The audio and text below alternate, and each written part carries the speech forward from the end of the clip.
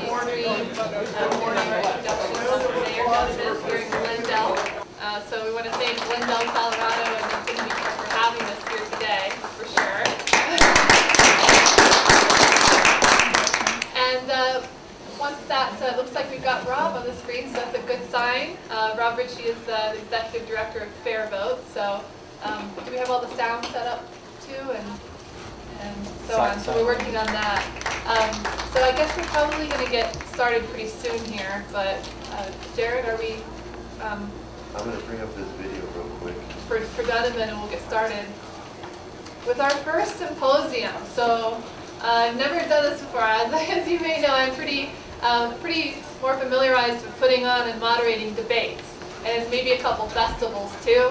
But this is actually our first symposium. And before we get started, I have to first and foremost, I mean, I have a lot of sponsors and speakers and so many people to thank, and all of you being here today. But this would not have happened today if it didn't work for my new friend, and really somebody I really appreciate making this a reality, Frank Atwood. Well,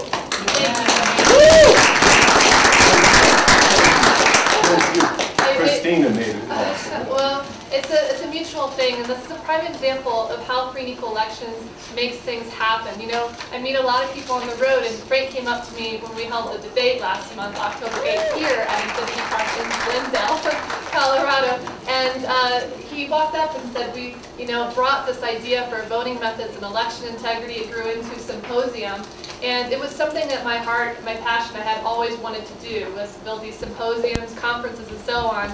So it was pretty much too good to be true to know that Richard Winger and Bill Redpath were already flying in. I'm like, all right, I know these guys, and they know their stuff. And Richard and I have worked very close together for half a decade or so, 5-7 years. And I've known Bill Redpath for quite a long time too, and he's been a mentor, a friend, almost like I have to say, almost like a father to me. I know, but just like I really look up to him, and he really keeps me on track because of his accountability and integrity, and it's important to surround yourself with like-minded individuals, right? And connecting with the community and people here today. So, but on that note, I think we're ready to get started with the Dunovan video, and they'll do a brief introduction for free and equal elections. And bear with me, this is my first symposium ever on voting methods, election integrity. I'm going to be learning so much today with all of our viewers out there. Thank you for joining us today live here in Glendale. So I think I might have the green light. Yep. Okay, let's get started. Welcome to Glendale, Colorado. I'm Mayor Mike Dunafon. Enjoy your stay in our great little city. We like to call it the Luxembourg of Liberty, the Vatican of Freedom. Once again, thank you for choosing Glendale, and have a wonderful event.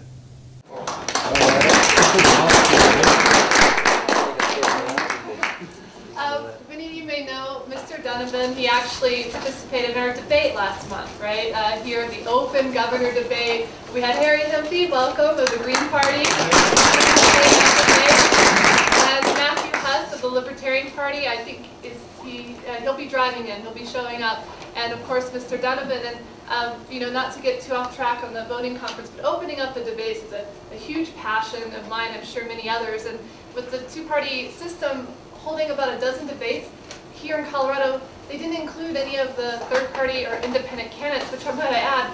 One happens to be the mayor of Glendale, and Harry, Hempy, Matthew Hess, just well-spoken intellectuals, I feel.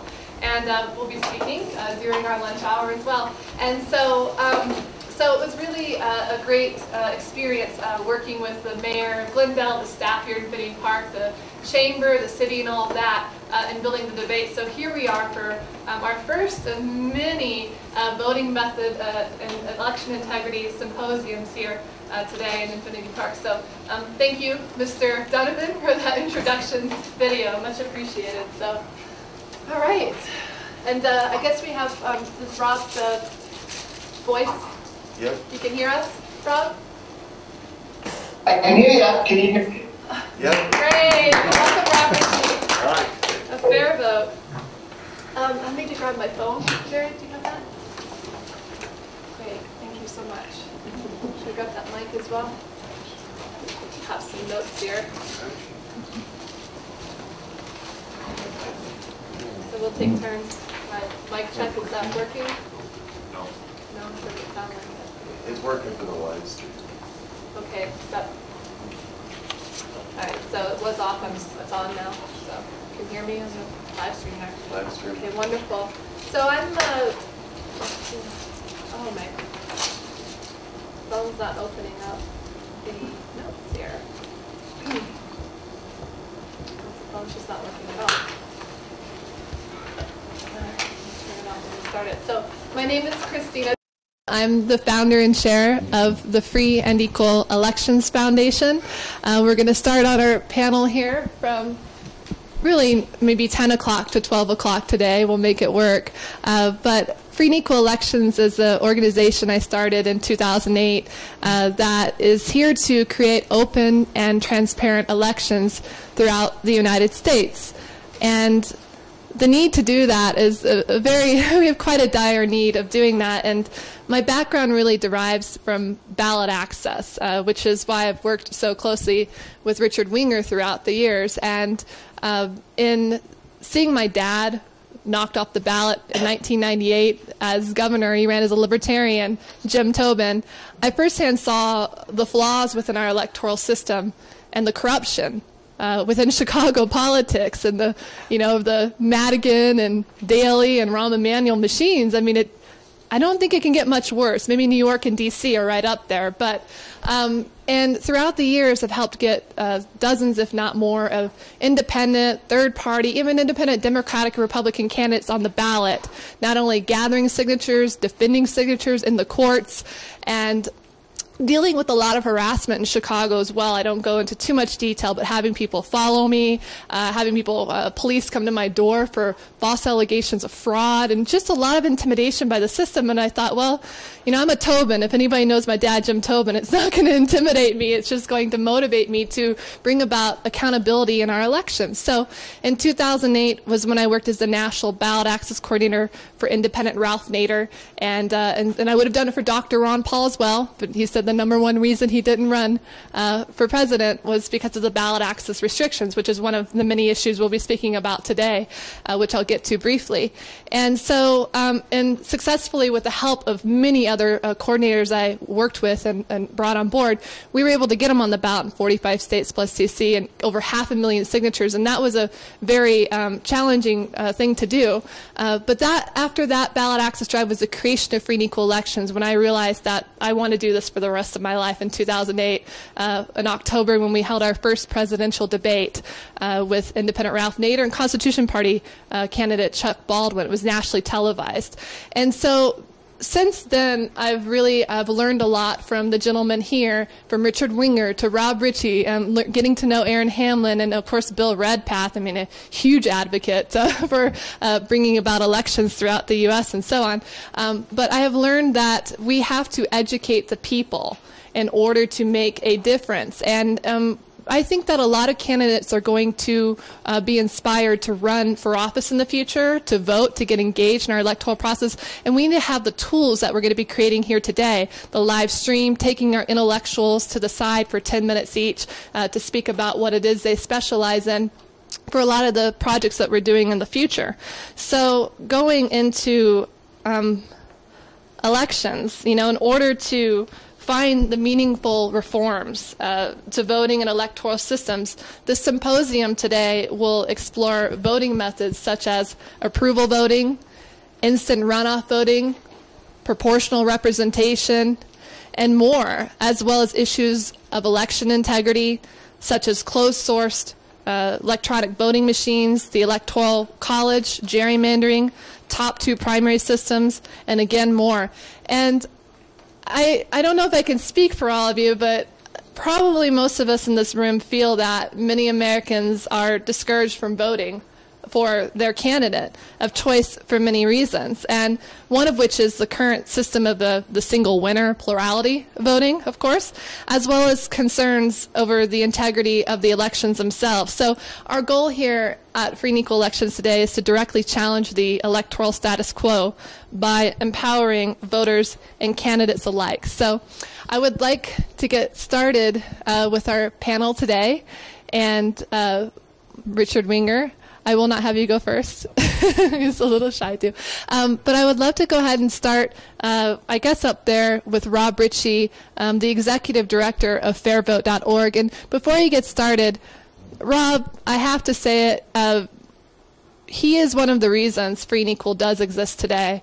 The debate in 2008 would not have happened, Rob, without his selflessness, his heart, giving and caring for others. And he was actually FairVote.org and the underlining 501c3 sponsor for the debate. Literally the day of, I asked him, and we had to have that to make the debate happen. And he did it amongst many, many other things. So that was very telling to me of the kind of man and individual that he is. And I'm very honored to have him here today. So Rob Richie, can you please let everybody know who you are, 5-10 minutes, and what your background is and why it is what you do with FairVote.org. Welcome today. Let's welcome Rob virtually.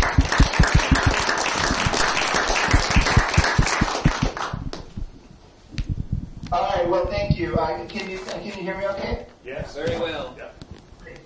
Well, thank you, Christina, and you are such a go-getter and doer. I continually amazed by how much you get done. So keep that going, and thanks for your work with putting this on today. I think it's easier and better to talk with people who are in the room, so I'll try to keep focused. I think the challenge of opening to allowing us to freely vote for more than 2 candidates and ultimately to have fair representation of like-minded voters is actually one that's pretty well worked out. So we aren't working with something that's, odd and extraordinary. It's just something that we haven't been able to, advance in the United States to the degree that we can. But there are, things going on that we should be aware of. Like, for instance, right now, the state of Senate runoff election. And so in the first round, everyone ran in November. And there were more than 2 candidates, and now the top 2 are facing off in a runoff. And it's not the perfect system, but no one talked about a spoiler, and we can do this, right? So it's not like we have to change the whole history of America. We just have to learn from our own history and learn. Country don't use winner-take-all voting processes at this point, so that if you go around the world and you look at other countries, one thing that you'll notice is hardly any of them, really none of the major democracies have a 2-party system anymore. They have more than 2 parties, and almost all the countries also don't have winner-take-all. They have proportional representation. So I know some of the speakers are going to talk about proportional representation, but just to make it clear what that is, it means rally around certain candidates, and those candidates get 20% of the vote. That actually is a significant number of people and a significant number of votes, and they win 20% of the seats, right? And so ultimately you have a legislative body that is reflective of the voters that came to vote. And that's something we, I think, all should rally and strive to achieve. There's a whole lot of different ways to do it, and these mechanisms matter, but fundamentally that's something that we should keep in mind. And just as recent, so ultimately you have a legislative body, on how that could work for Congress, trying to work within the realities of what might be winnable for Congress, but it is a statutory change. So changing winner-take-all single-member districts does not mean changing the Constitution. It just means the difficult task of getting a reform-minded majority in Congress to be able to pass a law and do it. But it is something that I think is at least within reach, and I think it's something that I expect to see in our lifetime. When we come to the debate about single winners, it's a difficult task in getting a reform. I'm primarily about ranked choice voting or instant runoff voting. There's others there who are talking about that as well. I just say that it's something that we know works. It's used. Like, for instance, it was just used in the Bay Area on November 4th. Oakland had 16 candidates for mayor, and there were several other elections. I just say that you say, okay, here's my first choice, but here's my second choice, and here's my third choice. It's in the area. Your vote counts for one person, but if your first choice ends up being a weak candidate and doesn't have a chance to win, then your ballot, that candidate is out.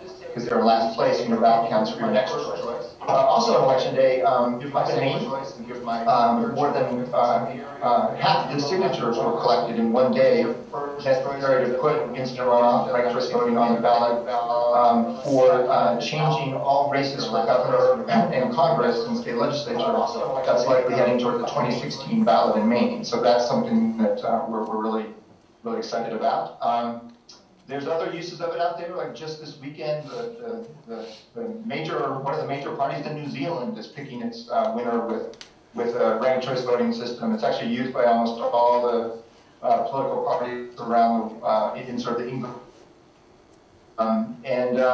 It's something that basically allows you to have that third, fourth, fifth choice, and ultimately have ballots consensus around the one who is, of the strongest candidates, the one that has the best chance to win. So that's one that we think works in the context of one-winner races in America, and I think we just need to keep an eye on the ball and look for ways to get to proportional representation.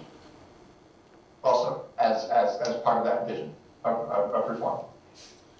So I'll be happy to sort of be part of the dialogue as things go forward, but I'll throw it back to the room. So thank you. Thank you, Rob. And before we get to the remainder of our panelists, I really wanted to put a heartfelt thank you out there for all of our sponsors today. Let's thank Free Speech TV back there, host broadcaster, and Open Media Foundation as well, together. We're both host broadcasters for our debate last month, and looking forward to working with them in the future as well. Ballot Access News, Richard Winger's organization. The National Libertarian Party.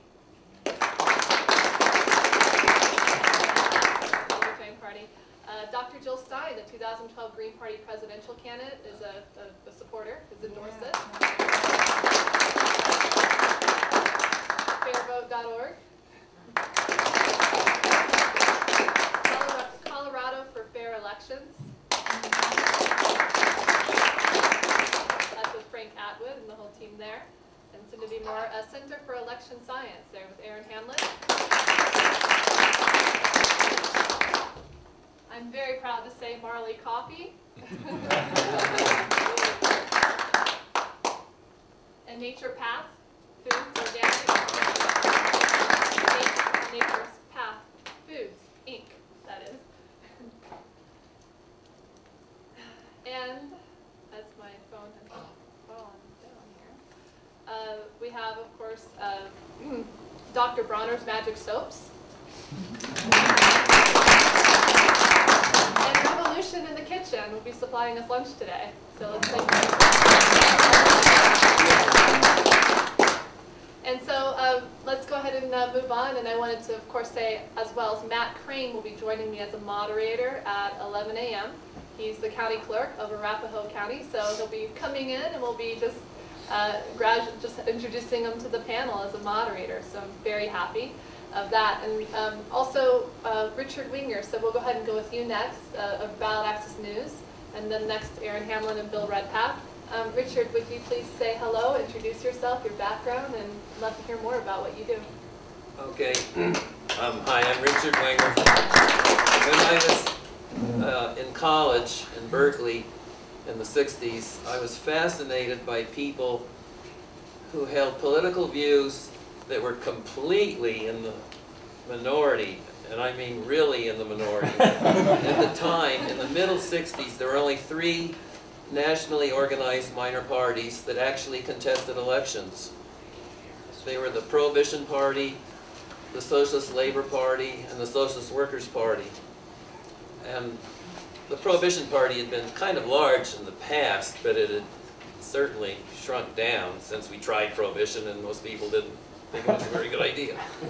The Socialist Workers' Party had been on the subversive list, and the federal government put all their leaders in prison during World War II. That's how marginalized they were. And the Socialist Labor Party was the original party of socialism in this country, but it's not very well known. They were called Delayanists for their founder, DeLeon. they had a very particular idea of how society should be organized, which is that we wouldn't have voting based on geography, we'd have it based on the workplace. All government would be structured through elections in the industry.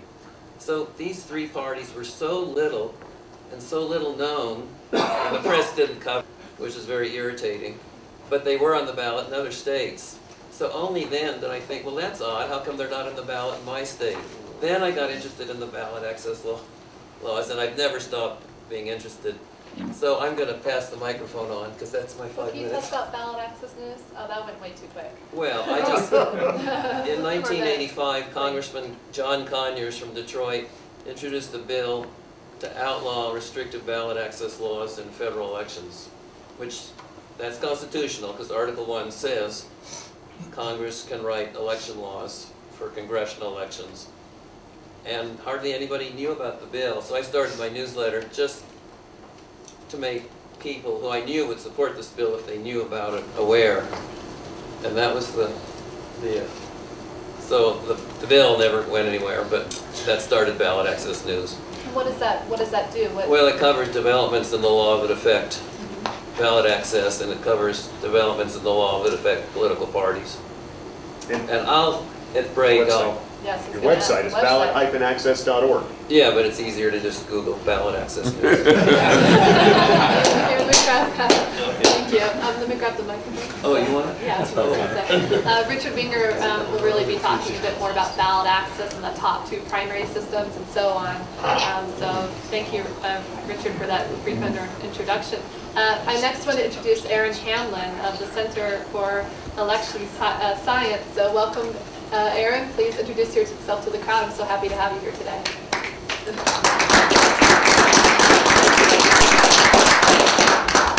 Hi, thank you. So at the Center for Election Science, we focus on pushing and promoting better voting methods within our electoral system. And really, we have a lot of red flags out there to demonstrate that there is a huge issue with our voting system. So right now, roughly 40% of Americans identify as independents. And yet, when we look at the number of independents and third parties that are elected, we've got less than 1% of them in our federal Congress, and the same thing within the state legislature, still less than 1%. And so with this huge disconnect, we've got all these people that identify as independents, and yet when you go and you look at the people that are elected, you don't see anybody. So if that's not a red flag, then I don't know what is. And so if there's this disconnect between how people feel and what their ballot is getting them, then well, we need to look at the ballot because something's going wrong there. Now, if you look at the way that we vote, we use a choose one method called plurality voting. Now, so you get a slate of candidates that you're looking at, if they're lucky enough to get on your ballot, and you offer, the information that you offer is to choose just one candidate. Now, if you think about it for a moment, you probably have opinions about all those candidates. And yet, the amount of information that you're providing on that ballot is extremely little. In fact, if you put your mind to it, I think you'd have a hard time finding a way to provide any less information than what you're doing. So it shouldn't surprise us when we offer so little information in the first place when we get a result that doesn't represent us. So we have to have the information in the first place to be able to produce a sensible result.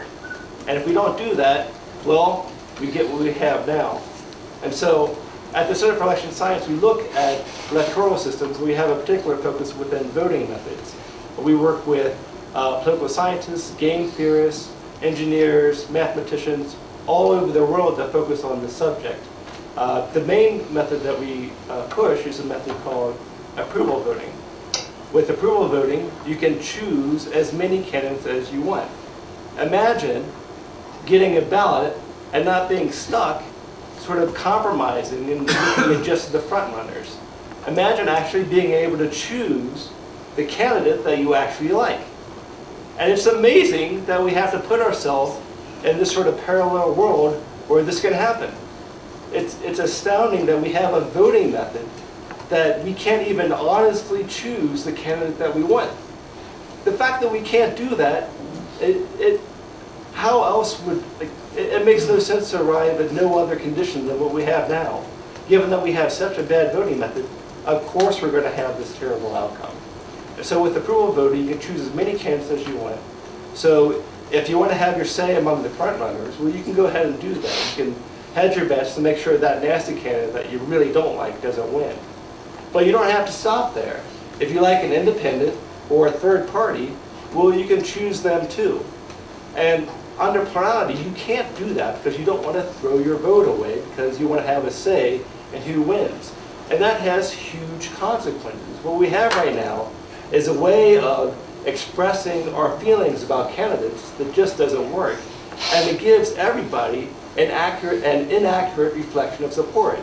And it often can also cause us to get the wrong winner, which is also bad. But besides getting the wrong winner sometimes, we get an inaccurate reflection of support for all these candidates. And that can also have an effect that's just as great as who wins. Because we use that information in all kinds of ways. When we look at polling information, which we use using this choose one way of gathering information, we get this paucity of support for third parties and independents because they don't want to waste their vote and they don't get the accurate reflection of support. And so these third parties and independents, they bring new and good ideas to the table often. But when the media looks at them and they say, well, they only got 2% in the polls. Well, what that does is it gives the media and everybody else an excuse to marginalize them. They say, well, if your ideas were any good, then you would have polled better, wouldn't you? Well, the issue is not that their ideas aren't any good. The issue is that we have a terrible measurement tool, our single one plurality voting method. And our main focus within the Center for Election Science is getting rid of that terrible voting method.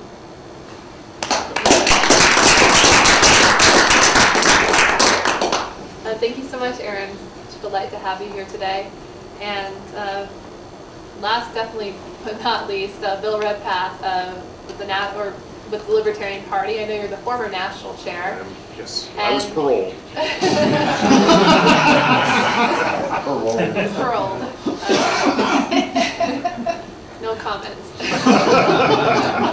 I actually have known Bill since before 2010, almost as long as Richard Winger or about, and really caught my ear going down to Costa Rica back in 2010 when I met with Otto Guevara of Movimiento Libertario, of the Libertarian Party, and learning about, even at that time, about approval voting now and all the different ranked choice voting but proportional representation. I think over 86 countries, I believe, have or more now. Learning about that system in Costa Rica was pretty interesting. You learn so much from leaders outside of your own country. I met with the vice president there as well, Alfio Piva. And Bill Redpath's name came up in conversation. I didn't bring it up, and Otto's like, do you know Bill Redpath? I'm like, oh, so pretty great that Bill gets a lot of his word out there, I guess, to other people. So let's welcome Bill to the panel today, and please introduce yourself, Bill. I'm Bill Redpath, and before I go into my past, I just want to say one thing about my future, and that is that I have a new #1 goal in life, and that is to be as nice a person as Frank Atwood is. I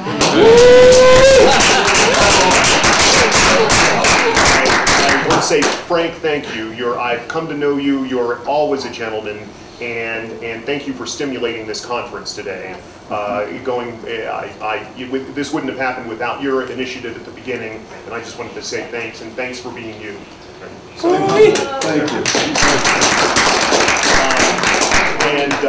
But regarding my past, first of all, when I was a student in school, I liked studying civics. It was my favorite course. I liked studying American history. And then we get into high school again. I like those sorts of subjects, In high school, I was a young Democrat because it was the Watergate era, and nobody was a young Republican during Watergate, except for a couple of dorky kids who wore pocket protectors. But that was it. Hey, I'm sorry if I offended you. But in any event, but we were completely harmless. We accomplished nothing for the Democratic Party. But then when I began studying economics in college, I became more conservative, I would say, in my economic realm, or my economic thoughts. And then when we get into the early 80s, and I'm now starting a career just focused on keeping my head above water financially, I began, somewhere along the line, I began subscribing to Reason Magazine. And that's when I realized that my thoughts were not just a mixed up jumble of ideas. That's when I realized there was an organization to my thoughts, or a philosophy behind my thoughts, called libertarianism. And it was in the early 80s when I realized that. And then I joined the Libertarian Party, and there's an old adage, so old that it's not used anymore, I think, that people join the Libertarian Party because of 2 issues. Somebody said that to me once. Everybody joins the Libertarian Party because of 2 issues. I go, that's right. I joined because of 2 issues. He said, what were your 2 issues? And I said, Social Security and the war on drugs. Because I joined the Libertarian Party in 1984, just after Ronald Reagan worked with Alan Greenspan in 1983 in the 1983 rescue of Social Security, and I realized Social Security was a ripoff for young people. And I just wanted out of the Social Security system, but Reagan worked to prop up the system instead of reforming the system. And then the war on drugs. Of course, the Reagan administration was really an advocate, particularly Nancy Reagan, fueling things, just saying no, fueling the war on drugs. And at that point, in 1984, I just became totally disillusioned with the 2 major parties. I gave up on the 2-party system back 30 years ago. And according to LP records, I joined April 30, 1984, became a member of the Libertarian Party. I got involved, I was a member, I was living in New York City at the time, but really wasn't involved until I moved to Virginia in 1985, became involved in 86, worked on a petition drive in 1988 to put Ron Paul on the ballot for president in Virginia, went to my first LP convention, Labor Day weekend 1987, when Ron Paul got the nomination. Began talking with Richard Winger on the phone in the late 80s, met Richard Winger in 1990, worked on the petition drive, then sort of began running, actually, the LP national petition drives in 1990, got the Andre Maru ticket with the help of many people, including, of course, Richard Winger and many others, got the Maru Lord ticket on the ballot in all 50 states in 1992, and then in 1993 I ran for office myself the first time. And it was the incumbent Republican, long-term Republican incumbent, this was for the Virginia House of Delegates, long-term Republican incumbent, Bill Redpath, the Libertarian, and the LaRouche. There was no mainstream Democrat. And somebody asked me, how do you think you're going to do? And I never maintained I was going to win, but I said, I hope Vince Callahan doesn't beat me more than 2-1. Right? Well, Vince Callahan beat me 6.5 to 1. And that was my first of many disillusioning election nights. As a Libertarian Party member, I say election night is my least favorite night of the year. But it was that night I went home after getting beat 6.5 to 1 by the incumbent Republican with no mainstream Democrat on the ballot. And I sat down and I said 20 or 25 times, I don't know what to do. I don't know what to do. Time and again, I was so frustrated, I was so disillusioned by the gap between the vote totals. And I was talking with Richard Winger shortly thereafter, and he says, well, proportional representation is the answer. You need to call Rob Richie over at FairVote, then the Center for Voting and Democracy. And I did, and I've been associated with FairVote, or CVD, prior to that now for, at this point, over 20 years. I've been on the board now for 19 years. And regardless of the election system, regardless of the reforms that are actually ultimately selected, the one thing I'm after is representation. Look, libertarians aren't getting elected, or Libertarian Party members aren't getting elected because the American people mainly disagree with us. We are a political minority in a winner-take-all voting system, and that's our problem. And whatever reforms ultimately are enacted, what I'm in this for is a voting system that protects the rights and the representation of political minorities in our society. And that is the bottom line of what I'm after, and that's the ball I don't want to take my eyes off of, and that's the ball I don't think any of us should take our eyes off of.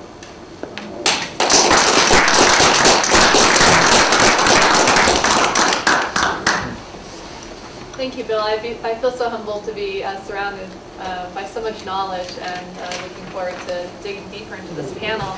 To start with our first question, and before we get started with the question, we're going to be actually in a little while distributing various ballots. So you can cast ballots and teach. Our intellectuals here will teach us how to do ballots, whether it's for approval voting, plurality, proportional representation, instant runoff voting, that is.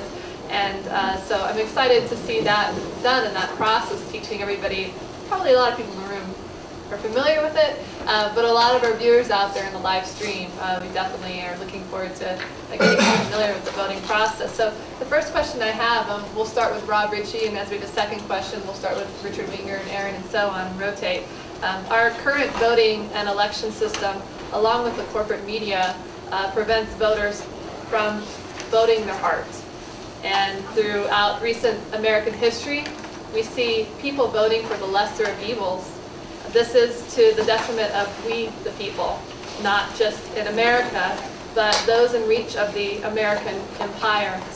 In order to get Americans to vote their hearts, vote for their first choice for candidates, we are exploring here today various issues of voting methods and election integrity, in order to find solutions that will help us move forward in a positive direction. And so my question is very general. Feel free to go where you want with this, is how can we reform the system to encourage Americans to vote their hearts? So Rob, Richie, feel free to start off with this question. Thank you very much. Hear everyone's remarks as well. I do miss a little bit of the words being said, and so I hope that's not happening when I'm speaking. But I'll be brief. It's a challenge, right? Many people just get caught up in the game as it's played, and so a lot of the people that have a chance to be in a position to change rules, one are either believing it's just better to focus, or there are people who have been elected by the current rules and are fine with that, right? And so that's the challenge that we face. There are obviously a lot of people in the room there, and a lot of people around the country that do vote their heart, even if that means that they do sacrifice the opportunity sometimes to be able to express a difference between the two with the best chance to win. Frankly, that right? That people need to keep doing that to put sort of stress on the system, and so we need people to keep running. We need to keep people need to keep voting, and these conversations need to happen. We'll take us in. Maine has had 11, where this ranked choice voting ballot measure for it. Maine has had 11 races for governor in the last whatever that is, 40 years, and of those 50. 3 of the last 6 have been won with less than 40. There's a strong independent and third-party movement there that regularly gets expressed in the polls, and it stresses the system, and it creates this conversation. And this conversation has been happening in Maine for a while. We've been talking to legislators and policymakers and people there for years. The city of Portland, their biggest city, had a charter commission that used debate about the best way to have more than 2 choices. Had a debate about the best way to elect the mayor back in 2009, 2010, and decided to put ranked choice voting on the ballot, and it passed in 2010, and they used it in 2011. Like Women Voters did a study, and they came out for it, and it sort of creates this moment, this opportunity that when there's a certain moment of action possible, people are ready to seize it. and we have to be ready to seize our moments. And that's the challenge, to find those moments and to find the resources necessary to pass things, and then be ready to defend changes too. There's a whole history, like proportional representation in the 1900s actually passed in some major places. The state of Illinois had a system called cumulative voting for a state House of Representatives for more than 100 years. Proportional representation in the ranked choice voting form of it back in the 30s and 40s, and it flourished from having this Democratic Party dominant system to one where 4 parties were regularly winning seats, and it kind of had a whole different kind of political dynamic. It flowered for 5 elections, and then they found a way to repeal proportional representation, and boom, the Democrats won all but 1 seat in the next election. So opportunism, and I think there's chances. I think we're in a climate right now where our system is failing in very sort of transparent ways. The most obvious being that 10% of people think Congress is doing a good job, and then 95% of incumbents just got reelected. And it's because of this limit of choice, right, and this sort of vice grip that the winner-take-all system has put on our politics. And that's not going to go. Point in time when structural reform is very winnable, and it can happen in Colorado, it can happen in other states, and I think that we just need to be smart and be opportunistic and find resources and get it done. Thank you. Richard Winger? We will get alternate voting systems when minor party and independent candidates do well enough to make it obvious that the traditional system is not working. The first state where we almost got alternative voting systems was Vermont, where the Progressive Party is very strong. So if there's any state with a 3-party system in this country, it's Vermont. In fact, they elected 8 state legislators just last week. And we almost got it. We actually got a bill through the legislature, but the Republican governor vetoed it. Now it looks very good that we'll get it in Maine because of the initiative, which Rob mentioned. You get what? Well, okay, we'll get it. We'll get one particular kind of alternate voting system. In the election we just had, there were only 6 states where there was nobody on the ballot other than a Democrat or a Republican for the top office of the ballot. That's very encouraging.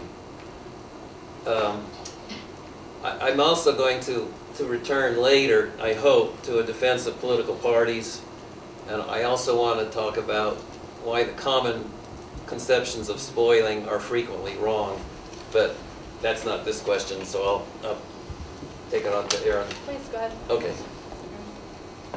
I look forward to talking more about the spoiler effects as well. That's a good topic. So the question was focusing on how do you vote your heart within an election, and that goes right to the voting method.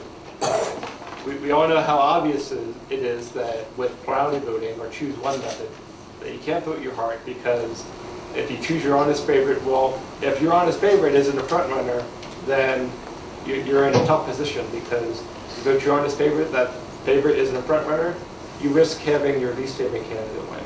That candidate that you really don't want. If you're not hedging your bets against that candidate, then you're wasting your vote. So the nice thing about approval voting is that you can always choose your honest favorite, no matter what. Approval voting, you can choose as many candidates as you want. And it sounds like such a simple thing, being able to choose your honest favorite. But this, in the voting theory world, we call these criterion. This particular one is called the favorite betrayal criterion. It's a very difficult criterion to be able to meet. And approval voting does this. So within the election, you're using approval voting. You can always choose your favorite candidate, no matter what. That's how you get to choose your favorite candidate. Use approval voting. Great. Yeah, Bill Burnham. We have to get into the horse race. I mean, other candidates have to be become perceived by the public and the media as a part of the horse race.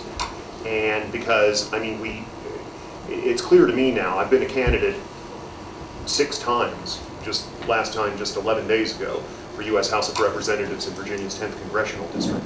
And if you're not a part of the horse race, I think that the press really, they've pretty much bought into that concept, and they're not, with certain exceptions, they're not terribly interested in the concept of elections as a way to express ideas or to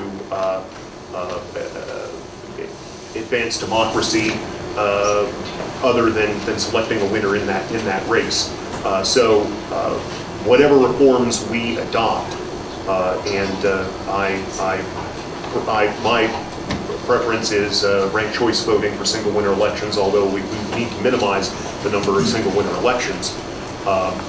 I think that basically it's a form of tribalism we now experience, Team Red versus Team Blue, and it doesn't really advance much beyond that. And it's not going to advance much beyond that until we are perceived, our other candidates are perceived to be legitimately a part of the horse race each election.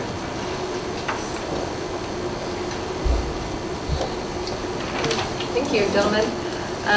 So to expand a little bit on that, before we go into the spoiler effect, because that definitely caught my ear there, we'll start off with Richard here. What is the voting method solution you most advocate for? And we already have an idea, but expanding on that, how does it compare to other methods, and has it been implemented anywhere in Colorado, America, or the world? How does it work out where it's used? So, thank you. Well, my favorite system is proportional representation. Every once in a while you see a list of the 10 best countries in the world on some objective criteria like health or happiness. It doesn't sound very objective, but they have polls. And invariably, at least 9 of the countries are countries that use proportional representation. And it's just mind-boggling that most Americans don't even know what that is. I think we're going to have to wait until either Britain or Canada or both of them get it. I do want to take a second to talk about spoiling. The conventional wisdom is... Next question, though. Huh? I'll have that the next one. Okay, I'll do that. Could you explain a little bit, though? I mean, you tell us, like, we know what proportional representation is, and I have no idea. Can you tell us what that is? What is that? Well, I'm going to let Bill and Rob do that. And Bill's going to let Rob do it. I can talk on PR, proportional representation as well. Obviously, we're a big proponent of approval voting because being able to vote your honest votes, I think is a great thing. But we can, the other nice thing about approval voting is that it's so easy to implement. You can actually use a plurality ballot that tells you to choose, but the only difference is that with approval voting, all you need to do is change the directions to say that you can choose one or more. All you're doing is you're taking away that vote for one restriction. That's it. So it's super easy to implement. Now, to help out here on the proportional representation issue, so proportional representation, what that is it means that when candidates are getting, like say the Libertarian Party gets 30% of the support, so they get 30% of the votes, that would translate into them getting roughly 30% of the seats. Right now, within our winner-take-all system, you just don't get anything near like that. So, I mean, the Libertarian Party is the 3rd largest party in the U.S., and you look at how many seats they have congressionally, and I think they're up to 0. And that's really a crime. I mean, the idea that a sector of the population that has a good amount of support, maybe they don't have a plurality or a majority of support, but the fact that they're totally sidelined, along with other parties and ideas, it's really an atrocity. And proportional representation, aside from getting an outcome that's more representative of the electorate, it has some other side benefits as well. So we talk about things like gerrymandering, where election officials get to choose who their voters are. So that's obviously that's ridiculous. Now, the nice thing about proportional methods they can take place in multiple forms with different expressive ballots, so that you could actually use a proportional method using an approval style ballot. You could use it with all types of ballots that get roughly this type of result. But when you have a bunch of candidates elected at large at the same time, and you're using a proportional method, you really eliminate the gerrymandering issue, particularly when you elect at least 5 candidates at once. So with proportional methods, when you're doing it at a district level, we use formulas to figure out what the most amount of support that you would need to get your particular candidate elected. And when you have at least 5 candidates that you're electing at the same time with the proportional method, and with the proportional method, you need to elect multiple candidates at the same time. So when you're electing 5 at the same time, the most amount of support a candidate will need is roughly 16.7%, which is a much lower threshold than with a single winner election, which you need a plurality for. So. May I grab the mic there? I wanted to thank you for that detailed answer, and I'll be watching that over and over again, going back on the video. But we have State Representative Kathleen Cunty with us here today. Let's welcome her.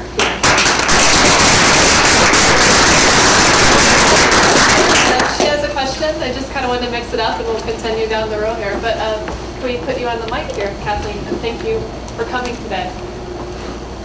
Pleasure to be with you. I certainly support the concept that people can select their favorite, and vote their heart.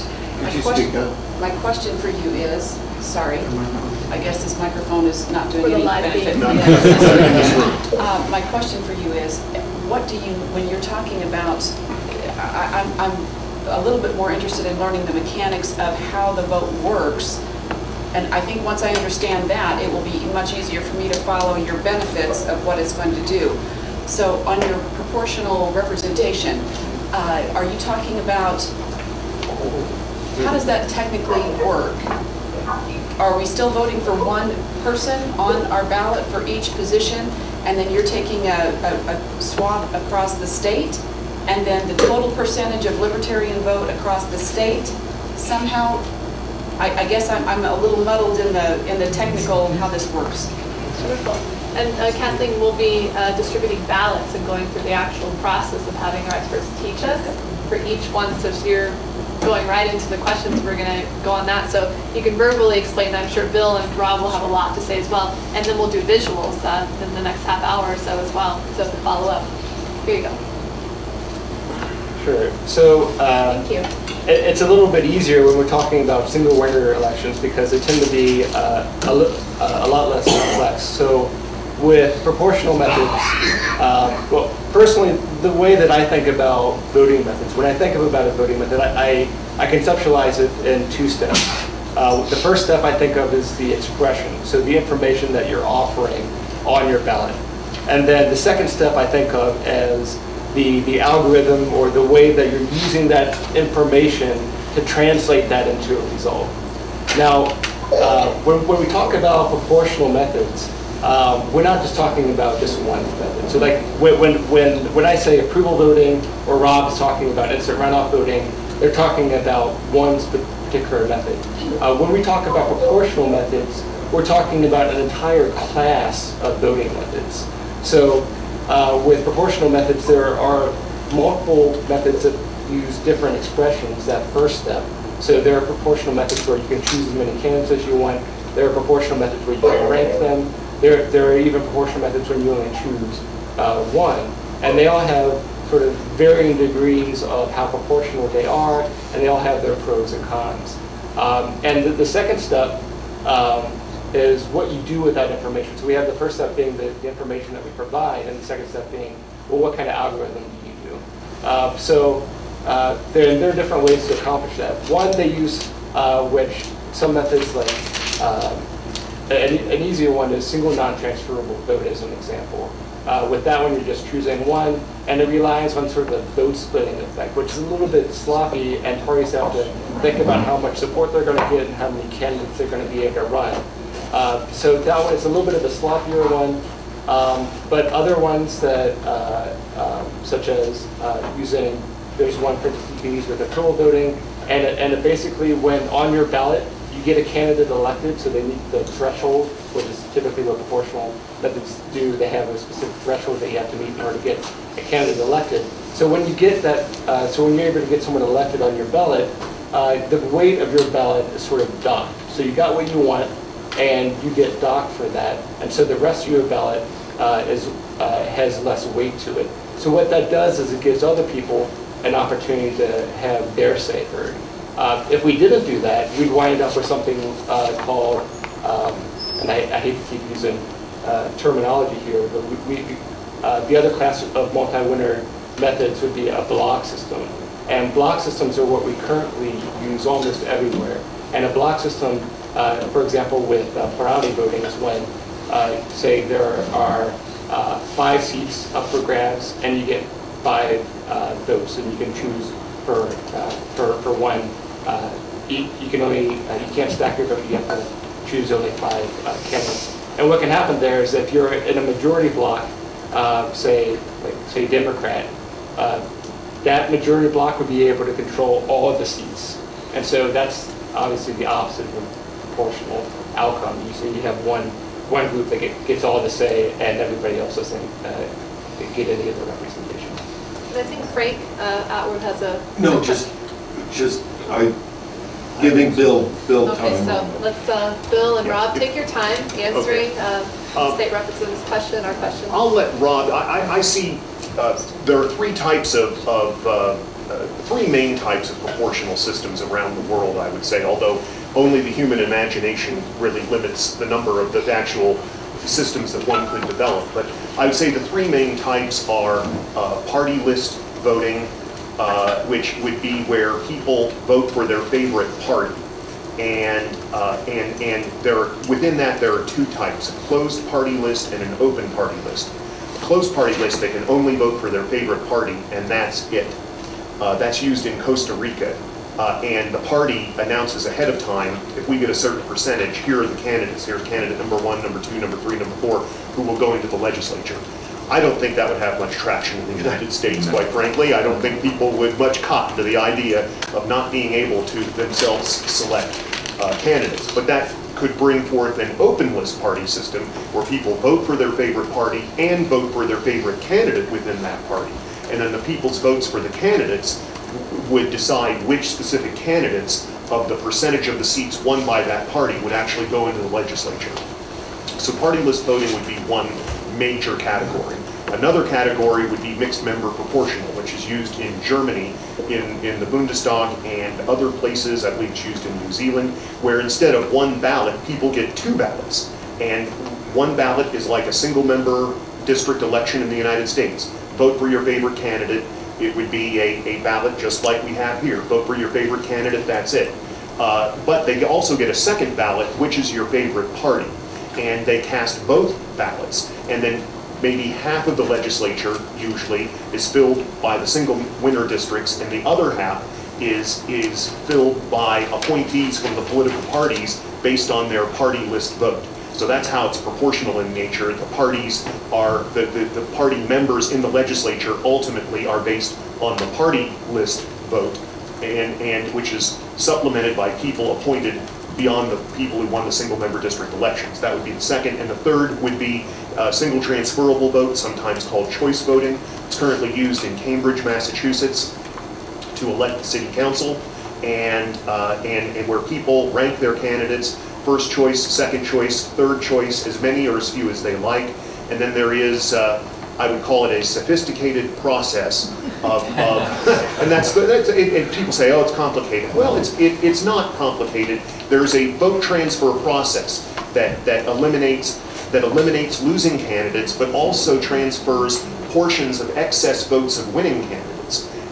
Because there are 2 types of wasted votes: all votes for losing candidates and excess votes for winning candidates. More votes than they need to be elected. So there is a vote transfer process that is sophisticated and with a little bit of understanding. First of all, I'm not sure that it's not necessary that people understand the details who vote. It's a simple voting process, and they just have to believe that the process is fair. But in terms of analyzing. Yeah, Americans believe the process is fair without question. Well, I think that no, it would be that the process, the vote counting process with choice voting is a fair process. But to understand it, I remember there used to be we've got videos that explain it. That FairVote and other organizations have videos. There was a man who used to be involved with FairVote. His name was Phil Macklin. He was an academic at Miami University in Ohio. And he said that only of all the people who ever watched the videos regarding the vote counting process with choice voting, after watching the video, there was only, it was about 15 minutes long, there was only one person who said, I still don't understand it. Everybody else who just watched a 15-minute video said, yep, I understand how that works. I get it. So those are the three main thrusts of proportional, three main types of proportional voting. I'm sorry if I stole Bob Richie's thunder, but I'm sure he has a lot more to say on that. But I would also say, regarding the question that I think came this way, well, I'll let it go with that. I've gone on long enough. I'm sure there'll be a question that will allow me to speak to what I was about to say. Okay. All right, Rob Richie, thank you, Bill. Well, I think Bill and Aaron have done a great job summarizing or going into detail in the system. Let me just add on a couple points.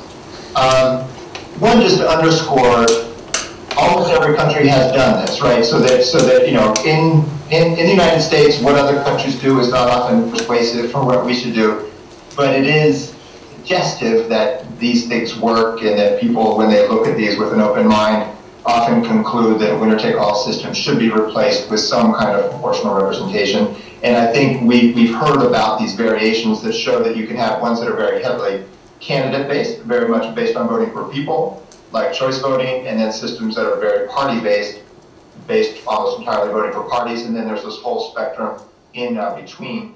Just on the idea of, say, choice voting or single transferable vote, it's used by every voter for at least one governmental election in Australia, New Zealand, Ireland, Scotland, Northern Ireland, a couple other countries as well. Like, a lot of people do this. We've seen that it can work. People can thrive in it and so on. So, you know, these are tested. There's one relatively simple system that's just, I wanted to stress this one, just as like a kind of one we could think about if people were trying to think of something simple, which was the open list system that that Bill mentioned. But for instance, let's say you created a 5-member district. So you had 5 legislators, so you'd have a bigger district than what it is now, but you'd have five people representing it.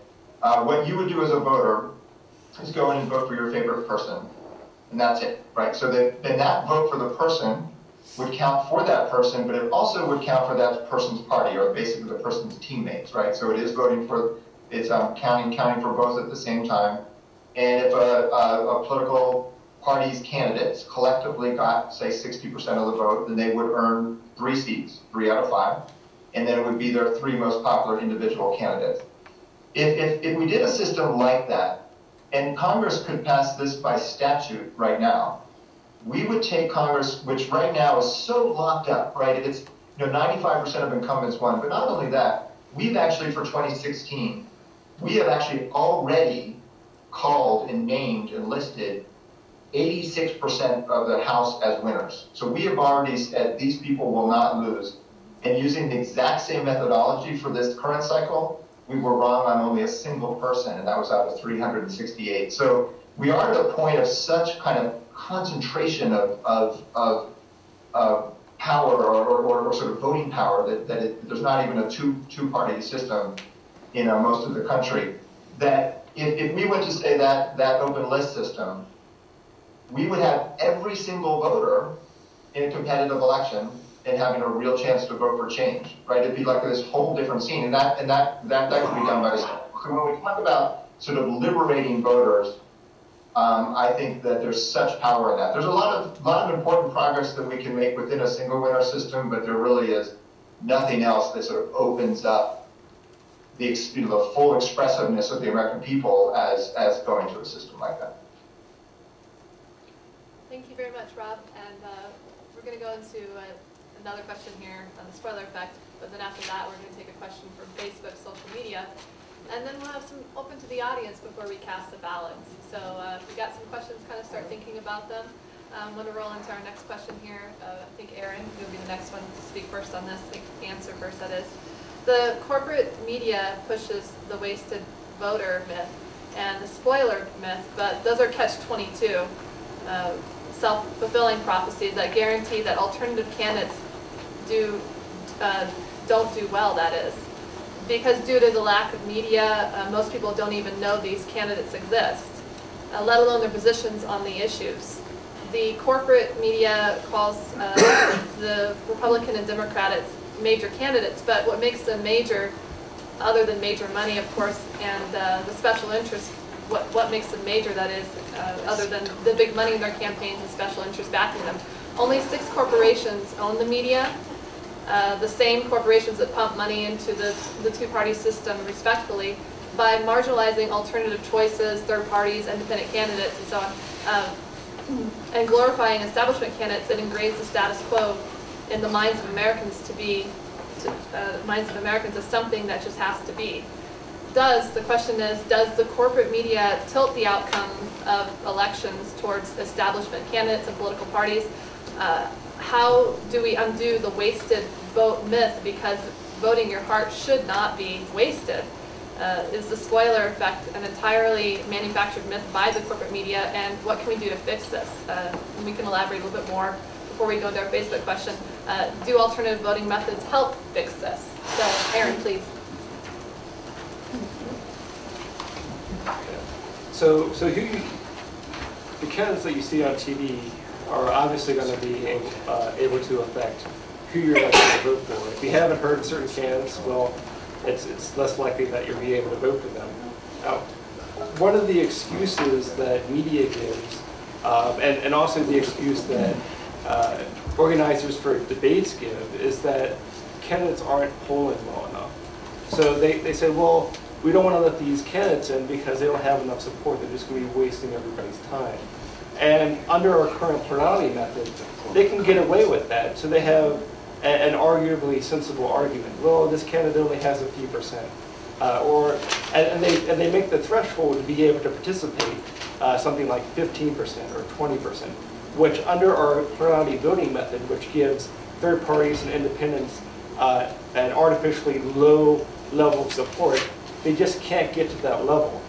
And going to the spoiler effect, that is when you have a candidate that would arguably also vote for a major party candidate, and because that candidate's presence, it causes that candidate to lose, that major party candidate to lose. Well, this has all kinds of effects. What this does is it incentivizes major parties to push third parties and independents out. It's crazy that there's any kind of push to diminish competition within the political marketplace. And it's not always obvious who the spoiler is.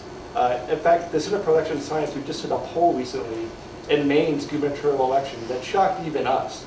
So in the Maine gubernatorial election, there were 3 candidates, Cutler, an independent, Lepage, Republican, and Picard, a Democrat. Now there, if you look under the plurality results, Cutler got less than 10%. And you look at that and you think, well, maybe the voters didn't support him. Well, that's a reasonable takeaway, but you would be wrong. So what we did is, with our poll, we used not just plurality ballots for the exit poll, we also used ranked ballots, and we also used approval ballots. And when we reweighted it to match the election results under plurality, we looked again at how these candidates did under approval. So when candidates were able to actually choose their honest favorites. Well, under approval, Cutler, who came in last by a huge margin, over 40 percentage points, which is a huge margin if there ever was one, he won the election under approval voting according to our exit polls. So what this tells us is that the Democrat in that election, even though he was neck and neck with the Republican in the plurality vote, was actually the spoiler. So our plurality voting method is so messed up with the way that it forces people to express their votes and the way it gets its results, is that we can't always even tell who the spoiler is. So in some cases, like, we're practically throwing dice with our elections because we're using such a poor voting method. And if we had a voting method like approval voting, which was able to give candidates a more accurate reflection of support, it'd be much harder for the media to marginalize them in the same way. You can't kick somebody out of the debates that's using approval polling where they're polling 30%. You can't say that they don't have that level of support anymore. And so once you have a voting method that gives candidates an accurate reflection of support, you take away the argument that the media has that they use to marginalize these candidates. And then when you get these candidates in, well, you get their ideas in, and you get that competition within the political marketplace that creates a healthy democracy. Thank you. To Bill Redpath? Yes, the corporate media definitely helped prop up the two-party system, there's no question, but it goes beyond corporate media. It goes to the business community generally. The chambers of commerce, I assure you, will be among the most steadfast opponents to electoral reform in this nation, period. I was excluded this year from the Fairfax County Chamber of Commerce debate for the U.S. House. I was excluded from the Loudoun County Chamber of Commerce debate. Fairfax County Chamber of Commerce has always excluded me as a Libertarian candidate from any debate that they've ever held. In San Francisco, I went out to work on the ranked choice voting initiative that passed in San Francisco on March 5, 2002. There was one flyer that flabbergasted me in terms of what won't people stoop to. And that is, it was put out, I believe, I don't know who put it, I believe it was put out by business interests in San Francisco. And hey, I'm a libertarian, I'm pro-free enterprise and all that, but there was one anti-instant runoff voting flyer that was put out in San Francisco to vote against the initiative, which showed the young man in Tiananmen Square standing in front of that line of 3 tanks. He's standing in front of the 3 tanks, and it was urging people to vote against the instant runoff voting initiative with the line, "Will you stand up for democracy?" to vote against the initiative, to move away from plurality voting. And I thought, wow, that's a low blow. That just shows you what some people will stoop to. And I will also say this much. One of the things that is a manifestation of our plurality voting process is that we have a culture of voting against people, not for people. I mean, let's face it. I mean, I received 2 flyers in the mail, vote against John Faust. It didn't say vote for anyone, vote against John Faust on election day. He was the Democratic candidate, my opponent in the 10th District in Virginia this year, U.S. House. And I think that was the case with the vast majority of voters out there, frankly. They're not voting for the candidate they cast their vote for. They're voting against someone. And it just leads to all sorts of problems, including not addressing issues. We have a forthcoming entitlement crisis coming in this nation. If it doesn't hit within the next 10 years, it'll probably hit within 20, certainly within 30. The entitlement crisis was never addressed by either the Republican or Democratic candidates for U.S. House. And it's hurting this nation because our system encourages candidates not to forthrightly address the issues that are of tremendous importance to our future. Let's do Robert. Well, just a very quick point, just to add in, and I want to hear what Richard has to say on this as such a masterfully well-known resource for all of us on these issues. But I think putting Aaron and Bill's comments together, one thing I think we all can push for is to, and it relates to your work too, Christina, obviously as well, is on debate access, to really push the media to not rely on plurality polls to determine whether, these sort of standards, like someone should only get in if they're polling over 15% or some artificial standard like that. Just ask people, do you want this candidate in the poll or not, in the debate or not? When they do that, when they say ask, back in '96, say when Ross Perot was denied a chance to be in the presidential debate, there were polls saying, do you want him in the debate? And like more than 50% of people said yes, right? So it's kind of crazy that they weren't doing it. So that I think that's sort of another way of polling that gets outside the box. So we could do approval voting polls. We can do ranked polls. But just relating to Bill's own race for Congress, the Washington Post, which on its good side actually just strongly supported ranked choice voting for the District of Columbia elections, but in Bill's the congressional race, they chose not to endorse in the race between the Democrat and Republican. They said neither one has earned an endorsement, and then didn't mention anybody else. I mean, they didn't mention that there's any other person to vote for. So we obviously need to pressure the media to acknowledge the reality. But I think that singular push of changing the standards of how they justify debate exclusion is something we all could rally around. Yeah, if I may, I'm not aware of one Washington Post article this year. There were 5 candidates in the race, including Libertarian, Independent Green, and an Independent. I am not aware of a single Washington Post story this year that even mentioned that there were more than 2 candidates in the race. Even mentioned as a throwaway line, a throwaway paragraph at the end of a story about one of the 2 major party candidates. They refused to acknowledge that there was, and they didn't even do a voter guide this year. They usually used to do a voter guide where they sent you at least, they didn't mention it during the whole year, but they put you in there, your picture, they ask you 3 questions, a little bio, they put you in the voter guide, you know, that came out about 12 days before Election Day. This year they didn't even do that. And I wanted to, before I get to you, Richard, I have to jump in on this. I mean, on the debates issue and the media and the blackout, many of you guys may have heard that the debate we held here in Infinity Park in Glendale, October 8th, moderated by Professor Griff, rock and roll legend, inductee, and the founding member of the Glendale Chamber of Commerce, Chuck Bonowell and myself, C-SPAN said they were going to cover it and had us overnight a hard drive to them. They paid for it, and they ended up not covering it. And they give us 3 different reasons. The first reason being that neither of the 2 parties were there, major parties. I said, well, your producer, here's proof right here, to others and individuals that you guys were going to cover, you know, Mayor Dunovan, Independent, Harry Hempy, Green, and Matthew Hess back there in the corner, Libertarian. And then he came back for the second reason, well, we don't have enough time. And I said, but you were able to air the debate that took place a day after ours on October 9th in Fort Collins with just the 2 major party governor candidates.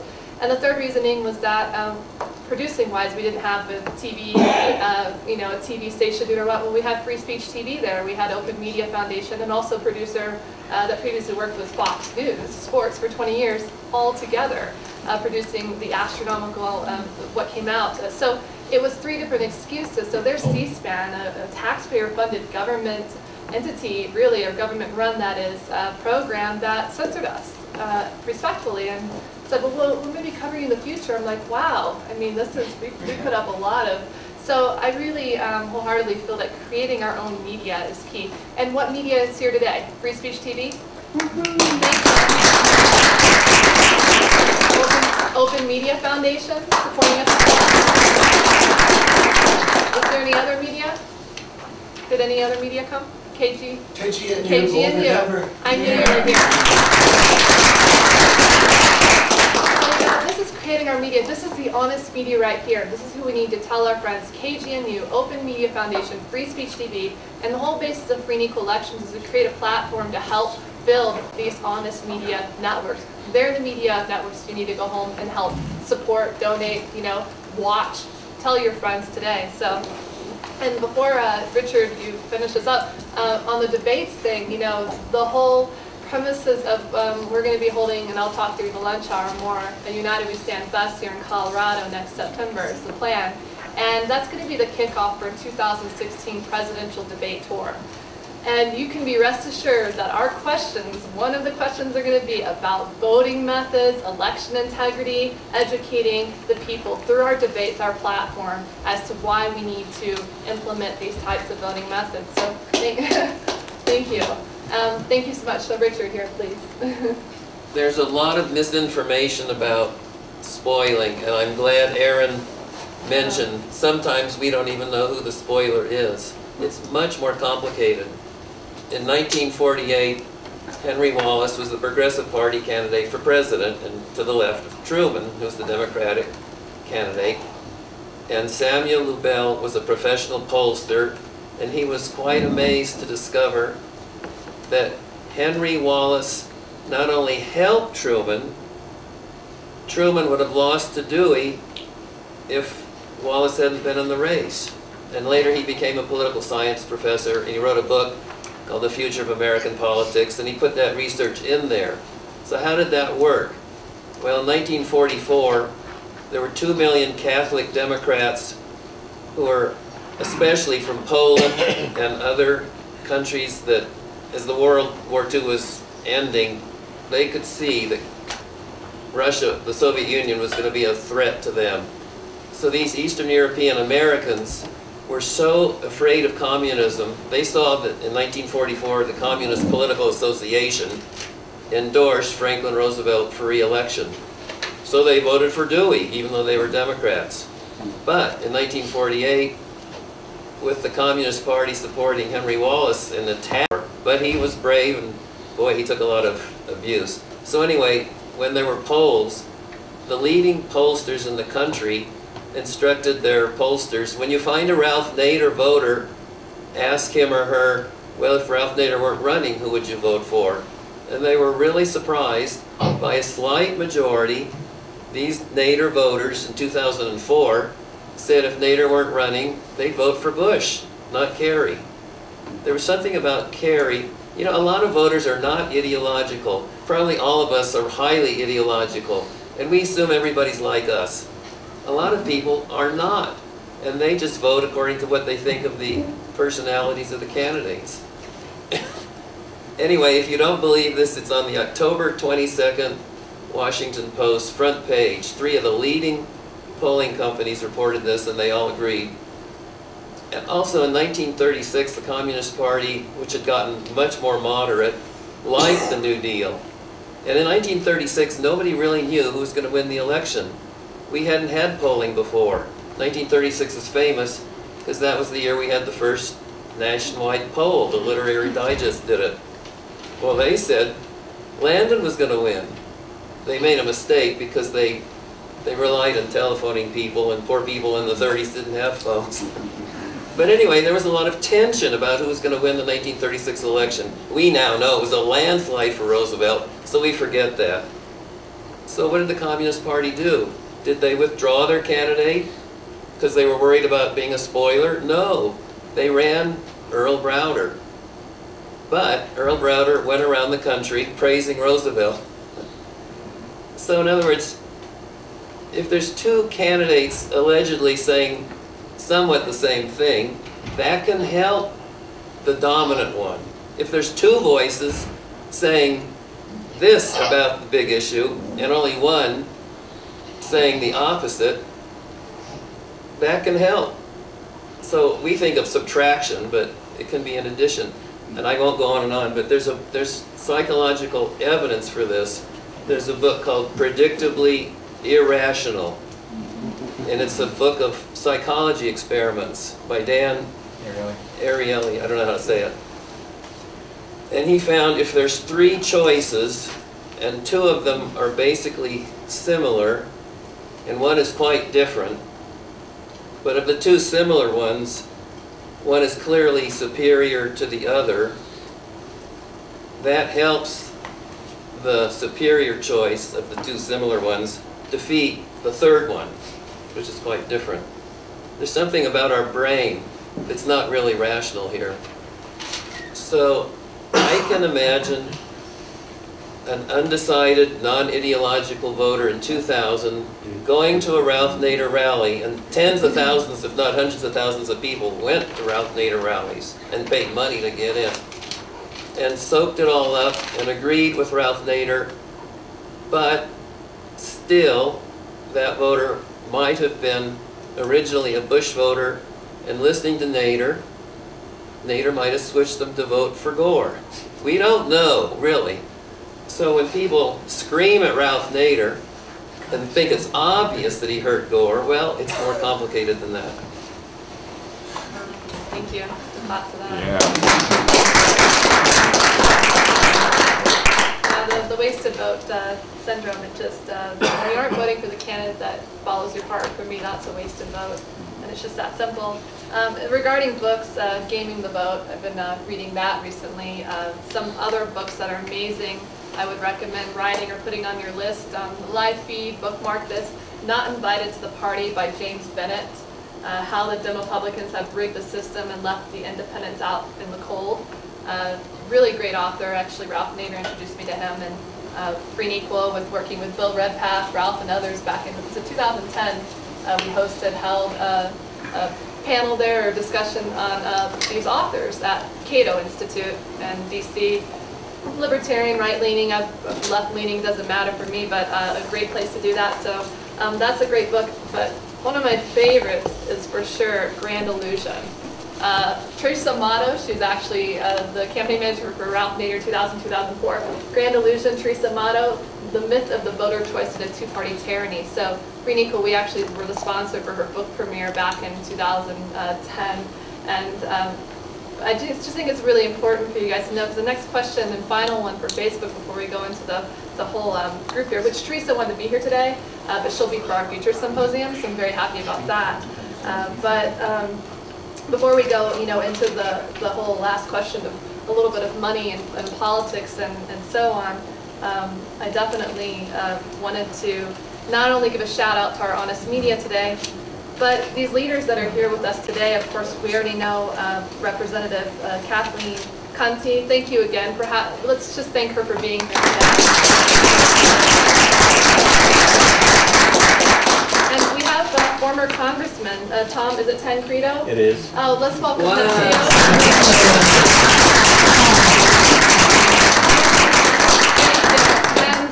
I'm sure there's others, but I know there's Boulder out there, League of Women Voters. Is Celeste? Is that? Celeste is here. I'm not representing the League of Women Voters. But thank you as an individual, not representing the League, but thank you as an individual coming here today. But we did do a presentation on alternative voting methods, and it was very well received. Wonderful. So she said the League of Women Voters did a presentation on alternative voting methods. So we wholeheartedly welcome to work with the League of Women Voters and hosting, sponsoring future symposiums we have here. We did invite them to be a part of our debate this last October, but they weren't able to. I should say it's the Boulder County League of Women Voters. The Boulder County League of Women Voters. And we would like the state to also study these issues. Great. Well, I'd love to get your contact information and collaborate. I'll be coming here again and again to Colorado. It's becoming a second home. So thanks again. Did I miss anybody else in the crowd, Frank? Just from the press, Michelle, where are you? Michelle with the press? Swenson? Swenson? I'm not with the press. Please, yes, she is not with the press, but she got a Huffington Post article published. Oh, so beautiful writer you are, and there's the connection. So thank you for that. That was so accurate and well thought out, and I was just blown away. I've seen so many writers. You're so gifted. So thank you. Thank you so much. Going into our final question, which we can have shorter answers on this, and then we'll go into the ballots and learning that whole process and distributing them, of course, after audience questions. Pete Healy on Facebook asks, getting money out of politics is important, but can your alternative voting method of choice be more powerful than getting money out? Thus, the alternative method making big money irrelevant. So I thought that was kind of an interesting question. So be a little bit shorter, but please, Bill, go ahead. Absolutely, it's more important than the money question.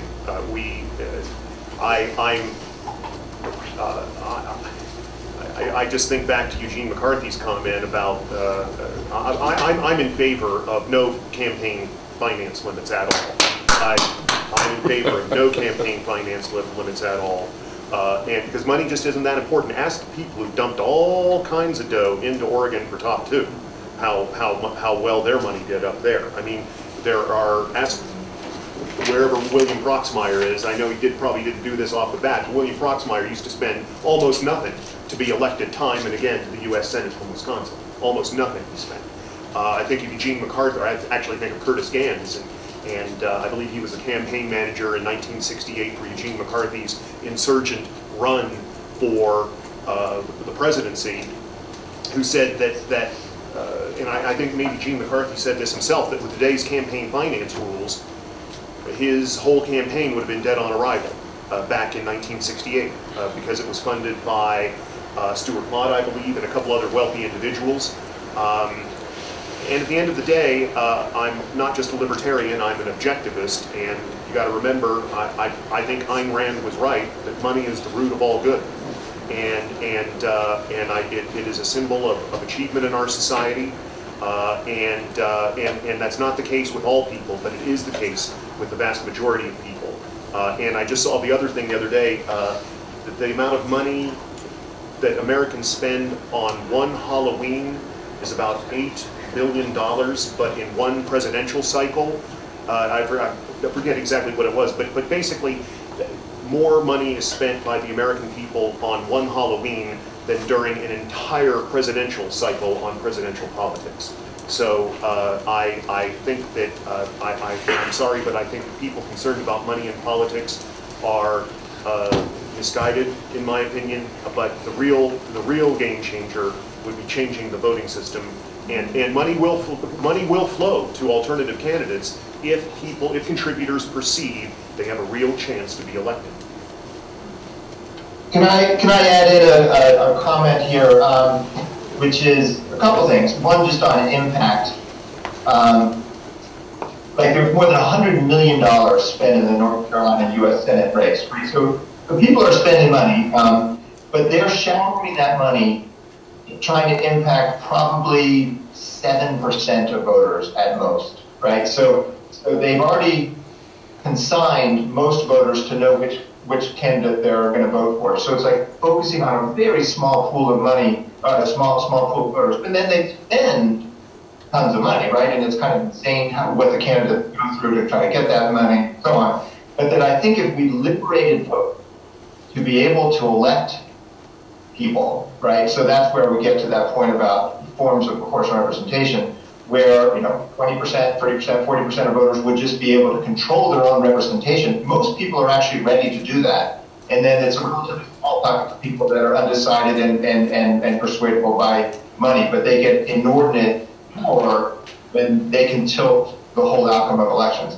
And I'll just say that one fascinating outcome of using ranked choice voting in practice is what we're seeing, is that it's really changing the role of money, or changing the power of money, in that when you have multiple candidates running against you, the most effective use of money is just trying to bash somebody in a kind of a one-on-one, two-party system-ish way, or a traditional runoff. But that if you have multiple candidates, doing that doesn't necessarily help you, and in fact might hurt you, because you might need to be the second choice of some of those backers of that candidate.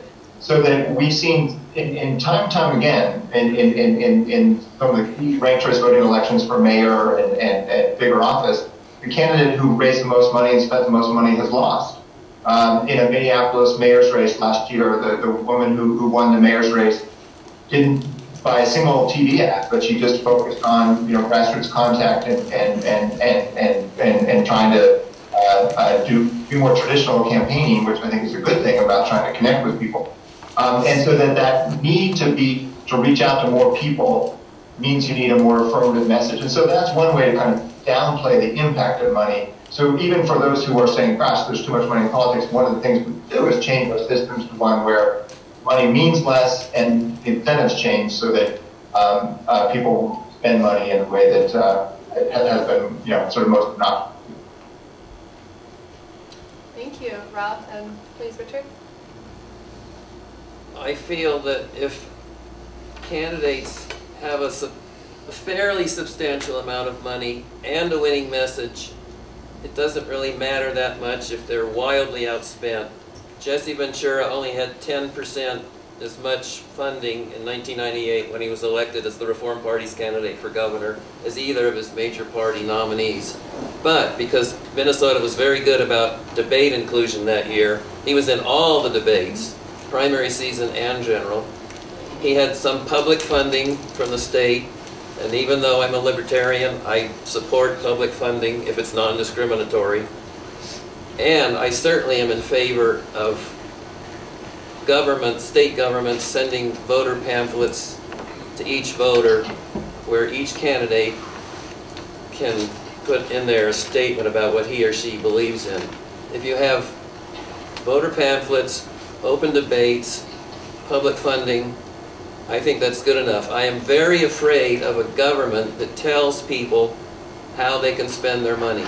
That is frightening, and I do not support government telling people you cannot spend this money on a campaign for anyone else.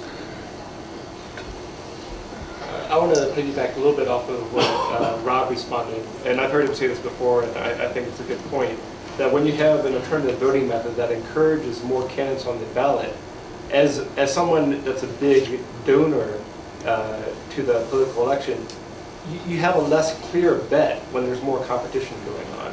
So your investment as a donor to have some kind of political leverage is less clear when there are more candidates that are in the political competition. Debates, which also came up, that's another issue. I mean, part of the reason we spend money in a political election is to have our ideas heard.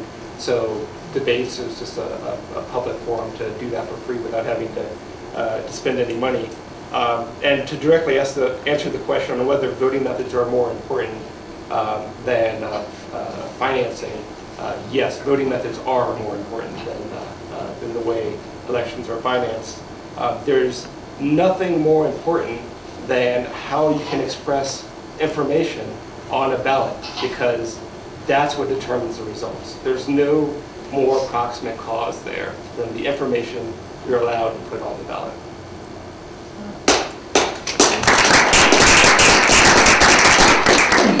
Well, those are our questions for our first symposium. Again, many that we're going to be doing on voting methods and election integrity. I would love to open up questions to the audience. So I'm actually maybe going to bring the mic around or whatnot. I'm not even sure where to start for questions. There's a lot of hands. And our speakers, you know, we have about, well, it's 11:25 when we want to do ballots and stuff. So I definitely am going to be partisan towards the first hand here, Frank Atwood. If that's okay, everyone? And I'm going to announce that I'd like to pander to elected incumbents or former incumbents and the press. Oh, okay. So just thank you. If you, I'd like to pander. Yeah, if you have any questions. It's a miracle you're not elected to public office. Let me just check. Tom, do you have a question?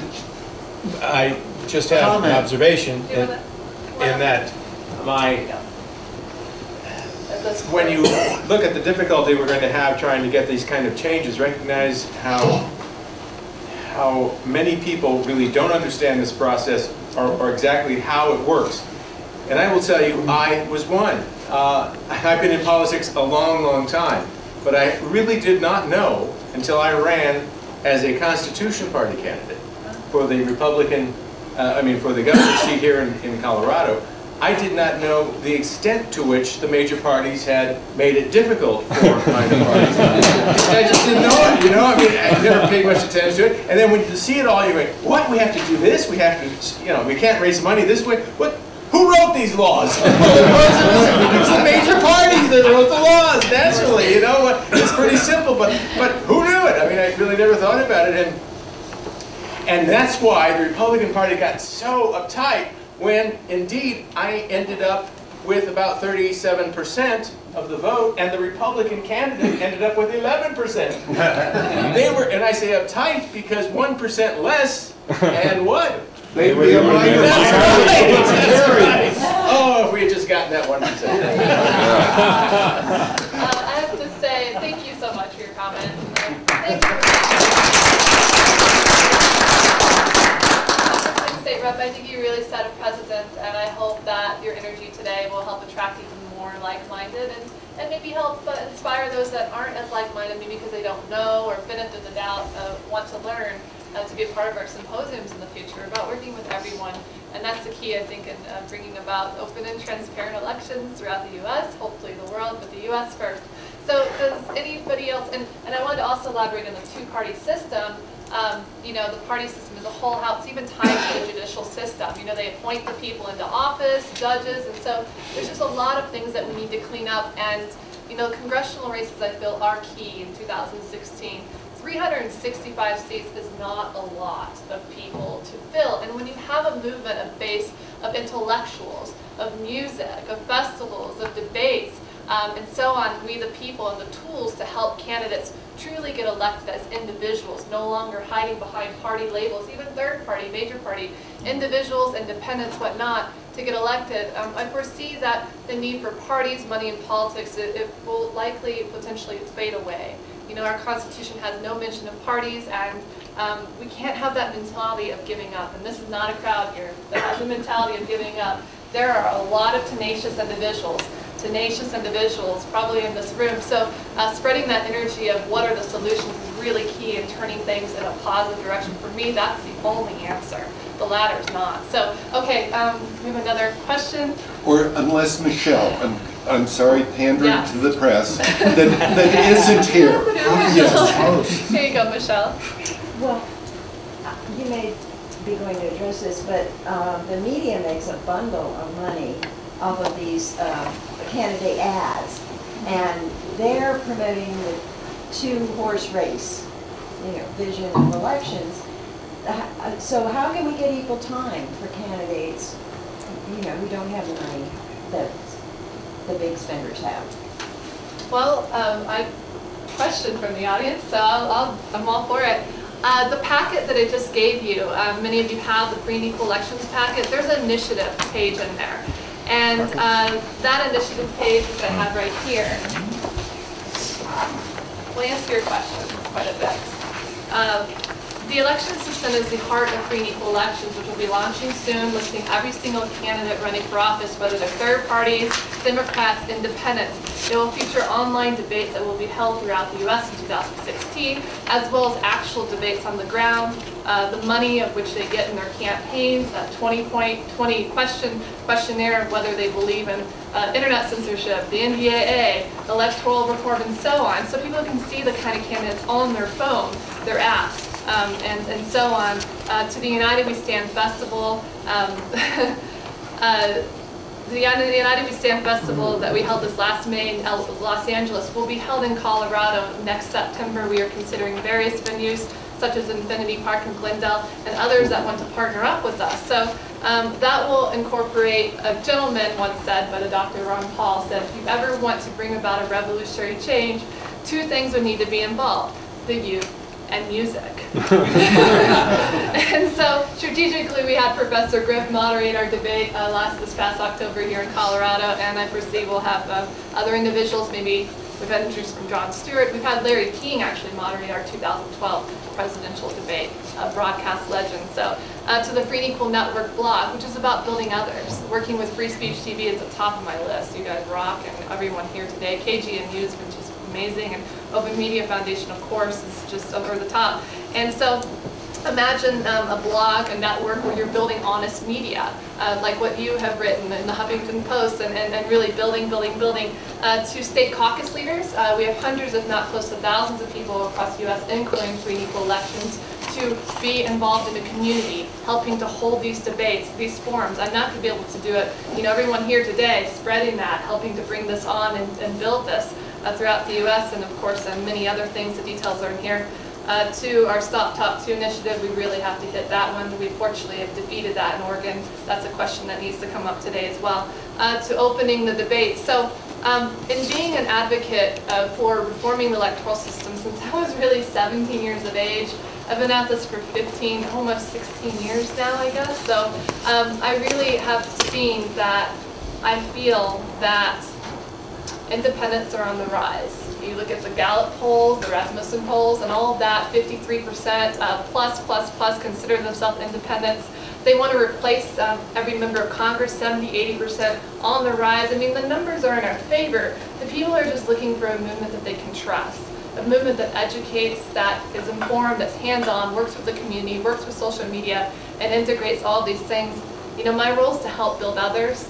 These intellectuals here today, Rob Richie, Richard Winger, Aaron Hamlin, Bill Redpath, they need a stage to be heard. This is their life. What you've heard today is only a little piece of what it is they have studied and devoted their lives to. To our speakers during the lunch hour, Matthew Hess, Hempy, Lilly Williams from Chinese, she'll be here as well, and for office here. speaking about communist China and how we need to reform the electoral system here to not become maybe, you know, in that direction or whatnot. So I hope that answers your question, but we need to have a movement that supports these independent candidates that are on the rise, that won't have to rely on money in politics, that can be a part of truly open debates, and we have to create our own media. So bringing together honest media like the individuals today, to the Ben Swans, to the Amber Lyons, former CNN reporter Ben Swan, former Fox, and so on, Josh Tolley, Manar, Mid-Press News. We're going to be building them. Our sponsors from Marley Coffee, all these companies that do putting healthy foods in our bodies, GMOs, that's another topic. So we're really, this packet will answer your question in more detail, and I'm really trying to make it more concise, and I'll work on that even better in the future. But the ultimate goal is to bring about accountability in our government. And the first way we're going to do that is by replacing most, if not all, members of Congress, beginning with the 2016 races, with accountable candidates.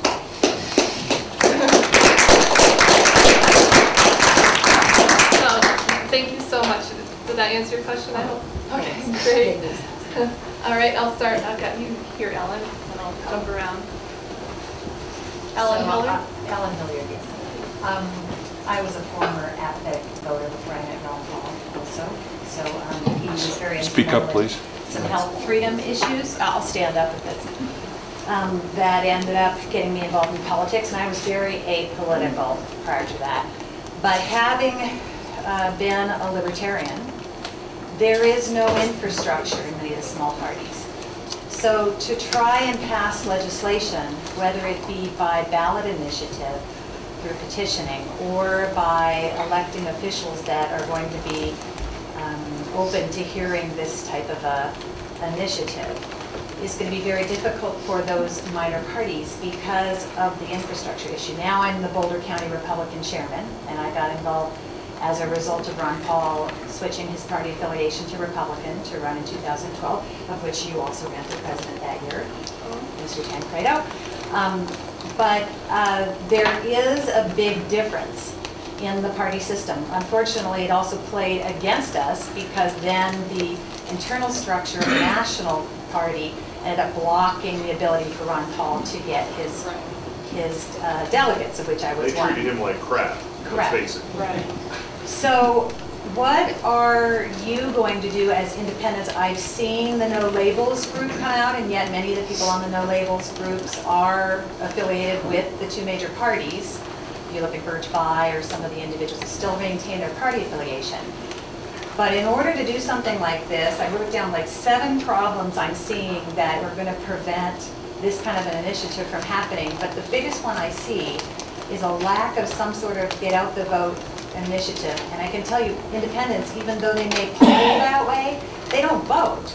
They don't get out and vote. So if you're going to get people interested in, and I run for office, so I've knocked on doors and talked to many of these independents, they're apathetic, they're disgusted with the process, they're busy, they don't see how this will benefit them, but you have to get out there and in front of them. So do any of you have a solution on how that type of voter will get out in force to be able to support something like this? Or if you're going to try to pass this through legislation, how are you going to convince the people in the Colorado legislature to do that? Great question. Thank you very much for being here.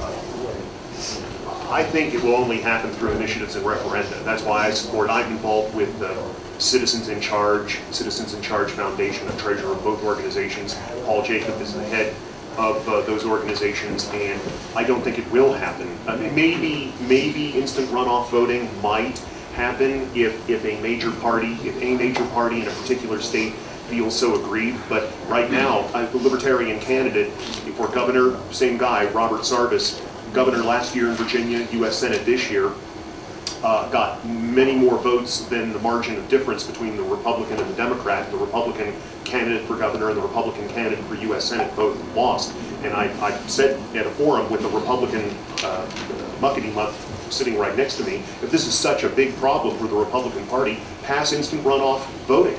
But he doesn't subscribe to that because that cracks the door open. Because even though it's like Slade Gordon when he got beat and he attributed to the presence of a Libertarian candidate, he was still against ranked choice voting because they don't, the two major parties, I think, are not, know that may not make minor party candidates electable, but it kind of cracks the door open to more choice for voters, which, frankly, I don't believe most major party politicians in their heart of hearts really don't want. I mean, we've got a situation in Virginia, 45 out of 100 U.S. Virginia House districts had only one candidate on the ballot. Last year, 3 years ago, in 2011, 63 out of 100 Virginia House members had no competition on the ballot whatsoever. It's ridiculous. So I think that it's going to happen. I think it can happen through initiatives and referenda, and frankly, that's probably about the only way I foresee it happening. Anybody else? So this is Rob. I can't see if I'm interrupting anybody, but I'll talk briefly, which is, I think actually the Ron Paul, Rand Paul movement or set of people within the Republican Party it is an example of a constituency that has a real interest, I think should have a real interest in this. And it's about some of these changes, we're talking about them through the perspective of opening the door to third parties and independents, and that's real. But it also is that there's a lot of viewpoints within the major parties that get shut out or underrepresented or can't run and make a difference in much of the country. And that last point is essentially true of any Democrat in almost 40% of congressional districts, and any Republican in another 40% of congressional districts. And that if you want to be a party that can grow, get your ideas out there, change people's minds, winner take all, it just isn't working. And I think that there's ways to begin to move, not necessarily full scale to the kind of full proportional representation that I think the panelists and I would want, but to 3, 4, 5 districts that begin to kind of stretch the major parties and then create a fighting chance for smaller parties and independents. And I think that the point we're in, I think the current system is really failing on its own terms. And I think that hasn't become as clear as I think it will in the years to come. And I think that there's tensions within the parties. But I'll sort of highlight again that I think that the difference between sort of the libertarian Republican philosophy and then sort of the more social conservative Republican philosophy, there's some real tensions that I think that we need to learn to have people coexist with a system that allows more people to run and represent. I'll just mention that there's a proposal in Colorado. I think someone in the audience there will probably talk more about it, but it has been looking at ways of opening up the primary system and then at the same time opening up the general election system. And then so if you can tap into another area of frustration, and I think that there's a lot of Colorado voters that aren't very happy with the primary system or the way that only a relatively small pool of people nominate people, but then they run in safe seats in the general. But if we could sort of do something in open elections, then you tap into people who might think of themselves as major party voters, but they're reformers. And so there's, again, I think it's a great time to think of structural reform, which I was saying earlier. And I'm an optimistic person about what we can do in these next few years. And I think it may not be INR, but I think there's chances sometimes to win in the legislatures as well. And thank you so much, Rob. I can't resist but to answer as well, if that's okay on this question. I think the key to getting people to vote, number one, is giving them a candidate that they want to vote for, right? Okay, so again, that movement, inspiring those independent, accountable candidates to run for office. And number two, I think that on top of giving them candidates that they want to vote for, so I'm just trying to get my thoughts together, that they need to know that their vote's going to count. Because the long lines holding election day needs to be a holiday, first and foremost. I mean, when you go out and vote, it needs to be a holiday. And it needs to be easier, have candidates you vote for, and knowing that your vote counts. So I feel that there is a lot of fraud in our current voting system. And I have admitted this quite a bit, and this might come as a shock. I personally have not voted for quite a long time, since probably 2004. And it was a very big decision to make because I just, number one, I don't personally, I've of course helped a lot of candidates. I'm a true believer in the independent candidate, so that is a minority right there in voting independent candidates. And number two, the system's, it's corrupt. And I just could not allow myself to be a part of a corrupt system. So I'm definitely all for people who voted in the past, but thinking the vote counts, it maybe hasn't as much as it will. And so I don't hold it against those people who haven't voted in the past, because I myself, and I admit it, it was a big decision, because I'm a huge advocate for voting. But I will definitely hold it against those who don't vote in the future, because we are going to have the right kind of candidates in the office, and we are going to have accountable elections. We're going to be addressing in our afternoon panel from 1 to 4, election integrity, various topics of voting and electoral college and all that gerrymandering. So how we're going to inspire, again, the music's key. Free and equal elections, we work with groups like Rock the Vote. They're a sponsor of ours, headcount.com. We had people registering to vote at our debate October 8th. And so I think it's really inspiring people for those reasons alone. So we have time for maybe 1 or 2 more questions. We'll probably roll into, oh gosh, we'll probably roll, and I'm going to try not to answer any of them for our panel. We're going to try to roll into maybe lunch a little bit later, 12:15, 12:30, but we want to definitely do the ballots too. Yes. Oh, could we distribute ballots at this point? Let's go ahead and do that. Does somebody have the ballots out there? Yes. We're going to be distributing a ballot here for plurality voting and approval voting, and then also for ranked choice voting. So Score voting or no? Yes, we have that too. Okay. We're going to be voting, so Clay here will be distributing those so you can kind of look at them. Who are the candidates? Oh, sure. And the candidates are going to be 2016? 16, yes. Hillary Clinton, Democrat. No. Jeb Bush, Republican. Gary Johnson, Libertarian. Jill Stein, Green. Jesse Ventura, Independent, and Write-in. You'll notice that this ballot here, it has 2 sides. One is for plurality, one is for approval. It's the exact same ballot, but on the approval voting ballot, you can vote for as many candidates as you would like to. That's the main difference between plurality. And before you start voting, we'll have our individuals explain to you what the vote is, so that's done properly, but at least you can get familiar with the ballot. So let's go ahead and take 1 or 2 more quick questions here, hopefully more. Yes, sir? Let's hear what the questions are. At least let's get all the questions out so we hear what they are. I know, it's really tough. Who really wants to ask a question? Stand up. You're not on that. Stand up. Okay. Thank you, Christina. And I want to add my voice to the chorus that says, thank you, Christina, for being here and for doing this and for all that you did. It's fantastic.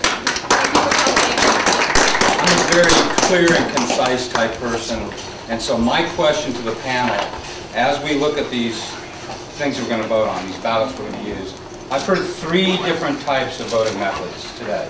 Instant runoff voting, or ranked choice voting, approval voting, we currently have a plurality voting, and proportional representation.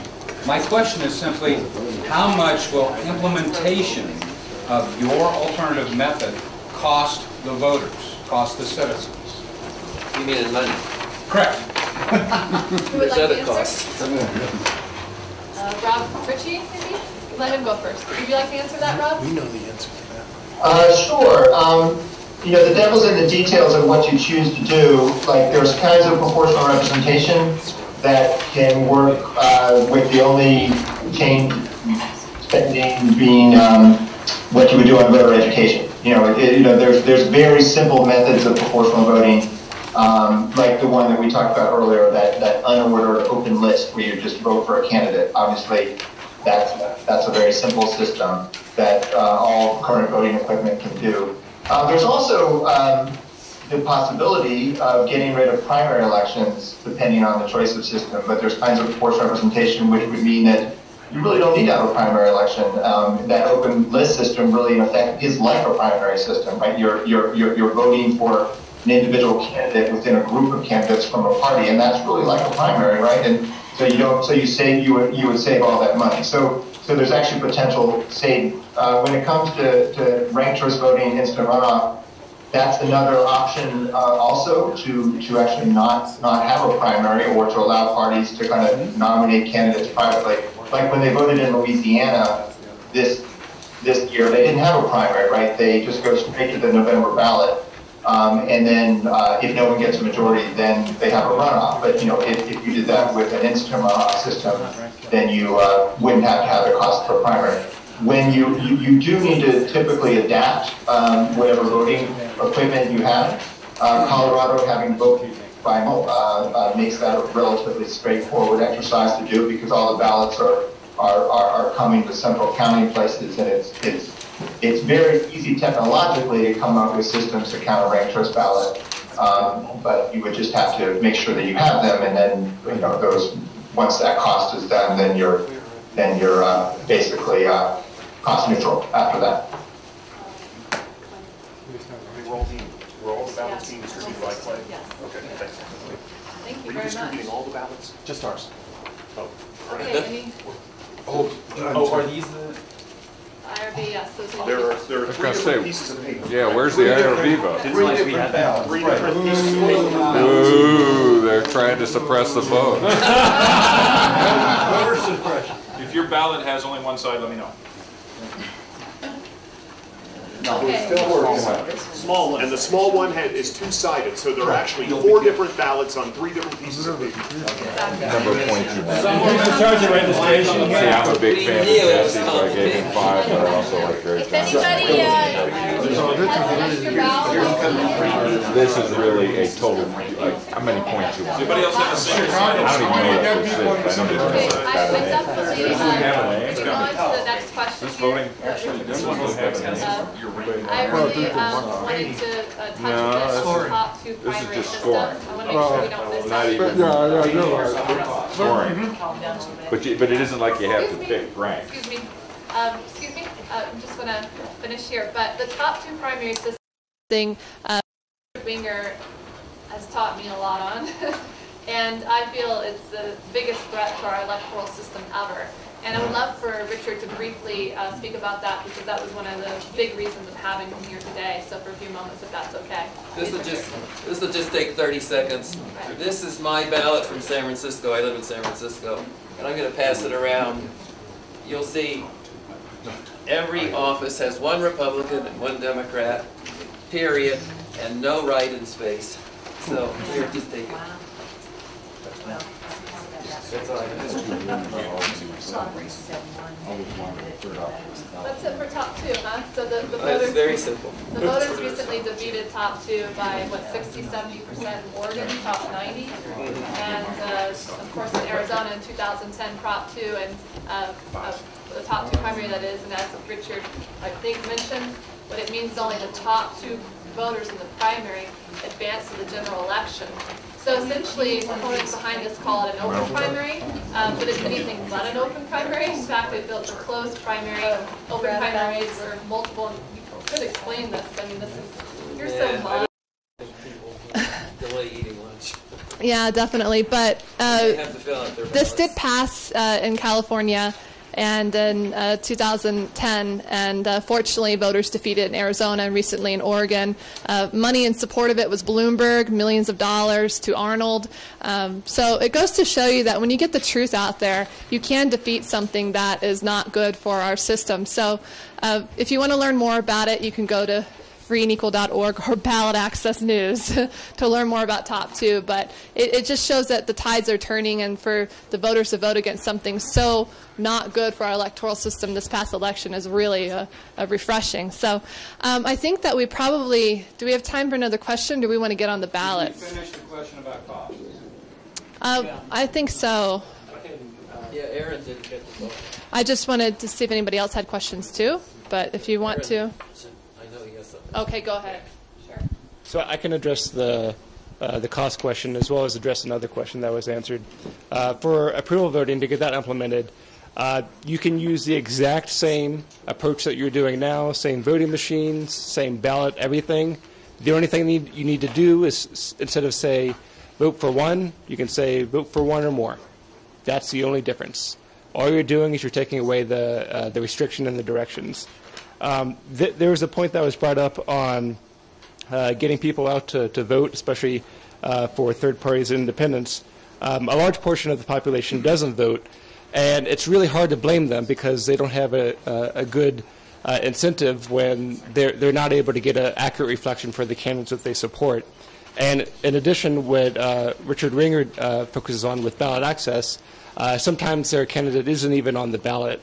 And for ballot access, it's difficult for people to really have a rallying cry for ballot access when, even when their candidate does get on the ballot, they may not even vote for them themselves, and they're unlikely to win in many cases. And so, but when you have an alternative voting method like approval voting that gives them a more accurate reflection of support, well, now you have a reason to go ahead and support that candidate, and you have a reason to push for their access on the ballot.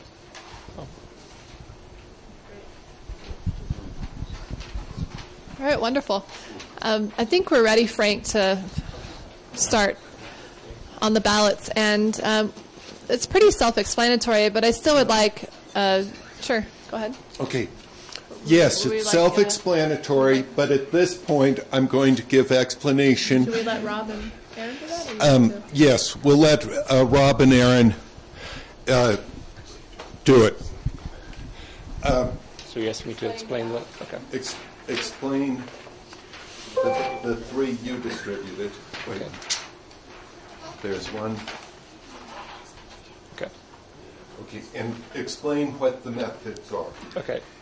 So we have what we're used to, a plurality ballot here.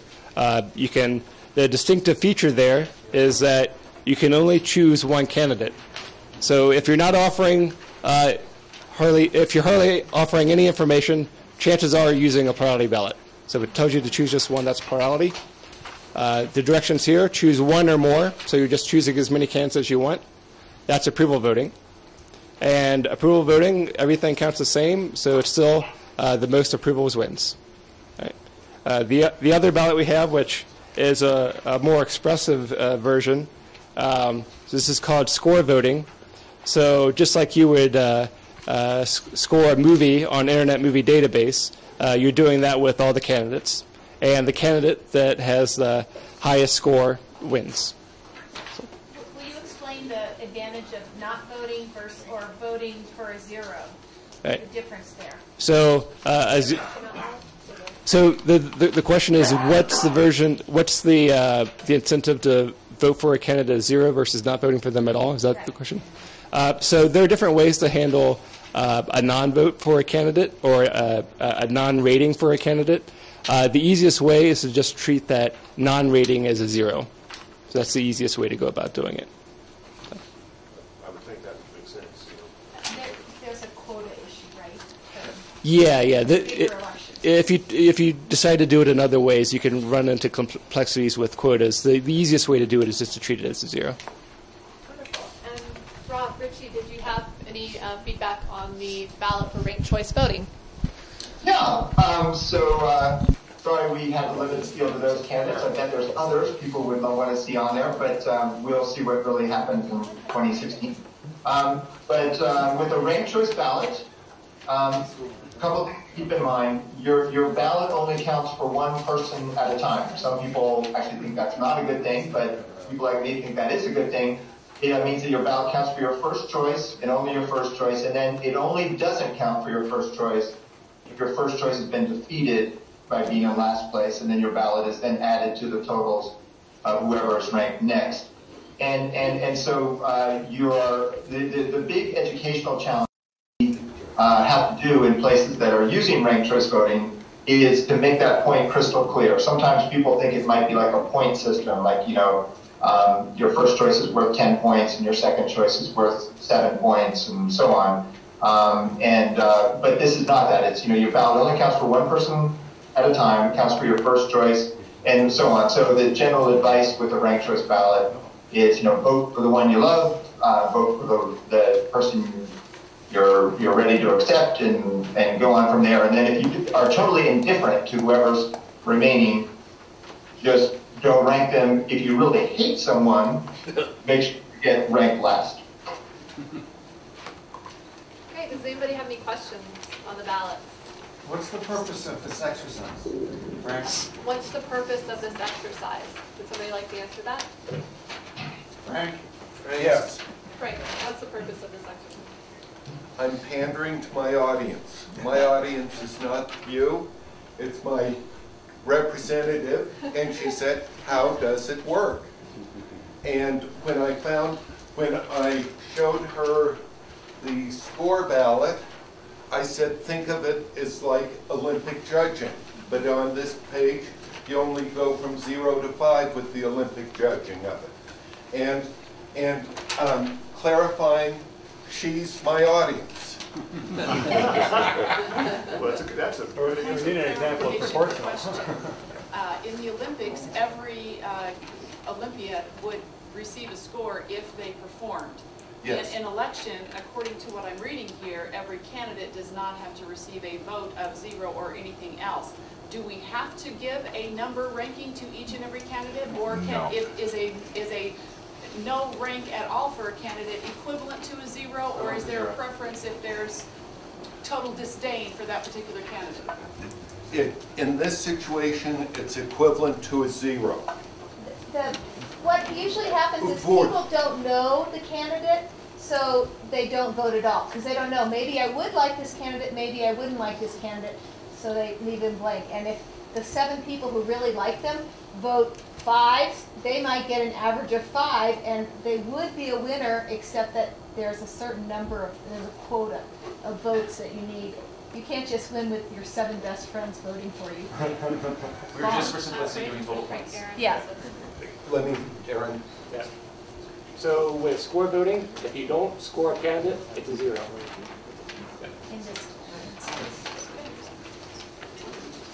Yes, Paul. Question regarding, this doesn't demonstrate the proportional voting, really? This is just... Well, I actually plan to just also, since I'll have the ballot data, we can show you what would have happened if you had used the proportional method of calculating the results for score and approval voting, just for that information. So we can show you. But we're only choosing one winner here, right? And that also is true for the ranked choice ballot. If we were to say, let's elect 3 of those people, we could actually, use the same rankings, use the proportional version of ranked choice voting, the one that's used in a number of countries and in Cambridge, Massachusetts. Absolutely. So the first round will just be who would have won in a single winner election. Then we can also show you, if theoretically we had decided to elect, say, 2 or 3 of these people, which ones would we have elected? So Well, with PR, would it be better to do at least 5 or something like that? Because otherwise, you're not really gonna. You're gonna have a much lower threshold.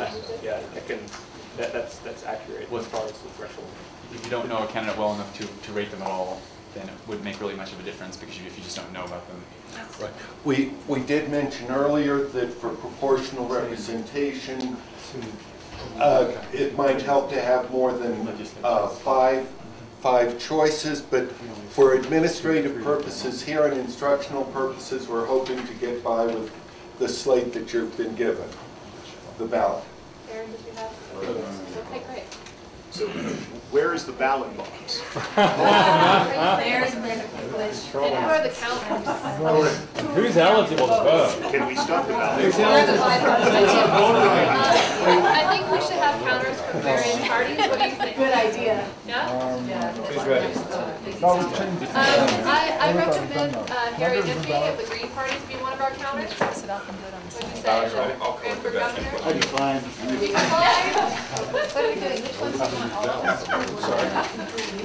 Does anyone need a pen? Oh, I was very agonizing. Well, we don't want to ask Bill Redpath here because he's going to roll. Are we going to do all ballots or just this one from the Libertarian Party? All 3 ballots. I'll be happy to be involved. You wouldn't happen to have enough for ballot, would you? I would. All right. I'd start at the same. So is everybody That one? done? Okay, hang on. So that one? Cabbage to track. What you do in Colorado. Happy to help. Is everything down here? You need an extra rank?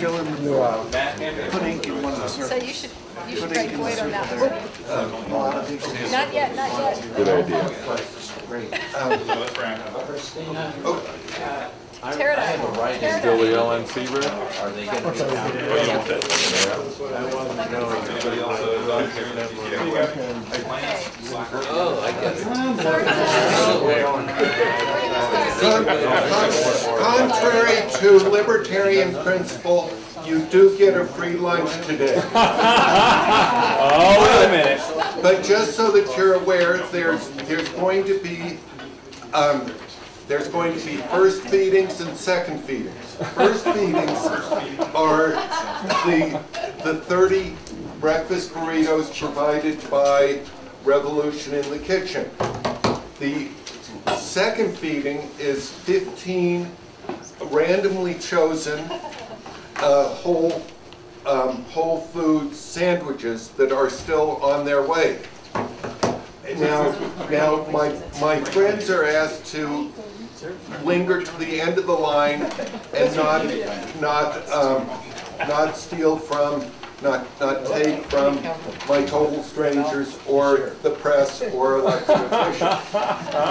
So I think this is a good time to, if Christina agrees to take a break, and what will happen during this break is we'll have the breakfast burrito people start headed that way, and good luck. There's a restroom around the corner, and Christina's in charge. Oh, we are. Let's reconvene around 12:15. We're going to have our speakers. 12:15 in 15 minutes. And we're going to have Harry Hempy, the 2014 Green Party gubernatorial candidate, be one of our speakers. Speakers will go, I don't know, 7 minutes-ish, give or take. Lilly Williams over here, we have the 2014 Libertarian candidate for Colorado State House. She's also a state director for Our American Initiative. So welcome, Lilly. And then finally back there, Matthew Hess, the 2014 Libertarian gubernatorial candidate, will be speaking during our lunch hour. So let's welcome all three of them. We'll get started at 12:15, and I might speak a little towards the end if there's time. And then we'll go into our panel from 1 to 4 p.m. on voting methods, which will include moderator Richard Winger of Ballot Access News, and myself as moderators. I don't know if Matt Crane made it yet. Matt Crane is not here yet. Okay, great. So Matt Crane, he's the clerk and recorder for Arapahoe County. Deborah Johnson regretfully may not be able to make it because of family obligations that came up. Suzanne Staiert, the Deputy Secretary of State of Colorado, is on our panel from 1 to 4 o'clock. And possibly we may have another individual thinking having Bill Redpath. So due to the last minute cancellation from Deborah, which was out of her control. So thank you so much. Do you have any questions at all? Did I cover everything? Can we have Q&A, just casual Q&A during the lunch? Sure. Well, we can just mill around and talk to each other. Yeah. What's that? Oh yes, and Harvie, I made an error. I should not have done that. So Harvie Branscomb, Coloradans for voting integrity, and my apologies. I really, you and Marilyn Marks have done some great work here in Colorado. I'm looking forward to learning more. So from you. So thank you for coming today. Yes. I think there should be more time. Yes. So. Yes. And questions as far as we want to mix around and talk to our panelists, feel free to Just wanted chat to with let you them know, now. I have to ask you if I can use the quote from the... I always forget someone. It's like totally random too. Okay, so I wrote... All right, let's make sure I have the clearance there. We're tallying up the votes. So those are actually, I believe, going to be written up on the whiteboard. And so on. So it's on. Can you hear me? Can't hear, huh? Let's see, testing. Now it's working. Okay, great. All right, well, we're all in here. We're ready to get started. So the lunch hour, we're going to have our speakers, 5-7 minutes each. And definitely towards the end of this whole symposium, I'm going to make sure we have a lot of time for questions. I know everybody came here. You're sitting here all day. I'm going to do my best to make sure everybody can get their questions in, and if not a majority, by the end of the symposium. So we're going to start with our lunch hour here. We have 3 different speakers, and our first speaker, standing over here next to me today, is Harry Hempy. He actually just ran for governor here in Colorado under the Green Party ticket, and Dr. Jill Stein, the 2012 presidential candidate, is a great friend of mine, and she speaks very highly of Harry. I've gotten to know him more so recently. And he participated in our recent open governor debate here at Infinity Park in Glendale. So let's welcome Harry to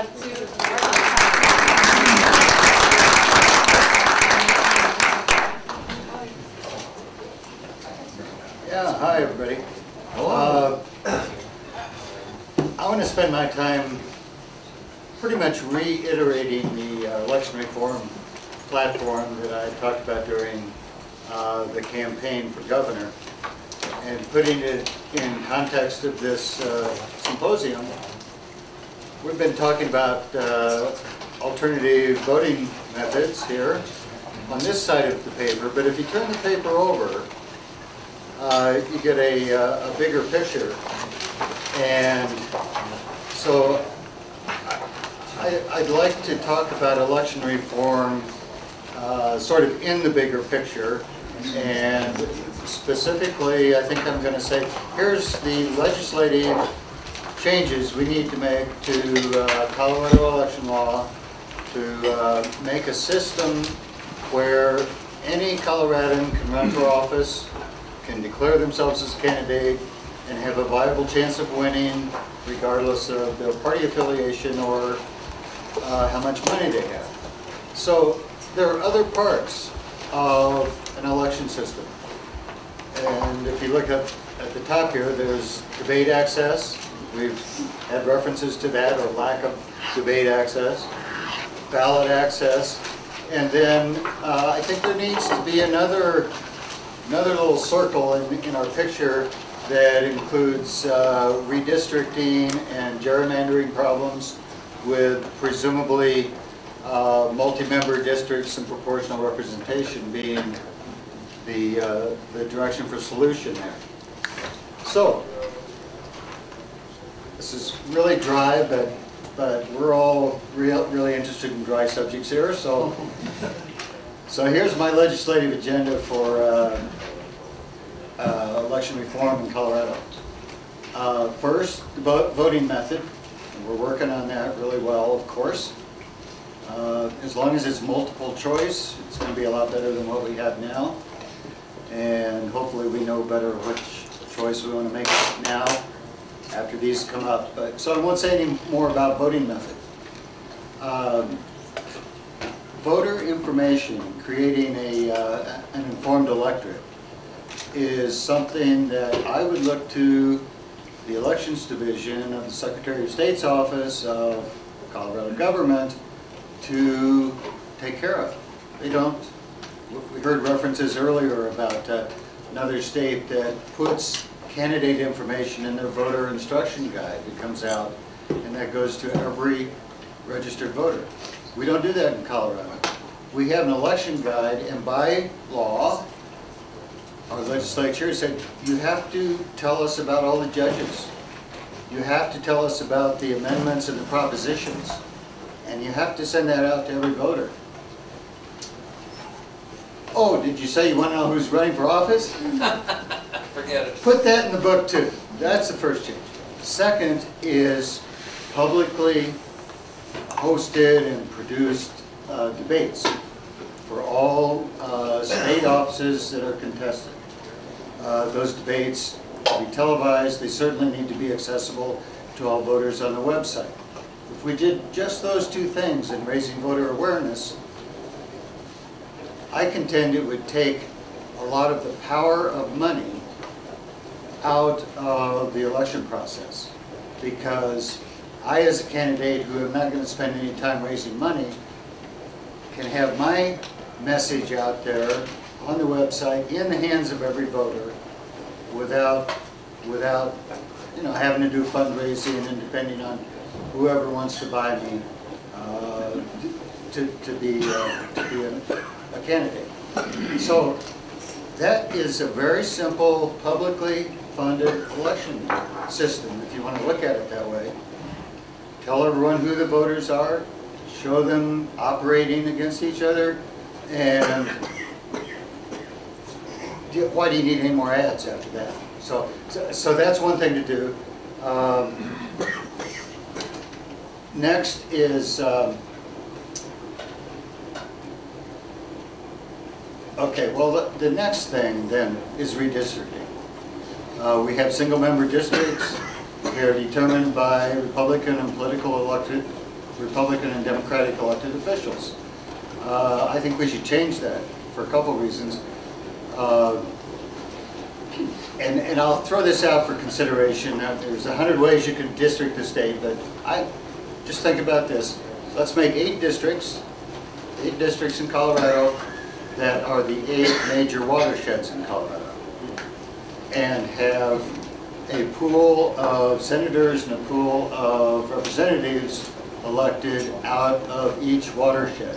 I like watersheds because I think that people in a watershed have a bond and an ecological and a water sort of perspective that we don't have that we need to have in our assembly.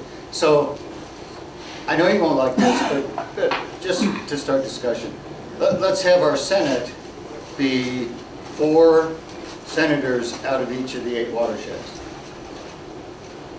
And let's have our House of Representatives be a pool of representatives out of each watershed based on population.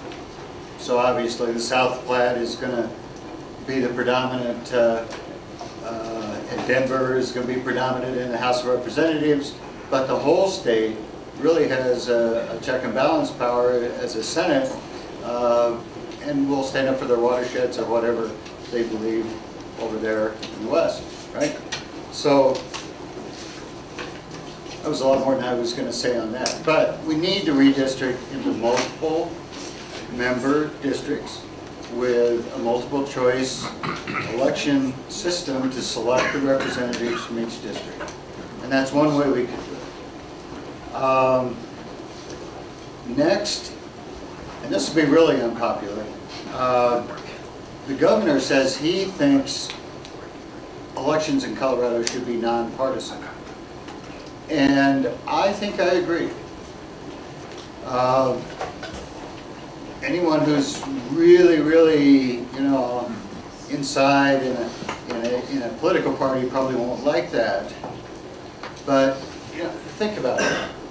If we take out all the partisan considerations out of the election law and let candidates just declare for office, I don't quite know how I'm going to finish this sentence, but it certainly diminishes the power of the elite in any party to control who the candidate is going to be. So if the Democrats, you know, let's say, you know, it's not very many Democrats and really not very many Republicans who get to decide who the candidates are. By the way, Colorado is the only state, I believe, that has both a caucus and a party primary.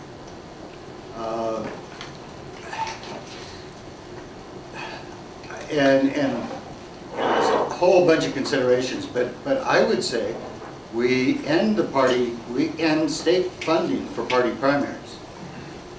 Parties are private organizations, and why should our tax money go, first of all, to really the only 2 parties that have primaries, have competition, and even they don't have enough competition, I think, to justify the cost of an election.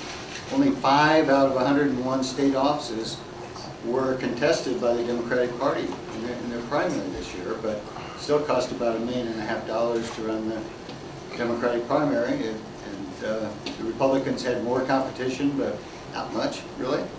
So, my time's up, I have a feeling. Let me see, was there anything else I was going to say? Ballot access.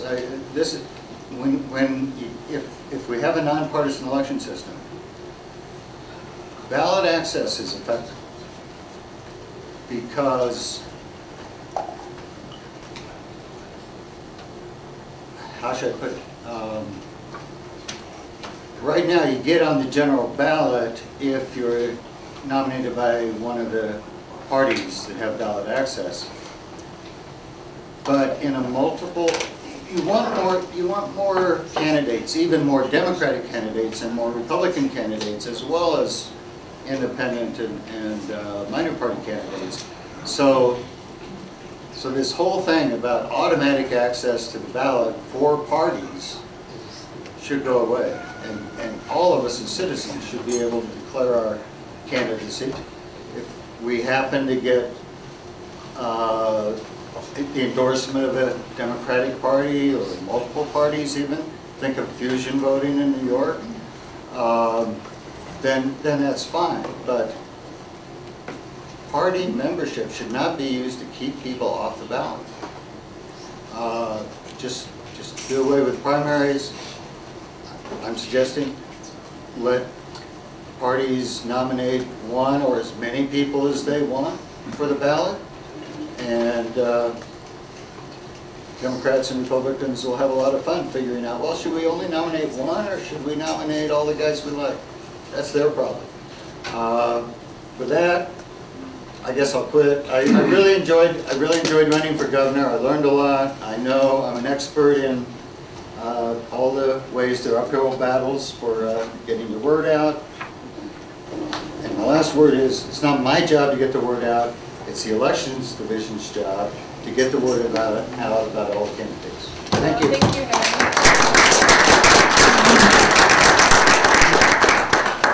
Harry. Did everyone sign in?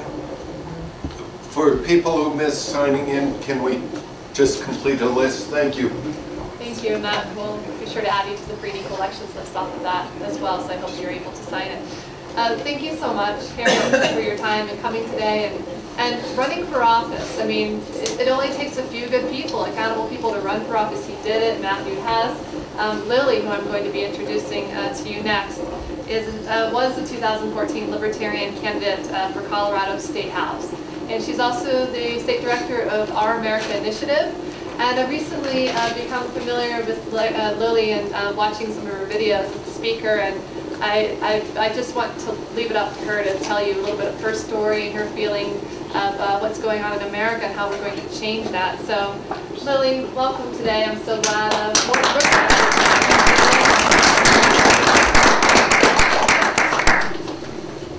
I'm kind of short, so if you don't mind, I'm going to stay in front of this. Anyway, my name is Lilly Tang Williams. Excuse my accent.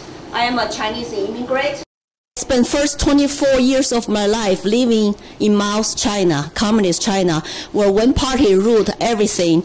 So as a child, I was totally brainwashed. I did not know there could be private ownership of any sort. I did not know human beings actually are created equal. I had no idea. We chanted every day in primary school, long live Chiang Mao, long live the Communist Party. We do Mao's dance you see on TV. So that's how I grew up. And of course, Mao died in 1976, and we lived through all that years of poverty and ration coupons for meat, for weight. Our family of 5 had 2 pounds of pork every month. I couldn't swallow a big piece of fat. You know, that time when I was growing up, you know, I smelled some milk, people cooking milk powder. It just make you, you know, feel so hungry that you...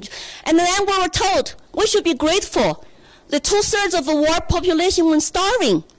We thought how could be worse than we were, because we were starving. We had to sometimes no money to buy vegetables.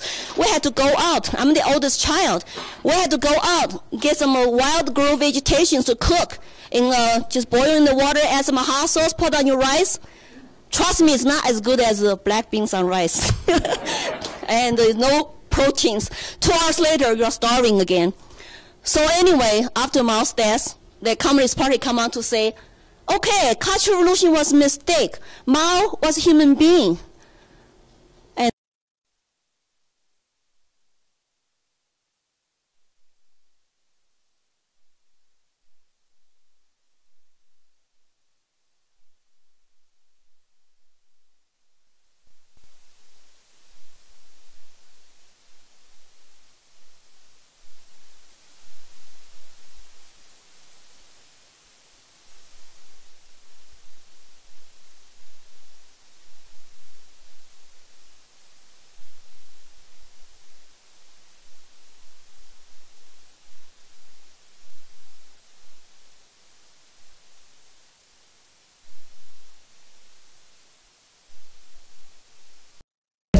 to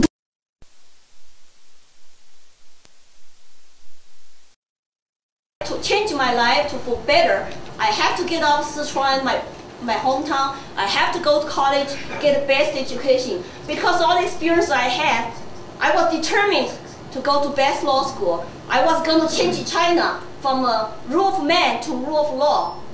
Good luck, you're saying. So I went to law school. I was one of the 3 students got admitted by Fudan, Shanghai University, top Chinese 5 universities go to law school, and out of like 80 million people. So I was very excited, but then I quickly become very disappointed. In law school, we learned Soviet Union model of law school, and I remember this sentence in my head all my life. The number 1 lesson we learned about legal theory in communist China is that the law is a tool to the governing class to govern the people. Can you believe that in your laws? It's like, okay, so everything justified for our government to do whatever they want to you. We were not really humans to them. Not every life counts.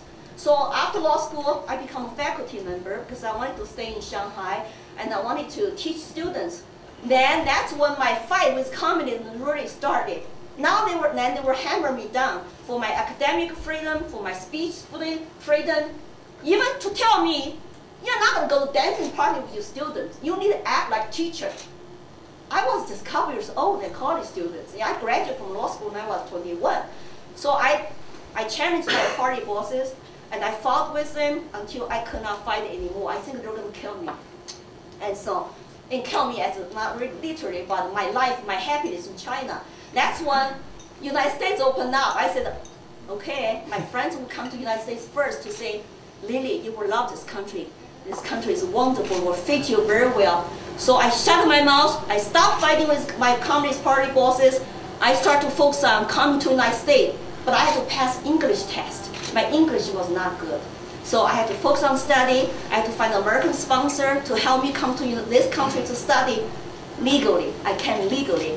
And but they made me to sign a piece of paper before I left. You have to go back to China to serve your country. Otherwise, we're going to transfer your personnel file to your home country, the home state in Sichuan province. That means my prestigious law school career will be over. I will have big shadow in my personnel file. That's how they attract you. You have personnel file to go with you from birth to death. So my file was sitting there today, maybe in my hometown in Security Bureau. So I could be watched by still old country government.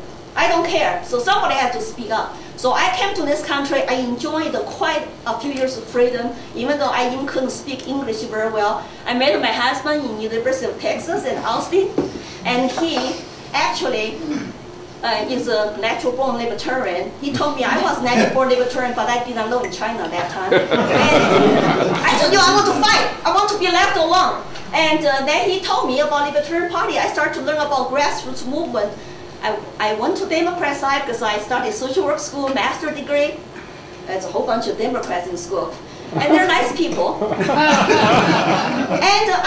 I sometimes will ask them a question, why are you doing this in this country? This does not sound rational to me. The approaches do not work. Because I lived through communism, this doesn't work. And they said, Lily, what are you? Are you Republican or something? I said, no, I'm just an international student. I just have a question. And so I did not join them because I saw their approaches don't work. Because I have seen communists failed in my eyes. We were starving, we have a shared misery. The rice bowl don't work. You need incentive for the individual to work, to pursue happiness. So then later, I become independent, continue to get involved in the local communities and become a Republican in Colorado for many years, and I like their platform. But then, I feel like 2008, I have seen them grow government, grow debt. There are a whole bunch of rhinos growing everywhere in the party. So I left them. I said, this cancer cannot be cured. And my husband told me, I told you, Libertarian Party. But I keep telling him, you cannot win. You're small minority, you're like 1-2%. I'm going to win. I'm going to win my message on liberties.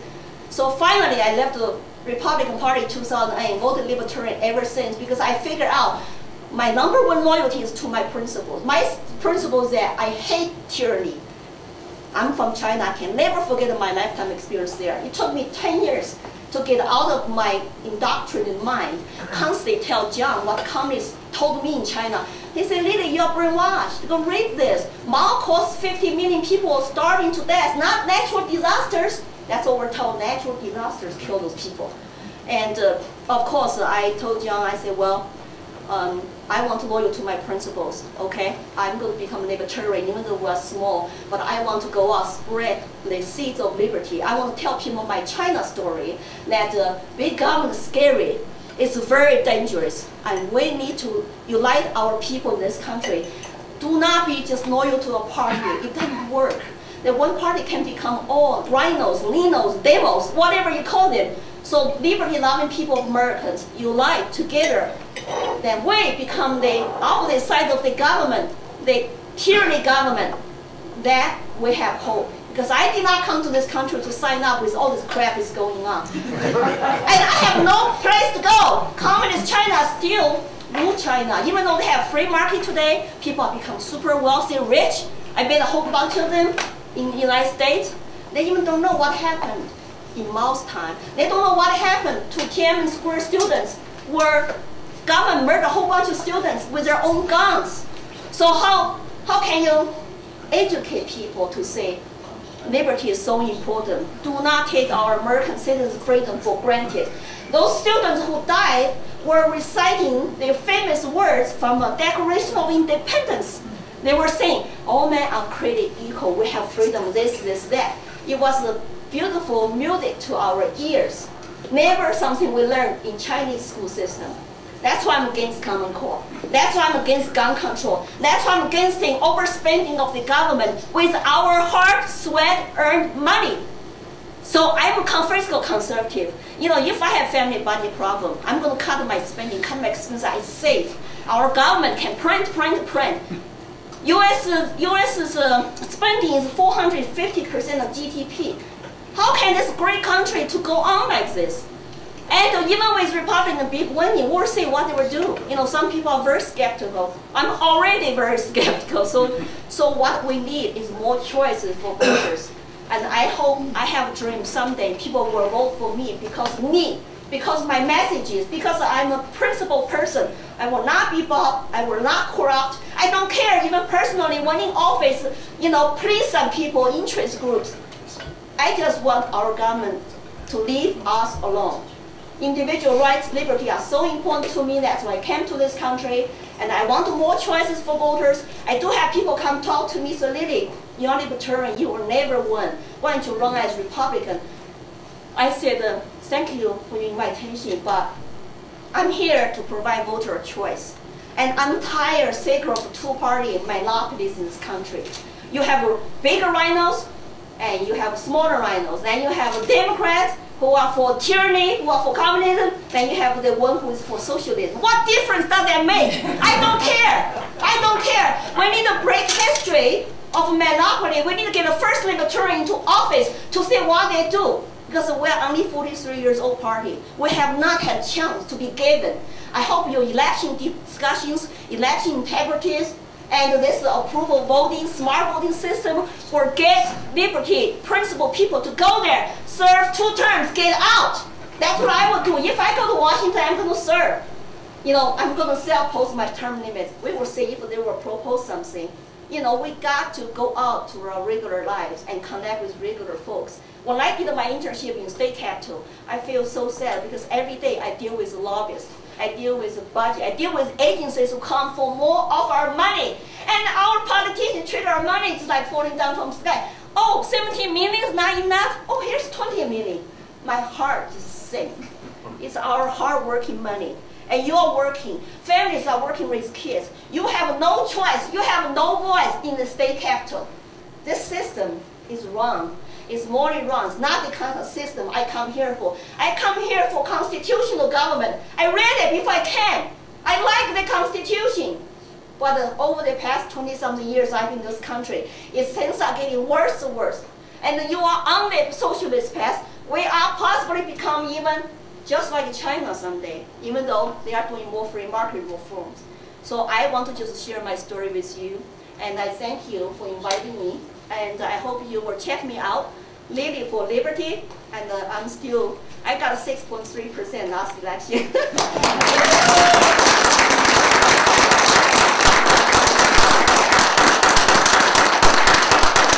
I sent an email to say thank everybody who donated every dollar to me, for giving me every vote, because I told them I got 6.3%. I did not win the election, but what?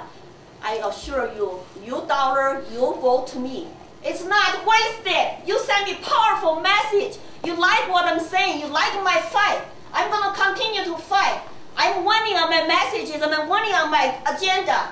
It doesn't matter if I go get paid as your politician or not. So join me the fight. If you follow me on Facebook, you will see I'm doing against common core, telling people no common core, and I want my gun rights guaranteed by Constitution. I never touched a gun in my lifetime in China.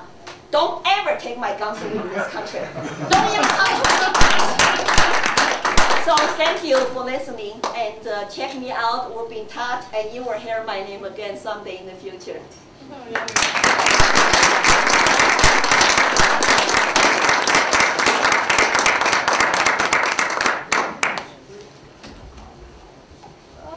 Good luck following her, Matthew Hess.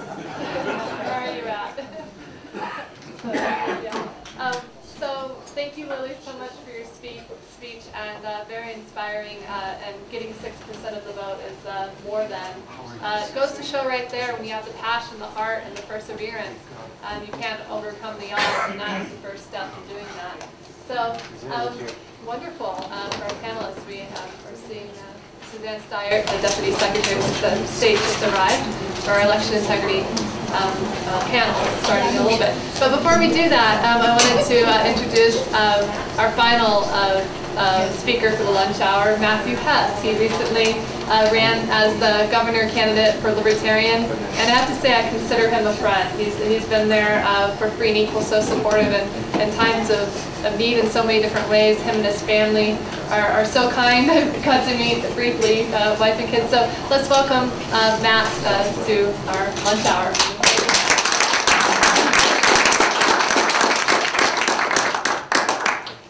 Hopefully you've had enough time after lunch to digest everything, because I'm probably going to upset your stomach with the next speech that I'm going to give here.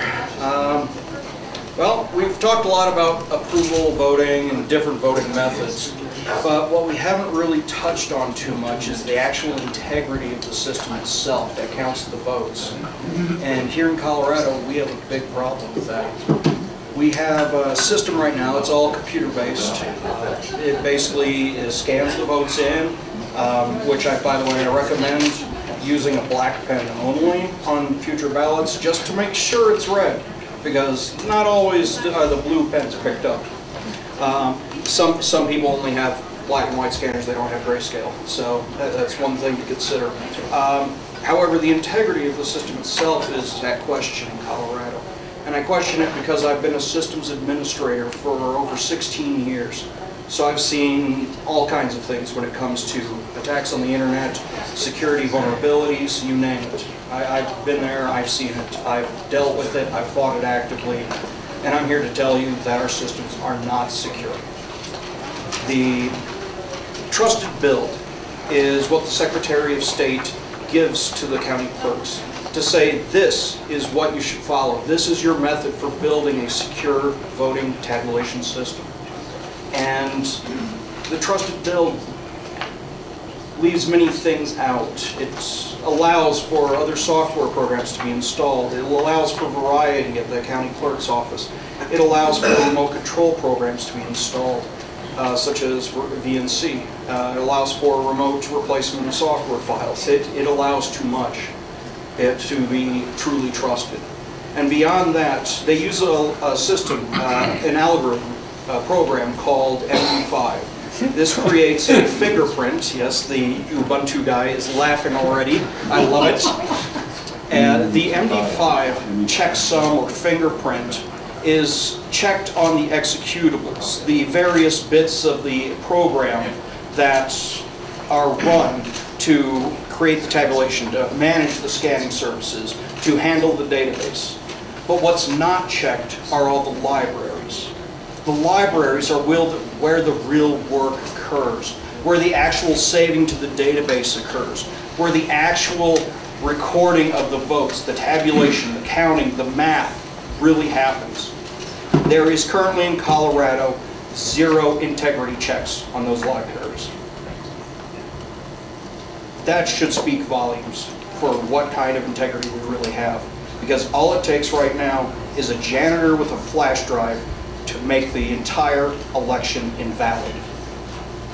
So I hope the ramification of what I'm saying is really hitting home. The process itself must be improved. The next trusted build must be better. The actual computer security and integrity must be checked. We must go further into a combination of not only MD5, which can be spoofed, by the way, but SHA-1 or 256. We need to look at multiple ways to fingerprint a file in library and executable, and look for ways to verify that the system, not just the executables, the entire system from beginning to end is to be trusted before we run our ballots through this. Otherwise, and it has been proven in the Florida election after the HAVA stuff came out, it was proven in courts that the system could be manipulated. It's been proven time and time again that there are various ways to manipulate the system. Election integrity must be at the forefront of what we look at moving forward, because nothing else matters. As Stalin said, it doesn't matter how people vote. What matters is I know the vote counters. So we need to make sure our vote counters, our systems, are to be trusted moving forward.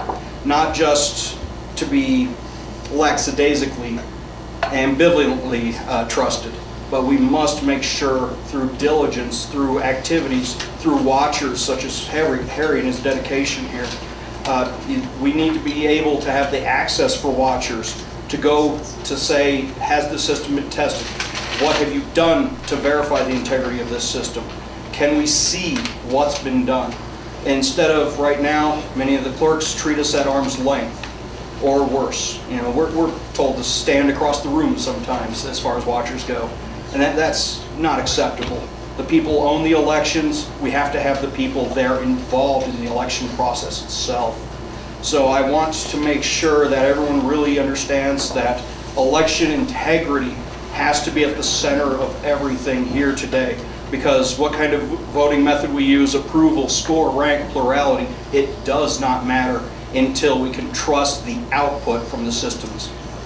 So that was my short little spiel on that. I also want to stress that the watcher access is important. We've had too many problems over the last decade getting watchers access to systems, getting watchers the ability to say, hey, this is a problem, county clerk. We need to address this problem. We need to follow the rules in place. Right now it seems they'll follow the rules if they feel like it, if they can, if it's convenient. It has to be following the rules first and foremost to make sure our elections do have the integrity that they deserve. So, not to be a downer or a cold blanket, but I wanted to bring this harsh reality to light that right now in Colorado, I do not believe we can currently trust the trusted build process because of the lack of integrity checks. So, thank you. So I'll open this up for a couple of questions. Yes? Do you have any that it actually has been compromised? Do we have anything to suggest that? If I only had the access to be able to prove that.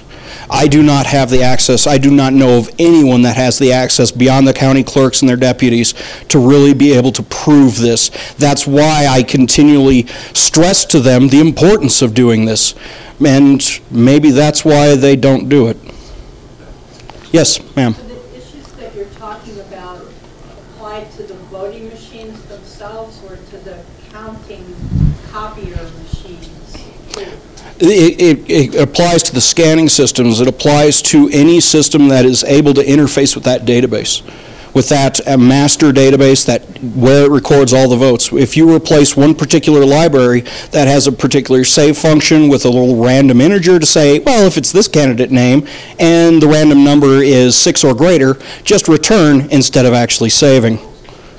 There's no integrity check on the library itself to say that that is not the case. So, yes, we are lacking information, but the rules do not allow us, the access does not allow us to prove that the system is or is not trusted. And that, to me, is a big problem. Yes, ma'am. Some of the things you're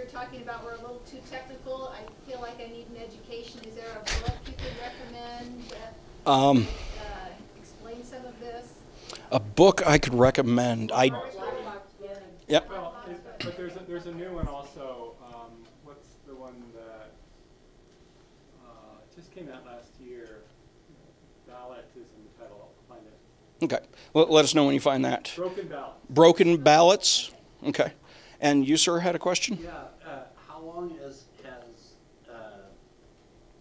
the technical staff known this and been requesting this improvement to include runtime libraries? Anybody that knows anything about computers at all would know that you have to test all of the software, not just one piece of it. I've been saying that since 2012 when I first got invited to be a watcher in Douglas County. Marilyn Marks got me involved where I met Harry and Harvie. I'm sorry. And I started looking at it, and I immediately started identifying these kinds of issues because these are glaring holes as a security expert. So it's something that needs to be addressed. We cannot be denied the access to verify these systems moving forward. And there was another question? Yes? Well, so doesn't it just move the question back one sort of square? If you checksum and all of these things, it's still you still have to trust whoever said that was good. Right. And what process would you trust for that? At some point, we do need to trust people, but that does not mean we need to trust systems. So, and yes, we can create scripts that say, here's a proper version of the checksum or fingerprint of the file. This is what it compares to, pass or fail. And you've found it? Oh, broken ballots. I just wanted to add into. Oh, okay, sorry. Go ahead. I would just say that paper ballots and auditing the paper ballots is hugely important. I've worked with the folks at NIST that work on those algorithms, and A, you would have to trust the manufacturer, which is among the other people that you had mentioned, and B, so many other parts of the industry. You just can't trust computers. I'm a computer guy. Mm-hmm. You look at how your computer works. Does it work all the time when somebody's attacking it? I think not. So we also need to have things like end-to-end cryptography or paper ballots or other. Mm-hmm. Yeah, I completely agree. There needs to be an active paper trail that we can follow back while maintaining the privacy per the Colorado Constitution of the voter's ballot. But that does not mean we have to track the ballots themselves. We can simply tie ballots and counts to envelopes opened. So there are ways to do that and verify the true integrity of the system. And sometimes it is at such a question where it has to be recounted and recounted. How do we keep ending up with different numbers from a computer system if we're continually running the same ballots? I question that completely. But are there any more? Yes? Can you make sure when someone asks a question that you repeat the question into the mic for the listeners online? Oh, I'm sorry, listeners at home. I haven't been repeating the question. I apologize. Yes? So I guess in response to this question, you said that there isn't necessarily proof that the voter fraud is happening, but like there is obviously proof that the checks that should be in place, that most people think are in place to make sure that fraud isn't happening, aren't there. Yeah, the checks aren't there. There are no checks. There is a superficial appearance of integrity, but not a verification of that integrity itself. Right now they go through and they check the MD5 sum on the executables. That's it. That's checking less than 1% of the actual system itself. And that's nowhere near what we can consider trusted. Right. Yes? What would you think about the position of, say, Rebecca Mercury, who insists that really the only thing you can really trust is having people take the, a transparent ballot box with paper ballots in it, putting them on a table immediately after the election in front of full view of any interested observers, counting them right then and there, calling out the votes, and then calling out the precinct, the subtotal for that polling location, and completely eliminating any electronic systems or mechanical procedures. I question how that would scale in Colorado. And the question is, what about just counting right at the polling places as the ballots are cast, basically? Essentially, once the election is complete. And yeah, count the paper ballot right then and there. And that sounds like an interesting concept. However, the problem is at scale right now with the reduced number of polling places we have in Colorado. Boulder saw extremely long lines this last election. The counting as they were cast concept would probably create more confusion. I am concerned about that. I'm intrigued by the idea, but I'm also apprehensive about it. So I'm kind of on the fence. I'm not. That's a question that is well beyond me, so as far as system integrity goes. But it does sound interesting, and there's got to be a way to do it so it does scale. It's just a matter of figuring that out. Yes. The two things I want to ask. As far as piggybacking off of that, as far as local accounting on paper ballots, I think that could work if we would go back to the old-fashioned precinct polling, where the numbers are much more sufficient. As far as the other thing I like about that is that it localizes incidences of fraud. So if fraud does happen, it's more likely to happen at a precinct level, but it's not as massive that will really sort of the entire system. It'd be more like one fraud might counteract another fraud in different precincts. But by the time the numbers come in at the centralized counting, then everything's mitigated. It mitigates chain of custody. Mitigated. Now, moving on from what you talked about before, you had said, I was wondering, of course, you as a watcher are informed, you know what to look for, at least what questions to ask, and you're not comfortable with the answers you're getting, not satisfied with it. That's good to know, but you're just one person watching. I was wondering, could there be some kind of a list of questions or considerations that can be distributed to many other watchers so that they can start asking questions? Now, we may not be educated as much as you are, but the whole thing would begin if we only begin to ask the question. So I was wondering, could that be like a toolkit for potential watchers to have some kind of a list of questions or considerations? There is a little bit of information out there. The question is, the question overall I'm hearing is, what can watchers do to become more knowledgeable, more informed about the process so they can go in and ask the proper questions, ask what's going on, and identify problems in a faster, more expedient manner? Is that to just do a better job? Okay, and there are a couple of groups out there that offer information to watchers, that do some watcher training, but this is not only a problem with watchers, because these are all volunteers. These are people doing this out of their own volition, no real money involved or anything else. But we're seeing this problem with election judges as well. I believe it was Boulder County that likes to cycle election judges. Election judges are nominated by parties, and they can represent various parties, and they like to keep the judges fresh.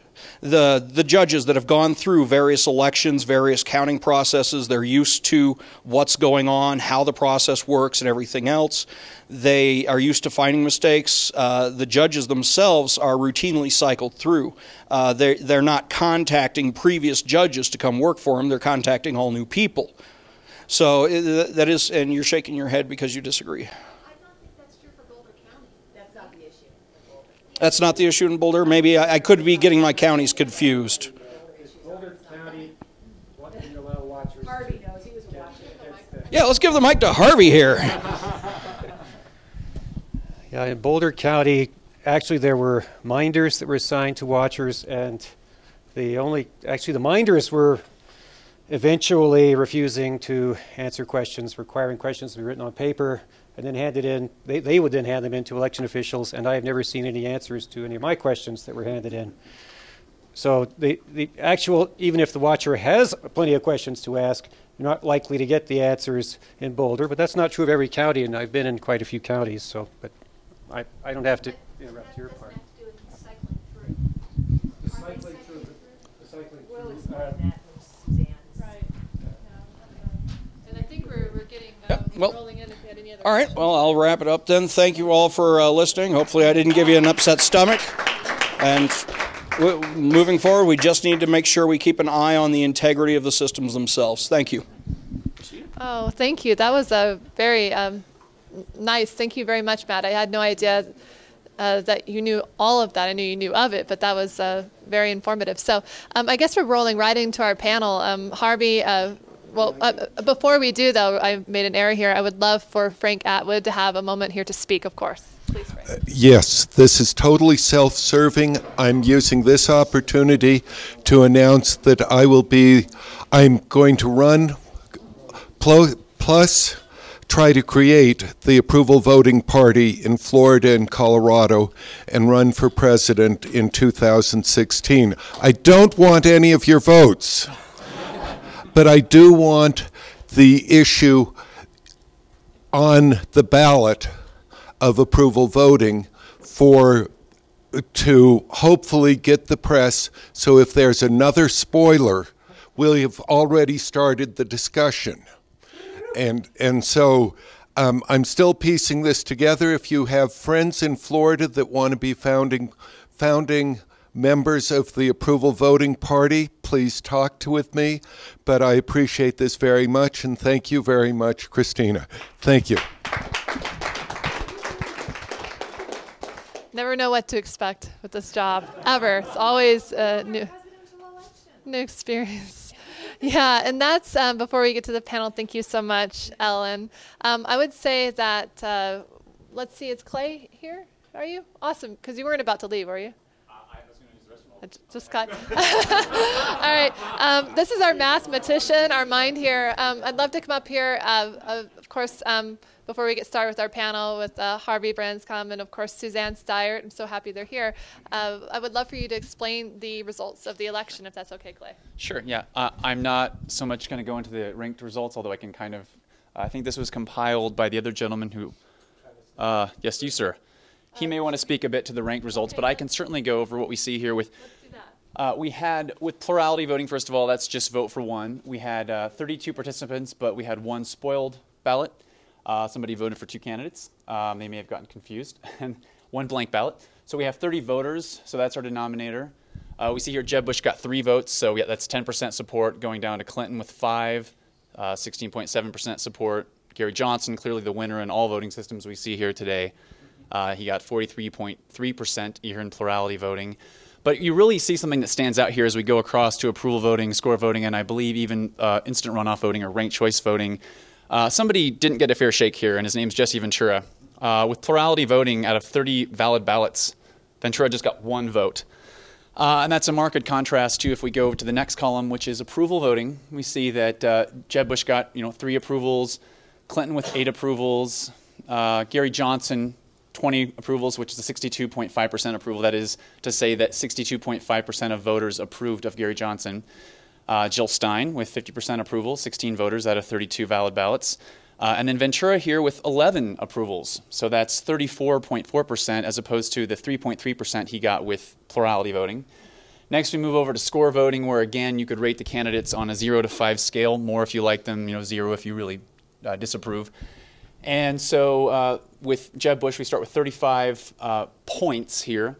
And that was 21.9%, meaning that you could have gotten a maximum with 32 voters and maximum of 5 points per ballot. You could have gotten 160 points if you were really amazing to everyone. So the next we see here Clinton, 38 points, which is 23.8%. Gary Johnson just coincidentally got 100 points. I thought I had an error there at first, but that's 62.5%. Again, same percentage we got out of approval voting, coincidentally. Jill Stein with 75 points, which is 46.9%. And finally, Ventura here still doing quite well, 62 points, which is 38.8% of the maximum points that he could have gotten. Now with our ranked totals, you can kind of see, I believe the strategy here was to break these down, and you can kind of go over the mechanism. It's pretty easy to see. It was kind of hard to count, but this is the first, just look at these as the rounds. So you have your first, second, third, fourth round. You throw the lowest vote getters off after each round. So after the first round, Jeb Bush only had 1 vote where he was ranked number 1, so he was thrown off. So this was all the first round. The second round we had Hillary Clinton that was thrown off. There were also some write-ins that were thrown off as well. Hillary Clinton was thrown off in the second round. So the third round you've got 16, 14, and 3. Jesse Ventura loses, and now we look at 18 and 14. What you've got when someone gets thrown off is this ballot now goes to its second choice. If its second choice is also thrown off, so this was Bush and a write-in, and the write-in was thrown off, then we go to this ballot's third choice, and that's how we got to these rounds of ranked voting. So you end up with, here's the top 2 vote getters after all the balance ranks. Travis, just a question here. I would think that in the first round, right. Bush, there would only be 1 vote transfer out of the first round to the second. There were write-ins I didn't put up here. And that's, we should put the write-ins up there, shouldn't we? I think so. There was Elizabeth Warren and, who was it, Rand Paul? Two for Warren, 1 for Walker, 1 for Ron Paul. Right. Okay, 2 for Warren, 1 for Walker, and it got Rand Paul. So I see. Wonderful. Okay. Do we have, they may have some questions. Bill, would you like the microphone? Okay. I will. I mean, it looks like the people who voted for Jeb Bush in plurality voted for him only in approval and only him in approval. Out of all the ballots, it looked like 31, including the spoiled ballot, there would be 8, 21, 31 ballots cast. How many ballots for approval had only one vote cast? Good question. I can go find out. Okay. And that's again, your question is how many approval ballots only cast 1 vote? How many approval ballots only cast 1 vote? So he's going to find out the answer on that. Really quick. Sure. What's your question, real quick? The right-hand section that Travis talked about with the list is ranked. For those of you who don't know, that's IRV. Okay, yes, ranked choice voting, and it should be written out. I don't know where the marker is also known, yes, as instant runoff voting, IRV. I believe the Grammys use that, right? Ranked choice voting, right, instant runoff voting. We've been talking about instant runoff voting today all day. It's more familiar. This is what it is. IRV, instant runoff voting, is ranked choice voting. It's the same difference. So, wonderful. Great question. Thanks for the clarification. Yes? I'd like to comment that in the counting process, as one of the counters, plurality was very quick. Approval voting was almost as quick, but took just a little bit longer. Score was probably twice as long as plurality. IRV took a significant amount of time further than the other three types of voting. Oh, right. Very much so. 8 is the answer. Bill Redpath, your question is 8.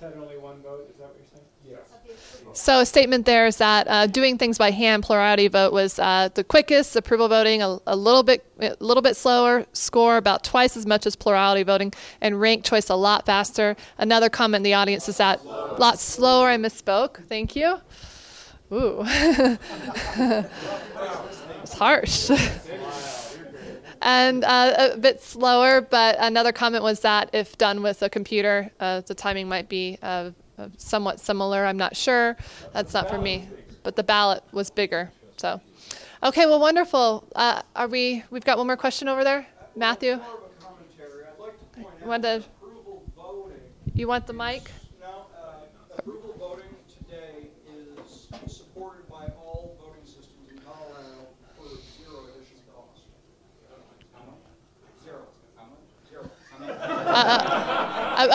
Approval voting is what now? I didn't even hear you. Approval voting is 0 additional cost. 0. Supported by all. I think since 2008 actually. Okay. So we could have been doing this. It's been supported since 2008. Well, all right. Well, are you guys ready to start our next panel on election integrity? Do we have? Sure. One of the confusions with the RV. An individual voted for Bernie Sanders and was concerned their vote wasn't counted. However, their vote for first choice was Jill, and since Jill was safe on the first ballot, their ballot's done until. All right, we have Harvie and Suzanne. Would you like to join us over here? How many do you have total? There's going to be 4 of us, right, Richard? Richard's shy to be the moderator. Do we want Richard Winger to be the moderator? Yes. Yes. Yeah. Let's vote. Do we want Richard Winger to moderate with me? Yeah. Come on, Richard. Yay. We'll add another chair. Do you mind scooting down a chair, both of you, or Harvie and both? It doesn't matter. Do we need another chair? We're good. Yeah, we're good now. All right. Who? Oh, yeah. Not sure.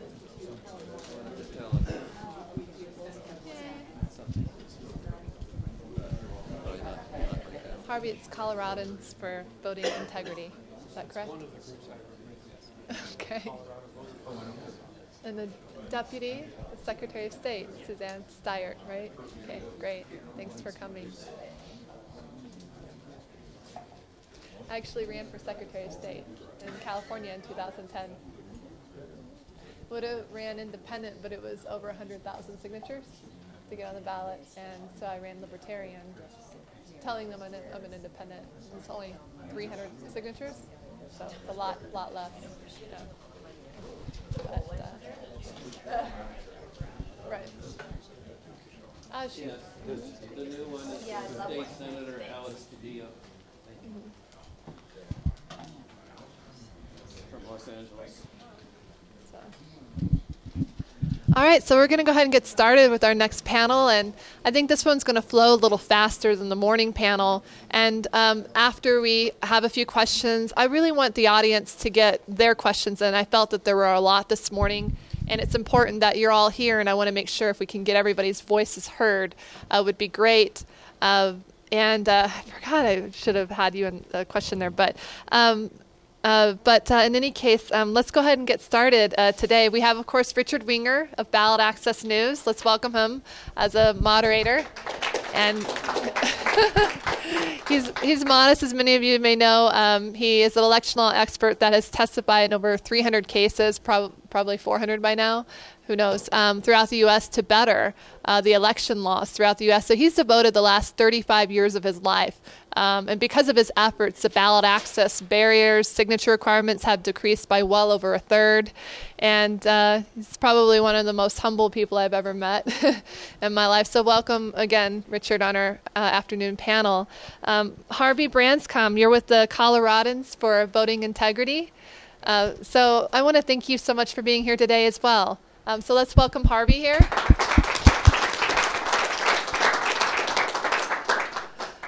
I started 17 years in elections and all that. He started at 16 years of age. So, I mean, met my match in then a year. And so I'm really looking forward to learning a lot from him, just getting to know him today.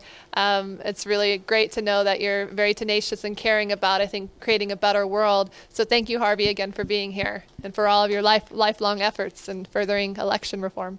And Suzanne Staiert, thank you as well. You set yourself apart from the rest. We had a Representative Conti here this morning, a former congressman.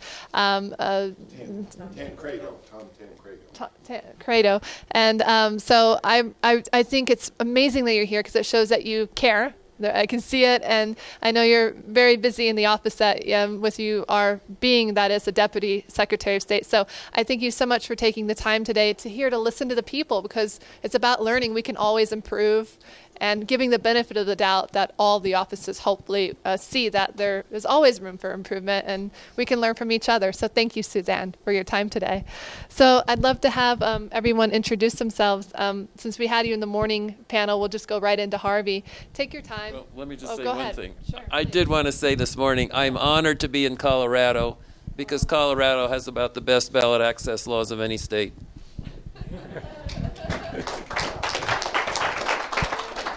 Well, to be sure, Colorado has some very interesting laws and some new ones. So, one more thing.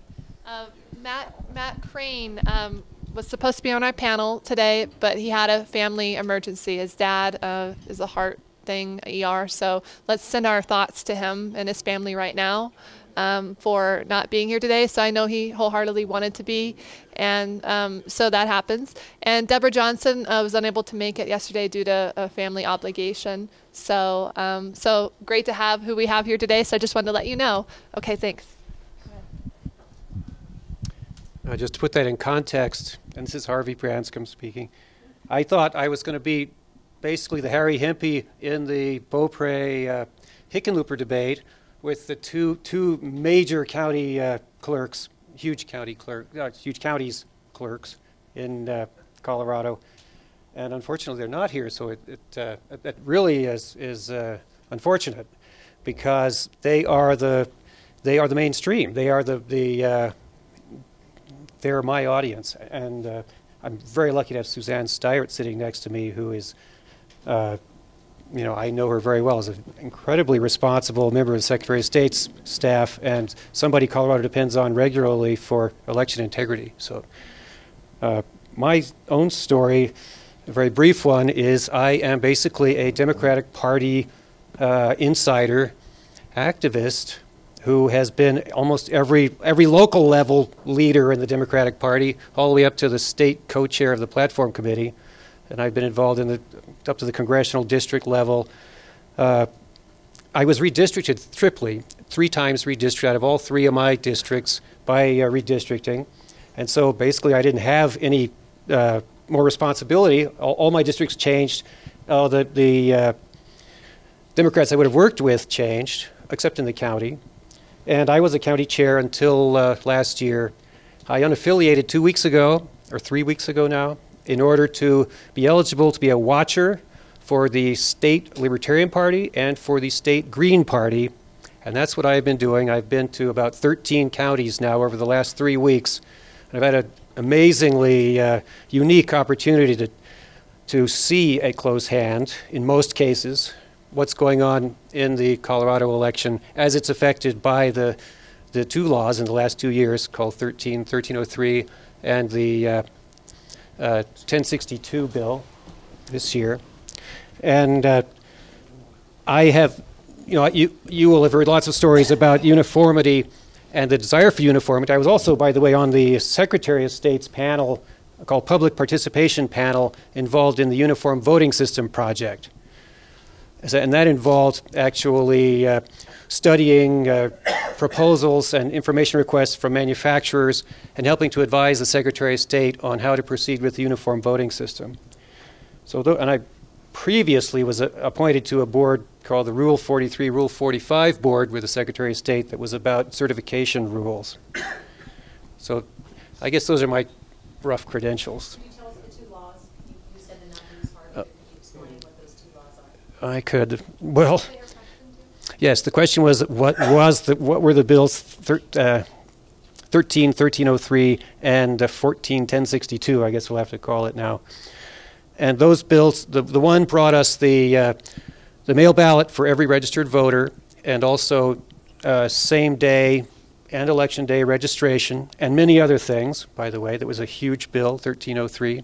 And the 1062 actually basically opted out the municipalities and special districts from a lot of the beneficial side effects of the 1303 bill to allow them to continue operating much as they had been previously under previous law. So, but there was both those bills were voted upon in a highly partisan manner in the legislature, and election activity interests like myself, we were in there actually arguing about finer points of those bills and not being listened to by the Democrats, but by the Republicans, as it happens.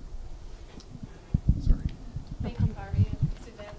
I'm Suzanne Staiert. I'm the Deputy Secretary of State here in Colorado. I was appointed by Secretary Gessler about 3 years ago.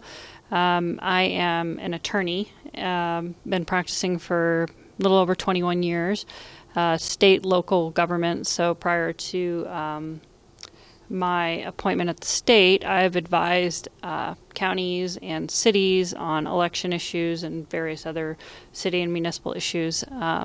So I'm happy to be here. You're also one of our experts on open records. Yeah, I have a lot of experience on Colorado Open Records Act and how those kind of intertwine. As Harvie stated earlier, we were the Secretary of State's office. We were opponents of the all-mail ballot, same-day registration bill that went through about a year and a half ago. But as the executive branch, we're also the group that once the law goes through, you have to enforce that law. So we have been working long hours to put rules and regulations and procedures and a lot of time on web design and security to get that law to a place that hopefully people will have some faith in the integrity of the system. I end up at the Secretary's office probably spending about 80% of my time on election issues, and for some reason I have found myself as the mediator between all of these various groups when we have issues. Yeah, I think it's my my long history working with citizens and activists at the local level that has kind of opened me up to listening to those concerns at the state level. So we try very hard to listen to everybody and take comments and truly understand what people's issues are before we make decisions. May I lead off? I mean, following on Suzanne.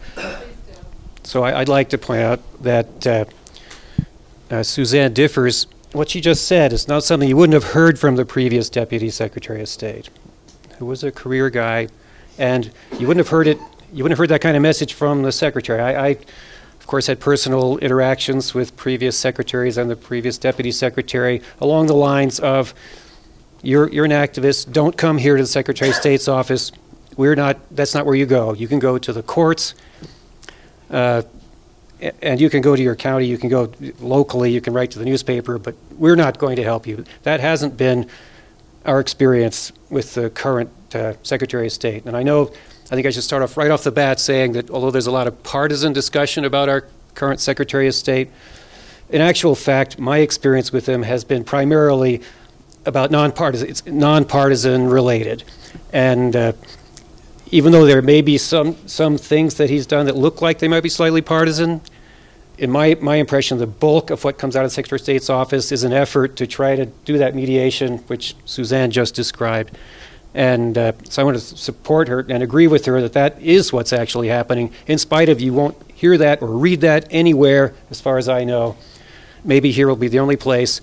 And my guess is here will be the only place you will hear a lot of things right now, because this topic is basically under the radar, okay, except for a few things which Christina mentioned already, like redistricting, that electoral college, those are above the radar, but the meat of election integrity is happening under the radar, and the clerks and election officials and the great professionals in a lot of our counties. Some of our counties are almost too small to have professionals on elections, but there's a great staff in these counties, and they're hardworking clerks, and we're supposed to say that, and it's mostly true, if not always true. But I've also experienced that politically, the clerks are actually a whole special interest unto themselves, and they need to defend their holding of office, much like legislators do, and that presents one of the political obstacles. It's not partisan, but it's a political obstacle to the role of the watcher or the activist or so. And I'm the one who's attempting to fulfill the function to witness and verify every step in the conduct of the election, and also to assist in the correction of discrepancies. That's my statutory role. And anyone else who wants to take on my role, and you obtain this role in this kind of election, the general election, by being appointed by a political party. And that generally means by the county party in the case of the major parties. And in my case, I had to go to the state because of the lack of full representation of the Greens and Libertarians in the counties. So there's a lot of misinformation out there. And there's a general trend towards propping up confidence in the election. And it's not, and there are understandable reasons for it. Primarily, it boils down to something called voter confidence. And it's generally believed that we don't have voter confidence, we won't have turnout. If we don't have turnout, then obviously we don't have a high integrity election. So the primary goal of a lot of election officials is to make sure there is enough turnout and there's real confidence, or there's confidence. My question with it is, what's that confidence based on? Is it based on statements in the newspaper that there were no complaints about the election, or election officials saying, yeah, we got more turnout than last time? Those are the kinds of statements we're hearing in the press, as opposed to we had these metrics for quality in the election, and they were checked by these independent people, and we got these answers, and here's how we rate ourselves, against these metrics over time, across counties, et cetera. We don't get really any of that. There's very little communication between the counties. It's almost impossible to do what I just did, which is to go watch in 13 different counties. And in many of the cases when I was watching, there wasn't a lot going on, so I was just asking questions of a clerk or a director of elections and getting answers. And then when I'm actually watching actual election activities, I'm often not getting answers because I'm being told, as a watcher, you can witness, but you can't interrupt, you can't intercede, you can't ask questions of the election judges. And even though I have a right to challenge a voter, I actually don't have the mechanism for doing it.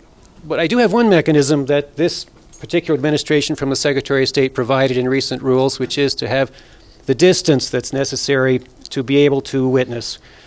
That is, I get to be close enough to the steps in the conduct of the election, except when the voter's actually voting, to see what's going on there. And for the most part, in this election, probably for the first time, we've actually achieved that distance for watching in almost every case. And even spectacularly in Boulder, where Boulder was preventing us from watching the so-called second tier of signature verification, which involves access to the statewide voter registration database. And the Boulder officials had determined that watchers would not be allowed to see that. And the secretary himself actually came to Boulder and made a point about that, and the clerk in Boulder County changed the policy. And we were then able to see those screens of second tier signature verification.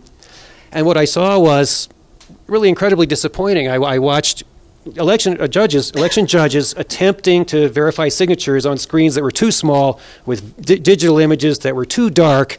So I would not want to have been there, taking that responsibility for making sure those envelopes that they were determining the eligibility of, that they were making a good determination.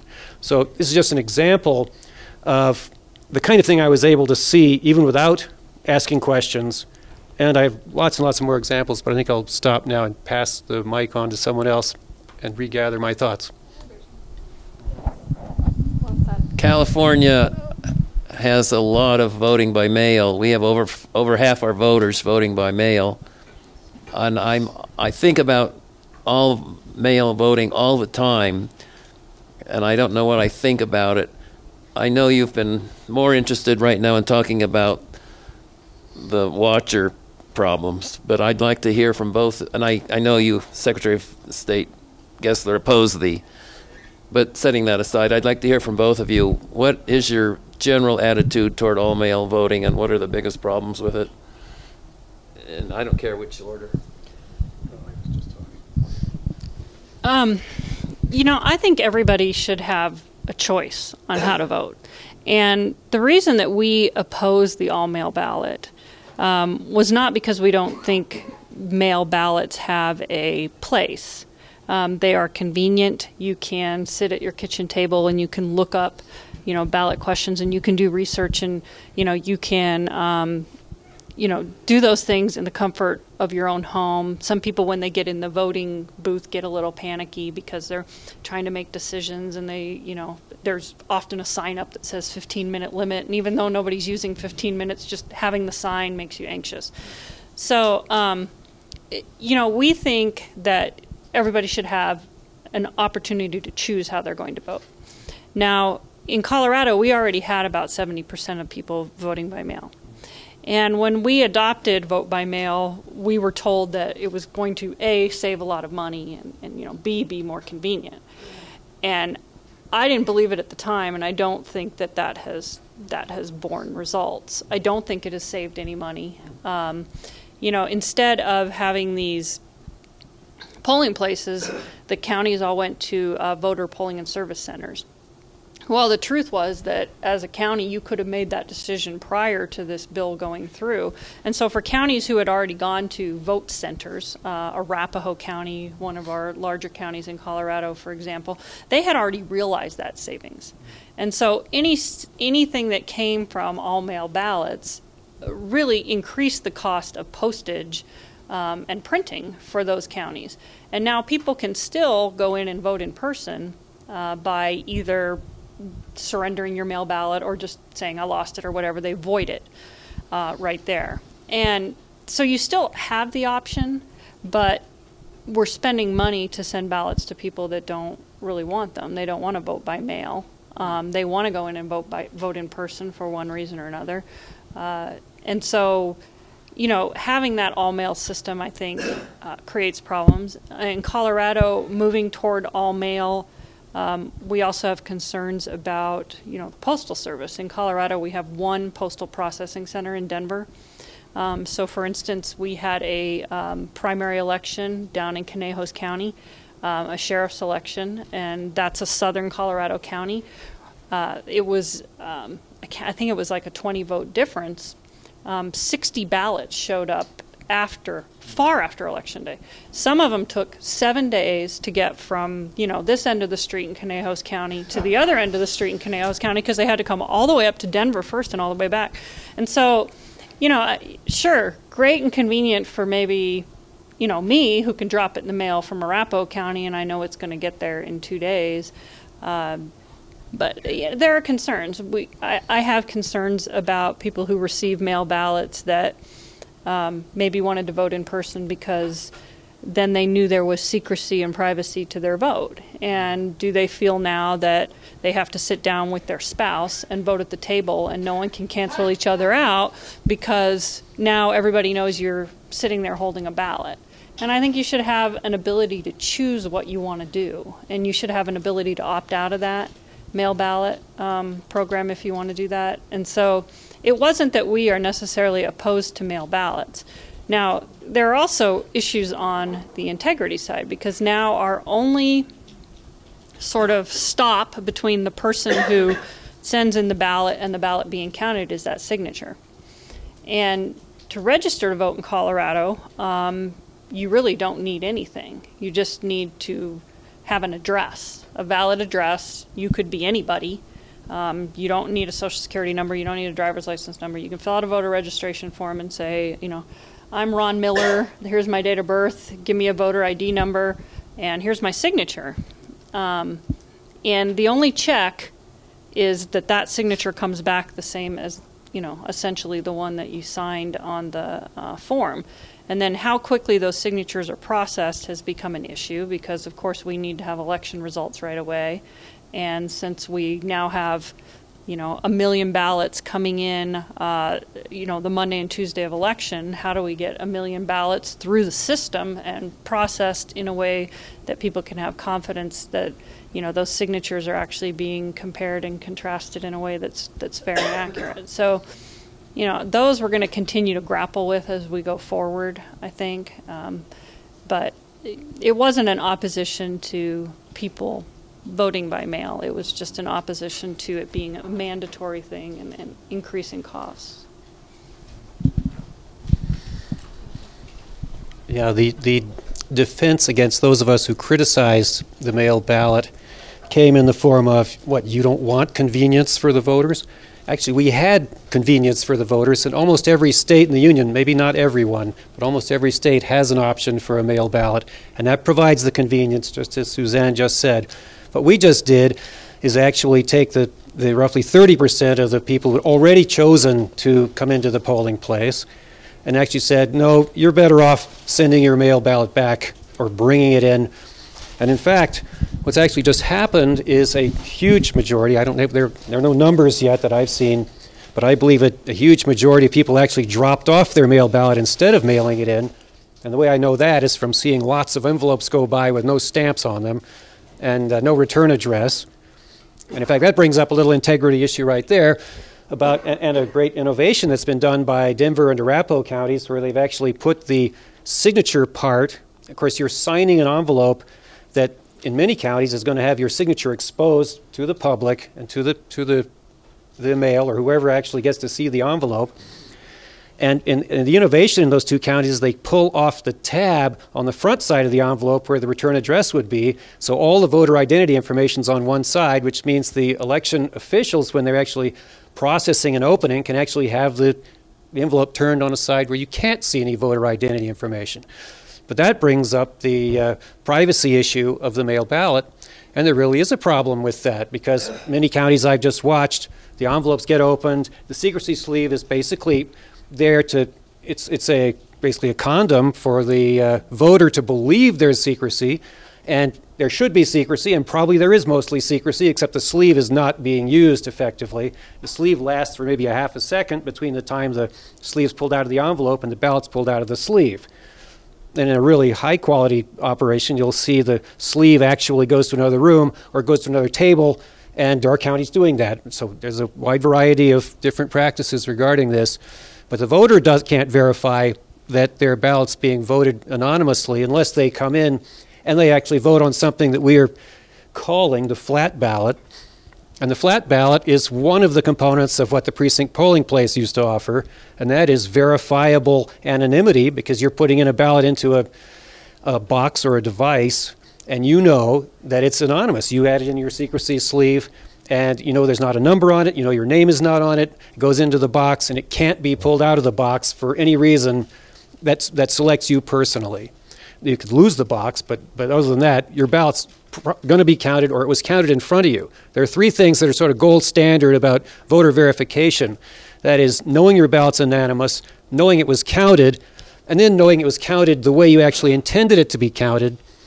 And we don't quite offer that. We never did quite get to offering that in polling place elections, but we're getting close because of technology. And the next generation of voting machines could very easily provide to the voter a verification of how it interpreted the ballot. And we did have, instead of that, we had rejection of overvote and rejection of undervote at one point back in the old days.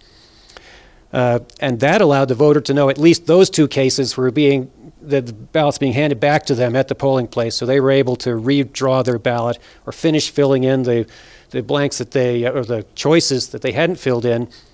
Which brings up another one of the legislative agendas I'd like to mention, which is what the gentleman back there will call none of the above, and what I'll call not voting, which is the option to actually inform the voting system that you really didn't intend to vote, that's an intentional undervote, and it doesn't have to look for any marks in the other two spaces, because it's got the big mark on the not voting space, and that, it's a no-brainer that should be added. The downside is the ballot gets a little bit longer, but the integrity of being able to know exactly what the voter intended is fantastic from that, and it's definitely something we should have. But the last time it was suggested on a phone call that I know about, it was Neil McBurnett right there a few years ago, and the then clerk of Larimer County said, "That dog won't hunt," and that was the end of that topic in Colorado since then until now. So, and there are a variety of legislative things like that this group might want to think of and actually go down to the Capitol and find legislators willing to support, because we can get a lot better integrity with the voting system we got today. And the next generation, like I said, probably will be able to offer us a cast vote record that will inform, but the potential of informing the voter how their vote either has been counted or will be counted. The other aspects, I think Suzanne really covered the mail ballot topic very well, and I don't disagree with anything she said. There probably are some other downsides to it. I think you actually you and I have both objected to the lack of the flat ballot in our counties, if I'm not mistaken, and your county is offering it now, I believe. So you actually succeeded. In my county, I had the experience 2 years ago of trying to vote anonymously and being given a replacement ballot, which was printed by a ballot-on-demand printer, and I knew that my replacement ballot didn't look like the one that I received in the mail. And that was probably a flaw in the programming of the ballot on demand, but in any case, I knew I didn't want to be the only person voting on that particular look of ballot in my ballot style, and so I asked to vote on the DRE, which was my only other choice. I was not being offered the choice to put the ballot right into a box. I was required to put it inside an envelope with my name on it, which would then have to be opened in a separate process. When I voted on the DRE, that is to say the direct record electronic or the electronic voting machine, I had to put my name on a list with the 6 other people who had actually voted on that machine, And I know for a fact that their votes are on the voter verified paper audit trail right above mine. And so I know which ones they are. I know where they are on that piece of paper. That is a big flaw for anonymity. I was going in order to achieve anonymity and not being offered it. So that is just one of the side effects. You also have, of course, the complete shift with the mail ballot of focus on party intervention in the elections, on getting out the vote by calling and hassling people to turn in their ballot early. And I'm really glad to announce that it seems like Colorado has more or less rejected that pressure, and we actually have voters voting on election day like I did. And I got to vote in Eagle County by dropping my mail ballot into a Jefferson County drop-off box inside a polling center, which one of the greatest things about the new law is that it actually offers you the opportunity to drop off a mail ballot in any county, and it will be delivered to the county you live in, and it has to be treated as if it arrived before 7 p.m. on election night. And I did just verify that actually did happen. I did get my vote counted, and it was treated as if it came in on election night. In fact, the Secretary of State's website says I turned it in on election night, but I actually didn't. I mean, I turned it in, but not in Eagle. So the many side effects of the mail ballot are worth looking at that have not been promoted to the public. You will have heard it's convenient, you will have heard it's cheap, but you didn't hear that it means the parties are going to be hassling you. You're going to be pressured to try to vote early, even though you're going to get information about those candidates after you've voted. And you might even move after you've voted, which actually renders some of your votes on that ballot actually ineligible. And that could be a cause for an election contest for a particular district where you might have moved from one district to another in a county or so, and you've already voted your ballot. And that's one of the flaws of attempting to do the mail ballot with election day, or actually same day registration, where the idea was wherever you happen to be living, when you're voting, you're supposed to vote the correct districts. The old scheme was, once you're registered to vote, for 30 days before the election, you vote where you were registered, and nothing changes during that 30 days. Now it's all up for grabs as you change your address. Now it's great for in-person voting because you can come in and say, yes, I live at this new address, and I want that ballot style, give it to me, and I'll vote it. That's all fine, except for the fact it's not verifiable by any independent party. So if I was a watcher, wanted to watch that and say, hey, okay, here's somebody coming into Boulder, they're registering to vote, they're showing their cell phone that has a utility bill on it, and it's taken a long time to do that, by the way, but they're registering to vote. How am I going to verify they actually are eligible? And I, as a watcher, I have a right to pull out a form like I have right here that's called the voter challenge form, mail ballot voter, actually it would be an in-person voter in that case, fill out that form and challenge that voter in person, and they would be asked a series of questions according to law. That's really not happening in Colorado, but now that we have in the past, at least there was a 30-day interval in which you could actually look at the voter re-registration lists and figure out if they're eligible. Now, we don't have that, and we need that. We need at least a 2-day or some kind of delay between the time a voter appears to change their address or register to vote and the time their envelope gets opened, effectively, or their ballot goes to counting. And since we have an 8-day window after Election Day, or I call it Election Deadline Day now in Colorado because it's not the same as what it used to be, there's a space of time where you can do post-processing, and that's what we used to use provisional ballots for. But in any case, that's another potential legislative improvement that would actually help correct for what mail ballots did to us. What mail ballots did effectively is they took a naturally self-correcting, self-verifying voting system that was scalable, that involved 500 to 1,000 voters appearing at the same place on the same day, and changed that into the vote center idea, which did away with the paper poll book. We kept paper ballots, but we did away with the paper poll book in Colorado, so now we do all eligibility checking electronically, and we have to do that because of the possibility of voting in multiple locations. So once you vote in one place, you have to be immediately disallowed from voting in another place, so we depend on the internet and the statewide voter registration system working, which actually had some problems even on Election Deadline Day this year. So all these things are They're side effects, but they're hugely important, and they are showing up in real elections.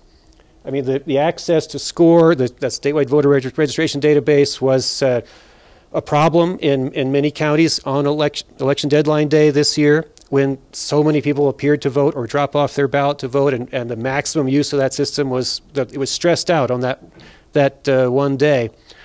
And I also should mention one other thing, unfortunately, which is, fortunately, Colorado has this very unusual law that says that the counties can start opening and scanning the paper ballots 15 days before election deadline day, which is incredible. Other states would say you're crazy, because that means there's a big risk that someone's going to tabulate and report those results, and they're going to act on it.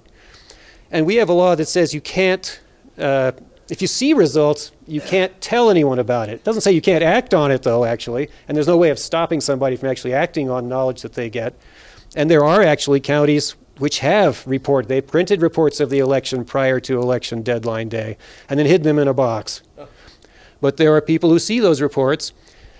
Not only that, but post-election we have a similar problem. It's going on right now in Jefferson County. The tabulation post-election, well, there's two versions of this problem. One is right on 7 p.m. on election night, we're still processing lots and lots of mail ballots in most counties. Small counties, they probably managed to do it in a few hours, but I know the statistics on this. A number of counties went 2 or 3 days before they got their final results. And so there are decisions about signature verification going on, and those are decisions that are gray area judgment calls by election judges, and that's why we call them election judges, because they're making judgments, and they are they're making decisions on ballots where they probably have access to the party of the actual envelope, the voter's name on the envelope, and they're deciding whether to send to counting or not. And they already know the election results if it's after 7 p.m. on election deadline day. Right now, we have a situation where we got a county that actually has finished doing the post-election tabulation and isn't reporting the results, and that's Jefferson County. So there are 3 people I know of, 2 of them by name, who have access to Jefferson County, very tight elections in some state house and at least state house contests, and they've decided not to release the results until next Thursday, after their canvass board studies some reports that are being now created to show how the election balances. And that canvass board will get notebooks on Wednesday. Actually, they'll get notebooks on Thursday that were prepared on Wednesday, and then they will be asked to certify the election, and then the election results are going to be published. But those election results are already available to at least 3 people in Jefferson County. And it makes all the difference in the world what happens between now and then in terms of making any corrections or adding any votes, doing all the things that the canvass board should be doing, that watchers should be watching right now, this week, between now and next Thursday. And that's a kind of equivalent problem to the problem of election night, when they're still doing signature verification. And it all comes from centralizing and mechanizing the election, which we finalized with this most recent law that sends a mail ballot to everyone. But we started it about 10 years ago, and just for other states, so you can recognize this is happening to you, one of the first steps is where you have no longer excuse required for using an absentee ballot. And then it'll go to stop calling it absentee ballot and call it a mail ballot instead, because you don't have to be absentee anymore. And then it goes to, well, we'll try it out for primary elections, and it'll be optional for primary elections. And then it'll be required for primary elections. Then it'll be optional for general, and then required for general, something like that. That's the set of steps. And there's been a very specific special interests in Colorado have been pushing for that for the last 10 years.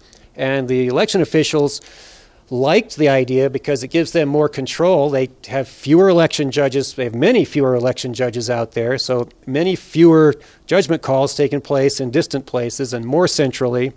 And it's also convenient for the voters, convenient for the election officials, and maybe it's lower cost, but as Suzanne said, it probably isn't. So all those factors are in play, and things that you should be aware of in considering whether a all mail ballot system for your state is a good idea. Maybe it's time to start asking people from the audience to ask questions, don't you think? Sure, they might actually ask some questions I have on the list, so so that would be great. We'll go ahead and go that direction for now. I definitely want to tap into the fraud issue and the voting machines and all of that, but let's go ahead and who would like, the gentleman back there in the plaid, sure, about that. If I can get this microphone, or go ahead and ask the question, I'll repeat it. All right. Doug Bruce made very sure when it came to the taxpayers' Bill of Rights that if you prevailed in a case that you would be awarded attorney's fees. The Libertarian Party had the ridiculous idea that there was a conflict between the Colorado Constitution and what the Democrat legislature passed. The Constitution ought to prevail. I was co-counsel in that case in Denver District Court, which we won. The Attorney General's office is now objecting to paying the attorney's fees that we're asking for under the federal election citation. I think is the one we're having to rely on. It isn't in the other. My question would be, is there any plans to allow for attorney's fees when we have to go scuffle in court to get your office to do what it should have done? And I realize that the Republican... Yeah, she's the Secretary of State. ...didn't like what the legislature passed, and but once the Denver District Court ruled in our favor, and the Colorado Supreme Court deadlocked 3-3, so they wouldn't take it. So we prevailed, but particularly the other attorney who came over from Aspen has got a bill in there for about $40,000. What's the question exactly? She's not the Attorney General. She's Secretary of State. I mean, Secretary of State, excuse me. What's the question specifically? Well, is there any thought about having attorney's fees available when you have to go to court in order to prevail on these things? I'm not sure if anyone, would you like to answer that question? Could you repeat the question briefly? Sure. This has to do with attorneys' fees on election complaints or contests that are filed in court, and the speaker was referring to a Libertarian Party case that was brought about 1.5 years ago on a recall election in Pueblo and Colorado Springs. The case highlighted some of the issues that we have with election laws in Colorado, because what happened was they passed when they passed the all-mail ballot election law, they did it upon signature, which means that there was no time to implement the law. And upon the heels of signing it upon signature, and they knew this as they passed it, there were recall petitions being circulated. So within about a month of this new law, we were having to do a recall election in those two counties. Now, when we looked at the new law and we're on an all-mail ballot, we ran into a problem because the Constitution says that you can petition on as a candidate in a recall, as a replacement candidate, not less than 15 days before an election. Well, you can imagine that doesn't work with a mail ballot election, because mail ballots have to go out way before 15 days. So there was a lawsuit, and the Libertarian Party won. But in Colorado, election contests do not come with automatic attorney's fees for the prevailing side. That is true for open meetings violations and open records violations. There are automatic attorney's fees, but not in election contests. And so the intricacy of this case was that not only did you have to bring a contest, but you also had to bring some kind of action that triggered a fundamental constitutional right. And for technical reasons, that part, even though they won the main election contest case, the constitutional part, the court found was not properly brought before the court in time to award those attorney's fees. So is there any thought about that? And that would be a legislative thing. The legislature decides when attorney's fees are automatic, when they're discretionary by the court, and when they just don't award unless you can bring in some kind of federal claim. I might say that Yeah, so I have a thought about that that bridges over to the open records, open meetings law.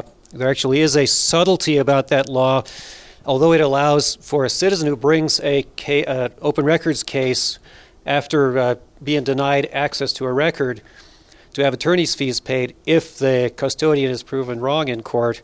There is another term which unfortunately allows the custodian to take the citizen to court, in which case attorney's fees are not available to the citizen. And so it's actually in the custodian's favor or benefit to actually, if they think possibly the citizen might sue them, they will sue the citizen first. And it has happened to me. The clerk of Aspen, Colorado, put me, and it's not it's something I don't actually have to defend, because it's basically the court is telling the custodian whether or not the custodian will have to obey the records request I provided. But in order to defend the public, I'm the one who has the right and responsibility, and I have to pay my own attorney's fees to defend the whole public interest in accessing what presumably is a public record, but that's part of what's being asked. So that's highly problematic and really needs to be fixed. Otherwise, the custodians actually learn how to, they can actually bully the citizen requesters. And that's the interesting balance, or the topic of what we call CORA, which is basically FOIA in Colorado, Colorado Open Records Act. That is being used by election officials right now in this election to provide an obstacle to watchers, namely me, to get information from the election that I think I ought to be able to get immediately in order to be able to witness, verify, and assist in correction of discrepancies. And I have asked for a number of very similar records, such as records of how many signature verifications are being compared, how many being compared, how many are going to approved for counting, how many are not. Very simple numbers like that I'm asking for. I'm not getting any reports from any county on that. I'm getting one or two reports from a couple of counties that are very good, like Matt Crane arranged for his county to provide me with access right away to some records. But most counties are saying, no, that's a CORA request. And of course, during the election, they have the excuse that they're always busy, and so they'll say we can take 7 days, business days, to respond to your request. And by that time, it's too late for any kind of watching activity. In fact, the watcher roll is probably over. And that's literally happening right now. We don't have a good understanding of what watcher access means in terms of records, or for that matter, witnessing. Witnessing is better than getting any kind of record, because the open records law is standing in the way as an out. It's an obstacle to provide that blocks access to a basic election record to an election watcher. Okay, I have a question I'm really passionate about. I'm going to take turns with the audience. Is that okay? Yes. The issue of, and this is, from a national perspective, a lot of our supporters on Facebook and just free and equal elections and so on, and it's a very important topic to them, as well as myself. The issue of voter fraud, as exposed by independent journalist Greg Palast, seems to be a relatively small issue that is magnified to scapegoat immigrants and the effects of reactionary laws to voter fraud, which discriminates, that is, against young people. I think it's worded wrong. The poor and minorities. Many say that the real issue is election fraud, that it is not those who cast the ballots, but those who count the ballots, where the fraud can occur. What are your thoughts? And we already touched on it a little bit, but I just want to go into that a little bit more of what are your thoughts are on that is election fraud. So, which is very important. Should I start or sure? Okay.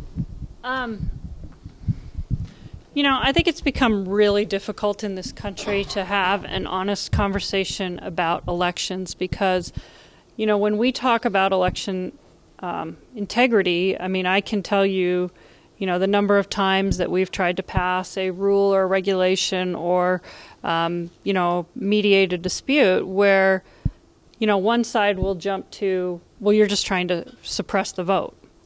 And then, it's kind of like game over. It's sort of difficult to continue to have a discussion at that point with somebody who is just, kind of name calling.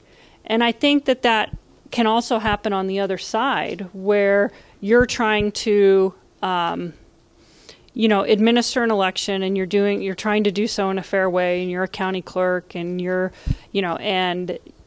trying to give things to people, but it's not enough for them. And so they're telling you, you're just trying to promote voter fraud, which is the same reaction on the other side when you're trying to do a good job and somebody says, you're just letting in voter fraud. It's kind of like the same game over, where do I go from there? And so when you have these sort of hot button terms bantied about, it makes it so hard to have an honest conversation about it. When we went through our issues at the Secretary of State's office with non-citizens on the rolls, we were actually, in my opinion, very cautious about it. We took only people who had applied for a driver's license with a alien ID number. And we took those people and we ran them against the federal database that's used to determine whether someone's a citizen. And then when we had confirmation from the federal government that that person isn't a citizen, we sent them a letter.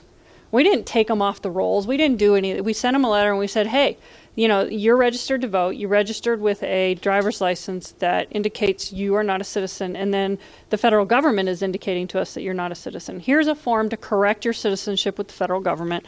And, if you're not a citizen, you should remove yourself from the rolls. Because there are real-world consequences to voting as a non-citizen. There's real-world consequences to the election, to the integrity of the election, and real-world consequences to that person who votes. And and what we found about most of the voter registrations that came through from non-citizens were they were done by VRDs.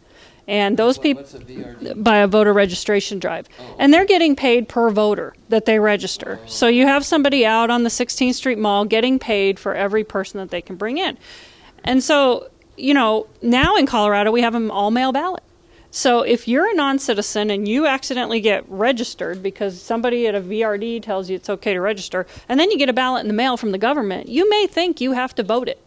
And in some countries, you have to vote. And so, we were setting up this process, but you couldn't even have a discussion about it because as soon as you brought it up, you would just get all this, just vitriol kind of, just you're a suppressionist. And, it was really just a bizarre situation for me because, my father's not a citizen. I grew up my first 4 years in Iran, and I don't think he's ever voted in an election in his life because, there's no confidence in those elections. There's certainly no confidence that your vote's going to be anonymous. These are important issues that we're not even allowed to talk about.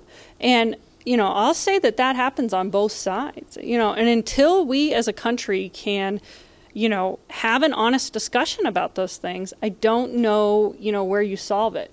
Now, can fraud happen? Well, absolutely. If you were to tell me it never happens in elections, well, that must be the only place it doesn't happen. Because it sure happens, people try to fraud in every other aspect of life, banking, test scores. Anywhere you go, people, if there's money to be had, are going to try to break the system. So we have to have controls.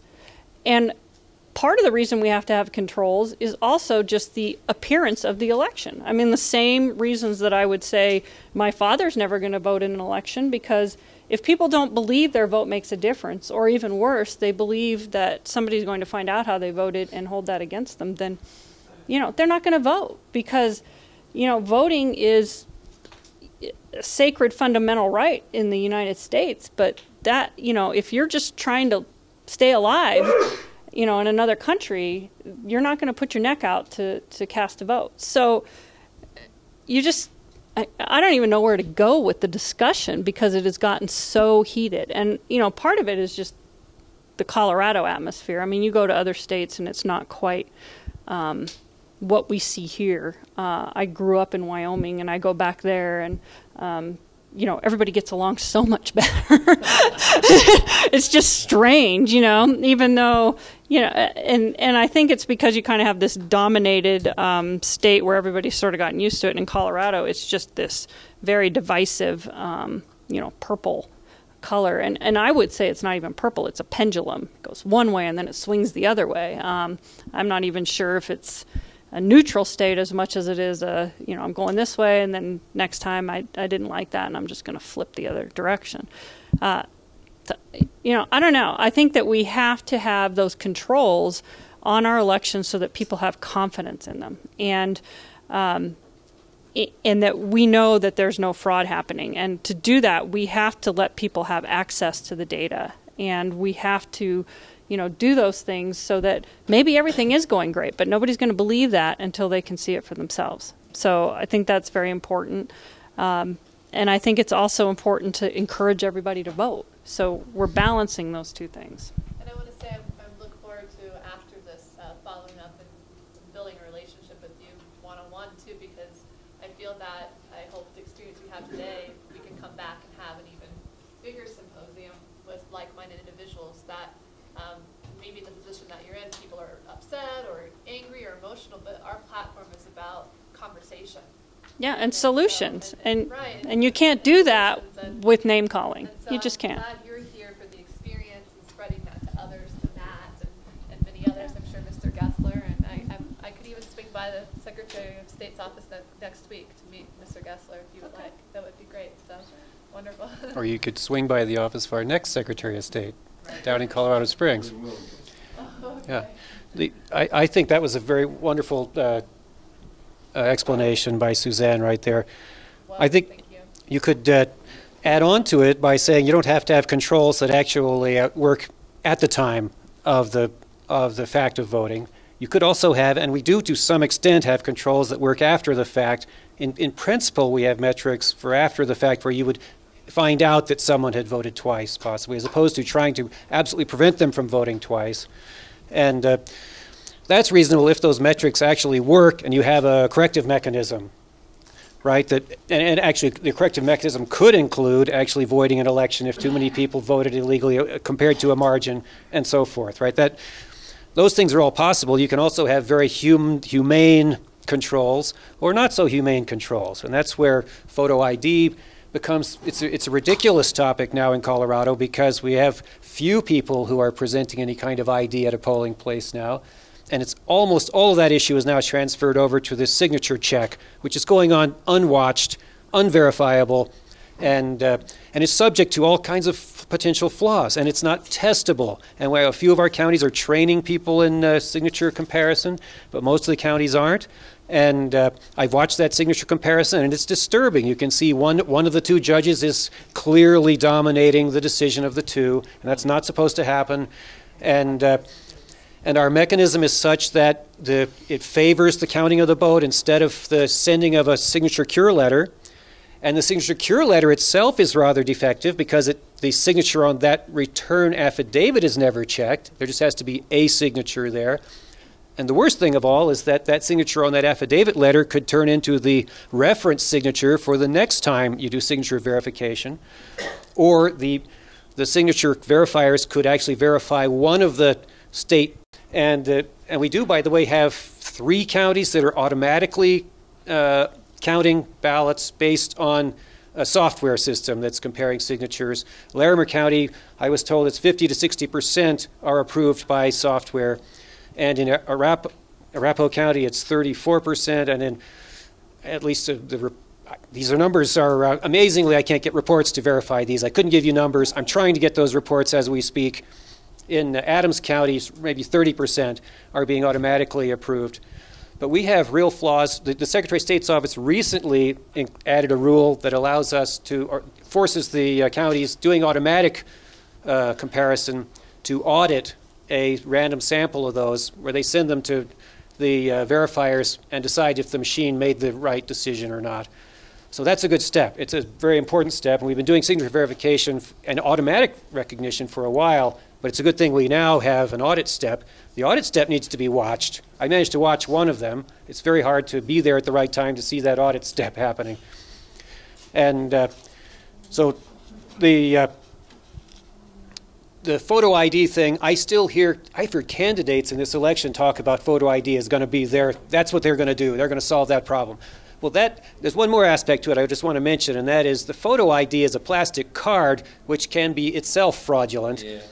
and it can be lost. And I lost one about 5 days before Election Day, and I went to the Department of Motor Vehicles on Election Day to try to get my photo ID replaced, and I failed. And so I took a utility bill to vote in person on Election Day 2 years ago. So, you know, it's important that we have flexibility for the rough edges of our population. And the idea that photo ID solves a problem is not correct. That may have actually add a problem because it deflects away from the issue of whether the person's really eligible and focuses it on a little card. So I hardly ever hear that topic discussed nowadays in my election work because it's basically nonpartisan. And I have great conversations with people who are really strong on photo ID all the time. We don't argue about it. I don't even need to because the photo ID is not going to have a big effect, even if it came in Colorado, because so few people are voting in person. So we need to address the real problems. And the fraud, when you talk about fraud, yeah, we don't see fraud. We actually do have a few affidavits coming back saying, I didn't return my voted ballot. So that means the signature process did find a mismatch and there's something wrong. And that letter goes to a DA who will investigate it.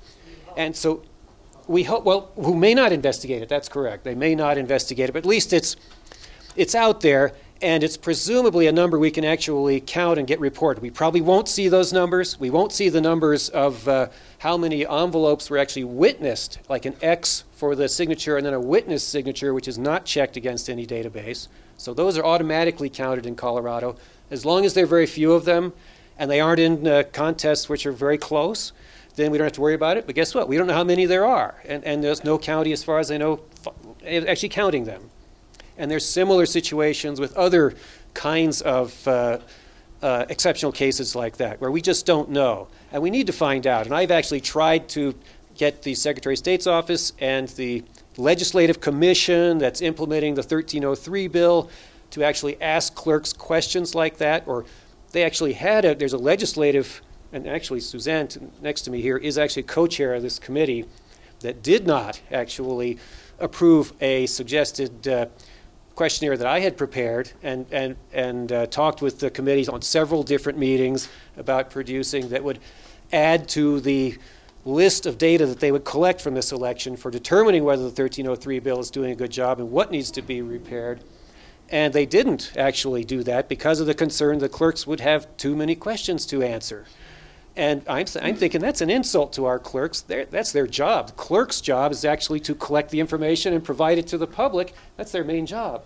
And elections is another one of their jobs. But the fact that we can't even ask our clerks these kind of simple questions and get answers is doubly disturbing to me. And I want to make sure that you help me ask questions and help everybody else. Go out there and watch, ask questions, share the information among counties, what's happening in our election, because that's not happening except in a very exceptional case where I got the 2 state parties to approve me as a watcher, and then I drove all over the state. So.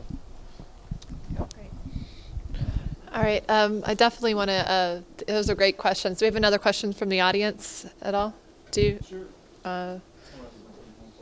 And Clay, you didn't have one, right? Okay.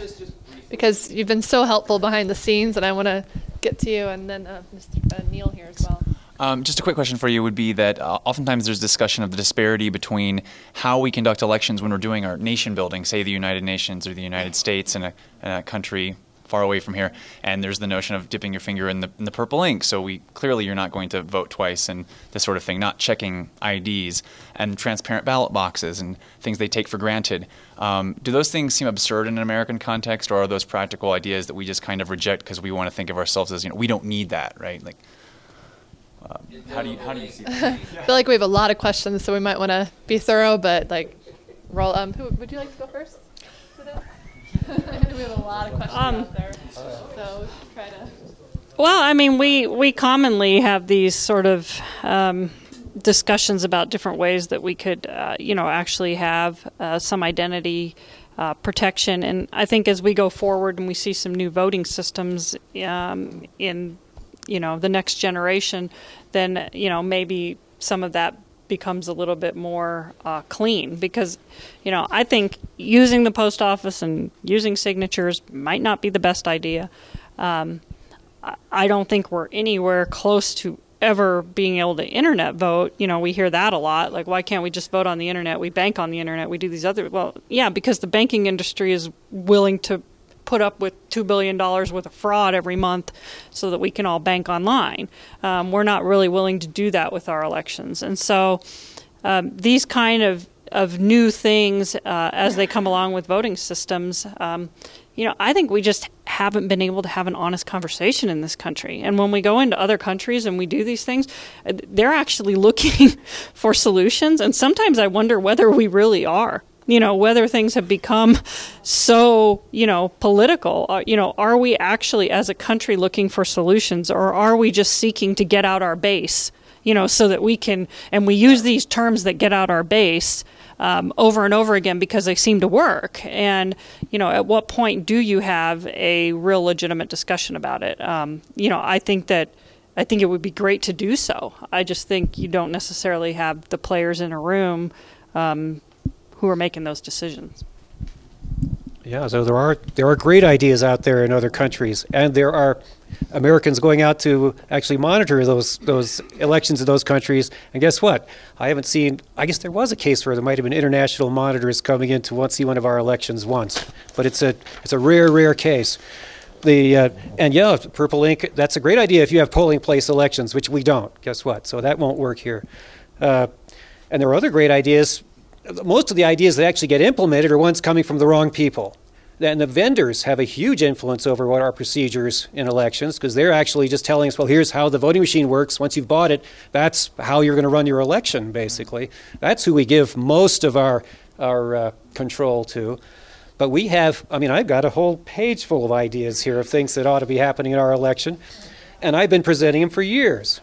In many cases. But Bill Hugenberg just came up with an idea a few days ago in Mesa County where he observed in watching that the case where you're looking at a resolution board is about to duplicate a ballot, or on some of the HART systems they can do it electronically, where you're looking at two overvotes. They're fully filled in bubbles, both of them, but there's an X over one of them.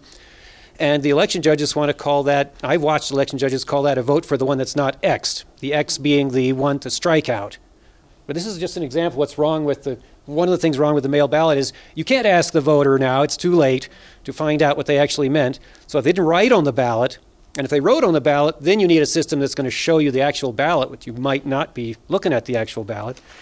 But you need to deal with that. So we have a voter intent guide, and Bill Hugenberg's observed that his resolution board he worked on, he was a judge, had constantly decided that's an overvote. In other words, none of those votes got counted as if that was an X out to delete an extra mark that was put on the ballot in his county, which is Mesa County. And he's written letters to the editor. I don't know if they'll be published or not, but he's actually come up with an idea where you don't try to resolve those issues immediately as those ballots are being looked at, but you put them aside and do them in the post-election process. So you actually wait and let the resolution board spend more time, and you have more people look at it and make a vote. Instead of having a veto power of one judge, his situation was there was a judge vetoing every single time he wanted to count a vote. It was always not counted. So he's proposing a change, and that's just coming from the grassroots. And I hope that can make it somewhere, but I have my doubts in Colorado because the last time one of my attempts to make an improvement to Colorado law happened in about 2005. And that was when I got words to the effect that the audit in Colorado has to audit to the actual election totals and not be a recount of ballots after the fact. And guess what? Almost every county in Colorado is doing a recount of ballots after the fact for their audit because the Secretary of State rules tell them to do that. But it's not a recount, it's another test of the system. It's a logic and accuracy, what we call a logic and accuracy test. It's only, it tests what's already been tested, except with actual ballots that were from the election. So and that's really sad, but one of the great the positive stories of my watching experience is being able to convince several counties that they really should follow the law. And I was involved in helping to write the law, so I have a personal knowledge of the legislative intent even. But it turns out that there are systems in Colorado that actually can produce a tabulation on election night of any batch that they processed. And so you can hand count that batch later and compare to that instead of retabulating a bunch of ballots later. And I think that's going to happen in Arapahoe County, and it's going to happen in Weld County, and it might happen in Adams County. And those are places that would have been doing a defective audit. And maybe they will now do an effective audit that actually takes less work. And on top of that, we have the risk limiting audit that Neil and I have both been involved in, educating Colorado about. And we have a law that says we'll have one in 2017. And we're the only state that has that, actually, that law. We were supposed to have it by 2014. Unfortunately, it got delayed. Only place in the world. Yeah, right. So go Colorado. And we actually have, an audit is one place where we can get real confidence, and confidence based on reality instead of confidence based on PR. And that's where we need to get to. That's where we're trying to get to. Probably all of you are trying to get to, but we got to get everybody else to help us get there. And that's basically the story of election integrity in Colorado. We have a chance to get to a really great audit, and we can get halfway there right now in this election if the election officials will help. So. And that rolls right into what's that? Sorry, I was just saying he's got a question. Oh, well, sure. Oh, but I'm sorry, you were already in the yeah, definitely. Yeah, I definitely, because we're rolling right in from auditing, and you mentioned briefly working with Matt Crane, and just wanted to have you fill in your comments and questions. Neil? Great. Well, thanks. I'm Neil McBurnett. And first of all, just a huge thanks to Christina and all the sponsors for putting this on. I mean, this combines two of my loves when it comes to democracy and elections. Yeah, I put up the first approval voting website in 1995 and have been a fan of that forever.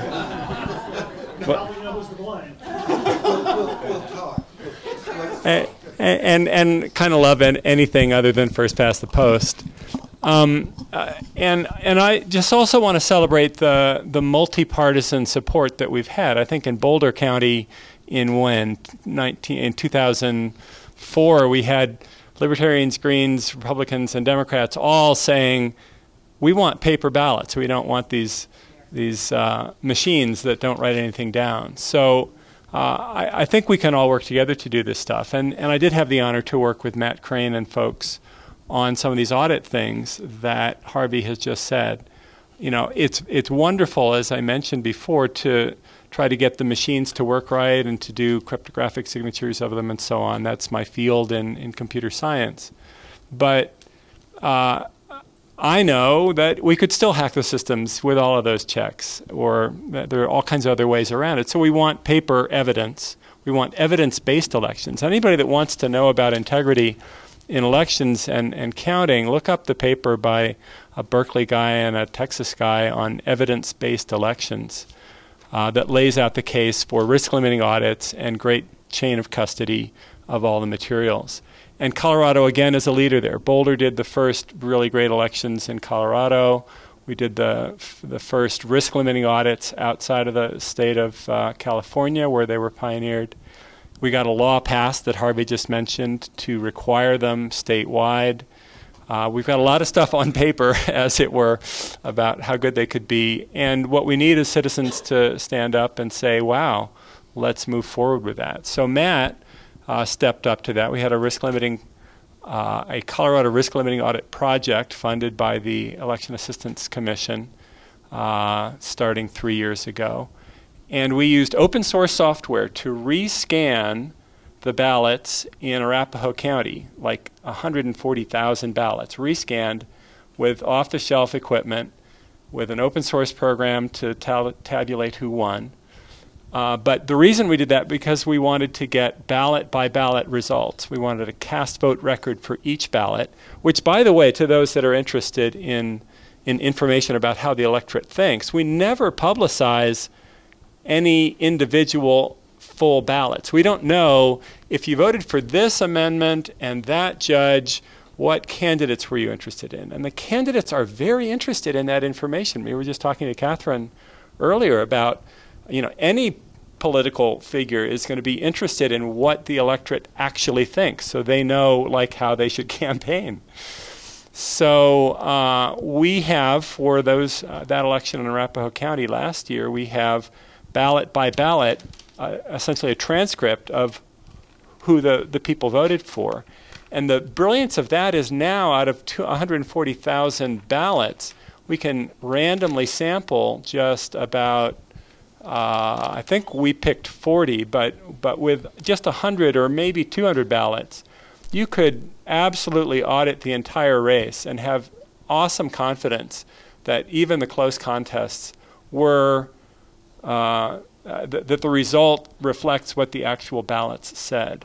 So again, we're pioneering this stuff in Colorado. Matt is one of the people really leading that. We've used 2 different auditing systems actually to do that. We also use Clear Ballot, a company that does a beautiful job of displaying those ballots and showing you how people actually vote. And then going beyond that, we have systems like StarVote and Scantegrity, which are end-to-end open audit systems where it's amazing that this is possible, you can prove to yourself that your ballot is actually reflected in the totals that are published on the web. We have to do that without compromising anonymity, without allowing coercion. And so the fact that you can even do it is actually a mind-blowing thing for most people. But we have top computer scientists and cryptographers and so on who have put schemes together that essentially allow you to yourself get confidence that your vote showed up in the final tally that was published on the system, and then allows other people, the League of Women Voters or anybody, to do their own audit of the evidence that's been presented, and really gives us confidence in the vote that I think would help everyone battle what I think Suzanne has correctly pointed out, what I think anyone who works in this field knows. You get a lot of crazy opinions from a lot of crazy ideas and perspectives in the voting world, and people don't trust each other, and they're really frustrated and they're really stressed out. If we can start getting these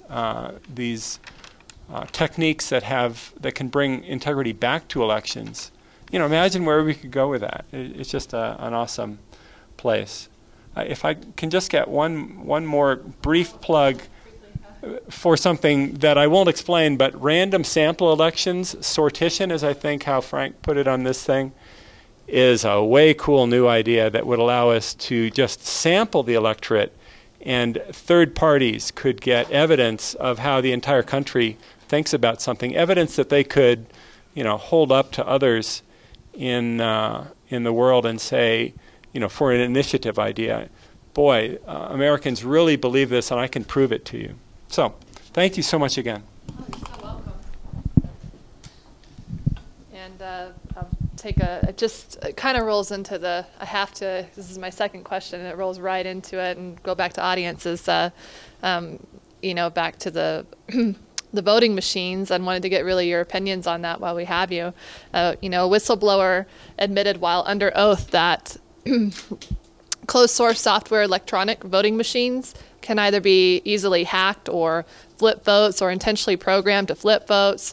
And the financial ties of companies that make these machines is bipartisan, from, respectfully so, Mitt Romney to people on the Democratic side, and so on. The R family, I don't even say the word, which influences both parties. Even if we move to open source software, many say that open source electronic voting can only be done with the internet using a decentralized software similar to Bitcoin technology where everything can be tracked.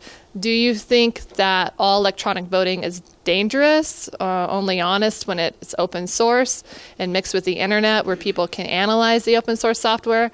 Or do you think that no matter whether or not we go with whatever forms of electronic voting, there should always be a paper trail? So I just wanted to... You don't want to answer? No. Do you want to answer, or shall I start?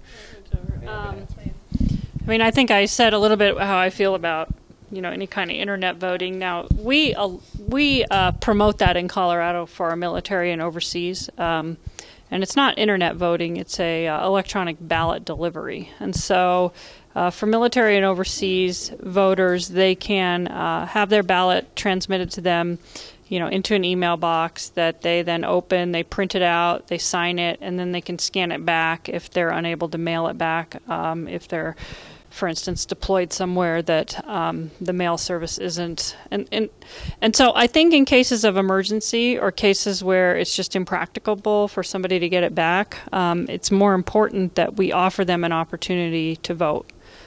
Clearly we, owe that to our military. And So we've been very supportive of that system, but it has some drawbacks. In order to use that, you have to waive your right to a secret ballot, because the way it delivers back, you're going to see the voter's email, and then you're going to see their voted ballot, and you're going to have to duplicate it onto a ballot that you can then cast and count. And we have procedures in place so that in the perfect world, if it's returned correctly, they'll only see the top page, and then it will go to a second source where it will then be duplicated, and those things will be disassociated, the name from the ballot. But if we were to do that countrywide, statewide, I think that there would be a lot more desire on people to try to hack into that system. I mean, right now it's such a limited number of people that I think that your payoff is probably not going to be worth your time as a hacker. I don't think we're anywhere close to having systems safe enough to vote by the internet. And, this argument that we bank and we do our insurance and we do these other, that's fine, because all those industries are willing to write off the fraud. And in elections, we're not going to be willing to write off the fraud. And so, I don't think that that's really a viable solution right now. In terms of the systems themselves, I think that we do have a situation where the vendors, because of the complexity of the systems and the turnover in staff, that we have way too much reliance on vendors. And when we rely on our vendors to essentially tell us how to run our elections, or when they're in the room telling judges what to do with the equipment, that's a problem. Our elections are supposed to be run by election judges, not by vendors. They're there to facilitate the process, which is how I feel our role is too. We're not, the Secretary of State's office is not here to run elections. We're here to facilitate the people running their own elections. And that is kind of a disconnect that we have right now. And, we need to work on that as a concept of who owns the elections. And with that, we need to say, then who owns the blame? You have the Secretary of State's office and the clerk's office essentially taking, every hit when something bad happens in an election, so they have a lot of ownership on that. And maybe they shouldn't. Maybe the ownership should be, on the people and the processes at the more grassroots level and with the judges. Maybe so. That's what I was going to say. So that's a election official choice to personally take responsibility for the election, and some do. And they say basically everything's going to go through me, and you have any questions, ask me and I'll tell you what the answer is. And we have clerks that totally depend on their staff and don't get involved with any kind of gray area decision, and they expect their staff to handle the election. And then we have occasional counties that actually believe in election judges and have election judges do almost every decision in the election, and that's closer to the model of the way it should be. But actually there's one more step, which is to take election judges plus watchers and say the election judges actually have a job to do, and they don't really have a route for reporting a complaint or changing a process or so, but watchers do. And so what actually has to happen is the election official needs to agree that the whole project, from the election official and the staff are in a supportive role, and the election judges making decisions, and the watchers watching, that on behalf of parties and candidates, occasionally for independent candidates, that they actually all together have responsibility for the election. And not to mention, of course, the voters who are actually voting responsibly and following the instructions on the ballot. So that responsibility really needs to be shared. I'm not sure, and I've had, my election official tell me right after I signed off on this, that the one thing that our clerks do share with the public is the role of certification, where a canvass board appointed by the parties, the major parties, and this election's unique. Well, it's the end of the unique set of elections where the ACN party is going to have members on some canvass boards. Technically, by law, they should be on all the canvass boards, but they're not. So that's right. Well, Tom Tancredo's his vote counts actually led to giving ACN party the majority status. So we have three major parties in Colorado. That I've had the clerk of my county say it's my election, you know, and don't mess with my election. You know, basically after I signed off saying I'm okay with the election finally, when I'm really concerned about it. And I could tell you stories of reasons why I'm concerned about it, but I won't take the time now because the question was about electronic voting, electronic machines, not just internet voting, I think. But we are doing about half of internet voting right now, the way I see it, because we are doing remote eligibility checking. And we're receiving signatures off envelopes that are being checked against an electronic database. That's basically, it's a component that you would need for internet voting. It's the component that certifies that the person voting is actually who they say they are. And it's not really good. I think it's not verifiable. It probably needs a lot of work. Maybe went too far with the signature verification already, the way it's being used today, because it's part of what internet voting would require. We have use of the direct record electronic devices, which are electronic, and none of them are open source. Open source doesn't solve all the problems, of course. It just helps you understand what's going on in the voting machine if, in fact, you know that that source led to that object code that's running in that machine, and that's a difficult thing to determine, you know, at any given point in time in an election. Just as difficult as knowing that the manufacturer, it's actually more difficult than knowing that the manufacturer takes care of closed source software, has guaranteed that that machine's running that software. So, yeah, it's hard to it's not the first place I look for problems in the election is the manufacturer is putting bogus code into the voting machines, and the audit is designed to discover that, to take care of that. So if we have a good audit, and we don't, but when we do have a good audit, we really don't have to worry about that problem because it'll be found.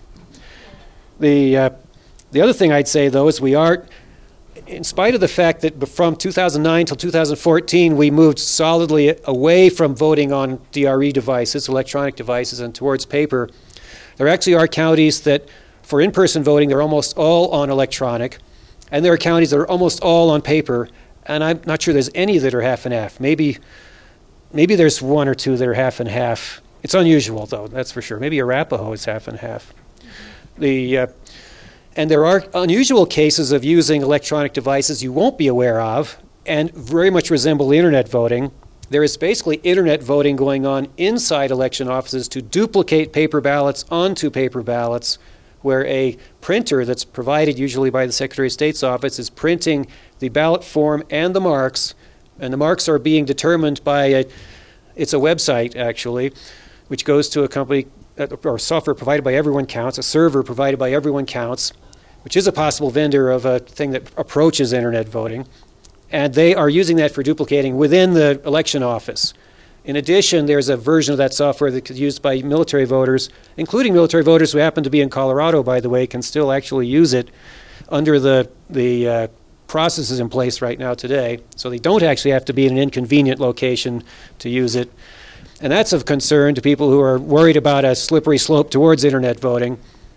There's also, that particular product provides a voter-verified printout, and this is what Suzanne was talking about. They print out their version of the votes. It's not on a ballot form, but it's on another form. It'll have their identity on it, and it has a QR code on it, which contains all the vote choices actually programmed into it. And that QR code in some counties in Colorado is being used electronically to actually automatically print that ballot out on a ballot form, which is, and as far as I can see, it's being read back and compared to the thing that the voter actually presumably saw, but it's not actually a thing the voter marked, because it's electronically marked by the voter, printed out there, signed, sent in, then electronically marked again and compared against the first thing that was electronically marked. Somewhat dangerously close to the idea of expecting a voter voting on a DRE to have read the vote counts off the voter-verified paper audit trail and get that right. And I can tell you that's one more thing about electronic voting that hardly ever gets talked about, but it's incredibly difficult to test the electronic voting devices because it's time-consuming, and you don't have proof that the test voter actually voted the way they were supposed to. So when a test voter makes a mistake, that's a big problem for a DRE test, unless you have a video of them voting it and you go back on the video, and that's never done as far as I know in testing. So we just assume that we would catch a problem with the DRE if it had bad software in it. But the other problem about parallax, where there's a touch screen, and some of the DREs are touch screens where it actually matters where your eye is compared to the screen when you touch it, whether you're actually getting above or below the line. And the calibration of that device is important. And all those things have to be subject to testing, and the darn DRE devices are expensive and so forth. So all of those things are issues about DRE versus paper. The paper is very flexible. It works when the power shuts down, and you can also, people are on the sort of the edge of the voting public who don't understand how to operate a touchscreen, or so it's still able to function with paper. And just about anybody can manage to get a mark on a piece of paper somewhere near where they want it to be, and that's a great thing. It's a beautiful thing about paper, not just the auditability of it, but the flexibility of it for people who have difficulty voting. Okay, another question? So, Suzanne and then Harvie, there seem to be, at least in Boulder County, and I'll correct some of the misperceptions, I think, on both sides here on Boulder County, because Suzanne, you and I have worked closely on that. In Boulder County, after a voter votes, there seems to be several processes in which that vote then goes through this chain of command and then overseen by supposedly bipartisan people who can make sure that the voter integrity happens. So there's the individuals that are called election judges that are supposed, and I want you to correct me if I'm wrong because I'm wanting to clean this up for next time. The election judges are appointed by the chairs of the individual parties, Democrat, Republican, and minor parties, correct? Well, you can correct that for me in a minute. Then there's those judges are really paid. So in some counties, in Boulder County would be an example, our election staff, which is different than judges, the staff, which is hired by the clerk who's voted in by the voters, that staff ends up overseeing those judges in a way. So many of those judges feel some sort of a loyalty to the staff and have been there for years and years and years and are loyal to the clerk and all of their staff members. Some of those people have been switched out. We actually ended up switching some out because some that called themselves Republicans weren't necessarily so.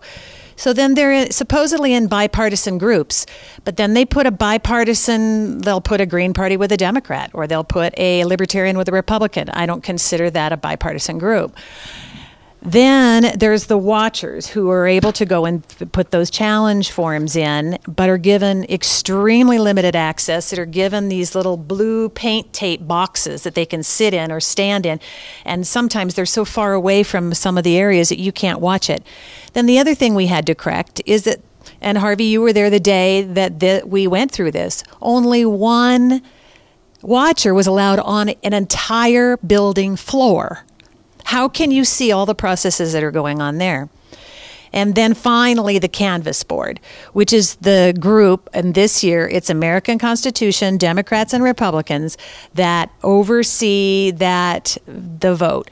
So can you tell me, in that process, and I guess you'll go first, Harvie, in that process, from your perspective, because you've been a watcher now, and you've obviously been a Democrat chair for a party.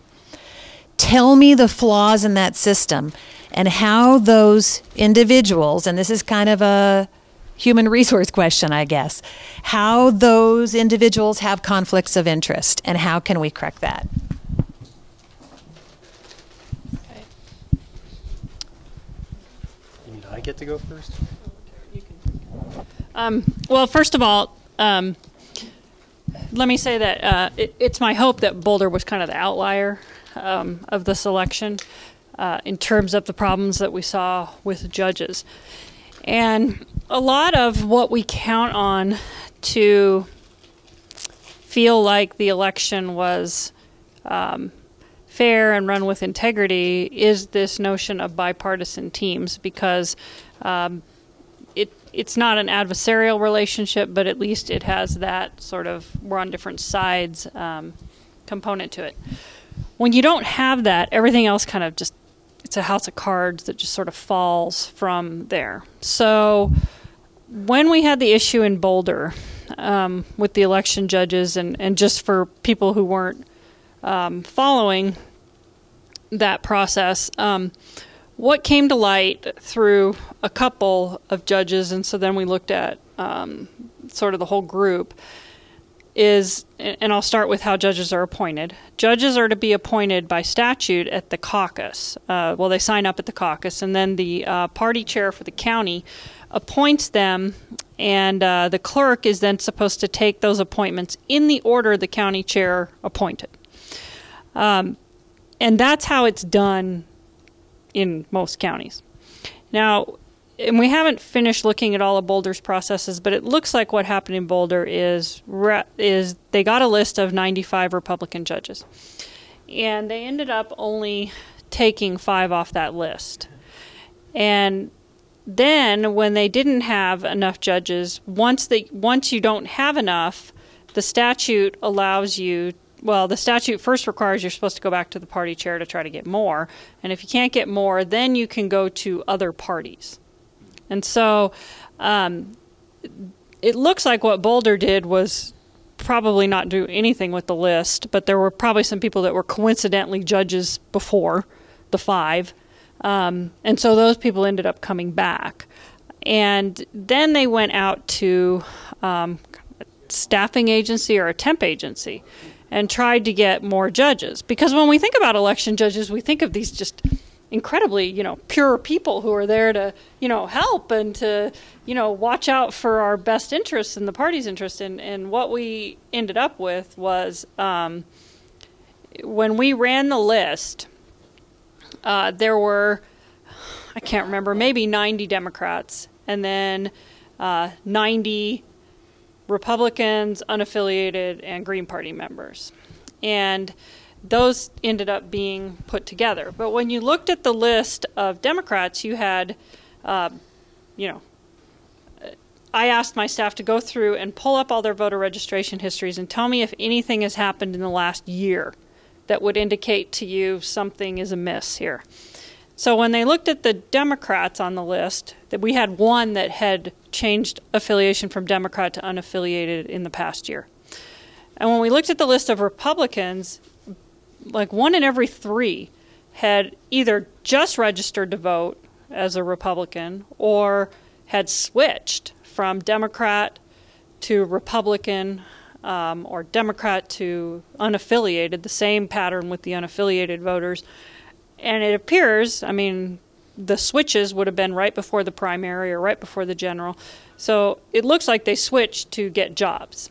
And so now we had people who... And several of them admitted to some of our people that was the reason they switched. Yeah. So I just want to intervene for a second here. What the county clerk's office has said, and nobody here has said, so I just want to make sure that voice is heard, is that they contacted those 95 Republicans on the list, and only 5, at least this is what's reported in the paper. I haven't talked to them. I can tell you what really happened. So I would like to hear what's really happened, because I'm not hearing the response, the fact that what was quoted in the paper was all 95 Republicans were contacted and only 5 wanted to serve. And then you were quoted in the paper begging people to be election judges because it wasn't fair. So we have the communications, and it looks like what happened is they put out something that invited people to a job fair, and I think they sent that over online. I don't think they mailed it to them. So they were invited to this job fair where they would then, I guess, compete with everybody else. And we heard from a couple of them that, one of them said he was given a typing test, and then 4 of them. Some of our Okay. executive committee. Right. Were given typing tests, and then they weren't called back. and this happened with only the Republicans or with all the parties? I don't know, but that... Only that they have come forward, and the Democrats don't have to complain. It's a Democrat county. So only some of our members have come forward because they thought this was kind of odd, that they would be given typing tests, or that they would be told that they had plenty of Republicans and you didn't need to apply. That was the other group, about 6 or 7. I'll say this is the only county where we had a problem. Whether it happened somewhere else or, whether this was the only county where we heard there was an issue. So this is the only county. Repeat audience questions, the voice of the listener in the right. internet can't hear the audience questions. Oh, okay. So this is the only place where we got a complaint. Now, whether there were other issues in counties which are predominantly Republican or Democrat, I don't know. We got the complaint out of Boulder, and when we looked at the data, it looks like there were issues. And whether those issues are related to, that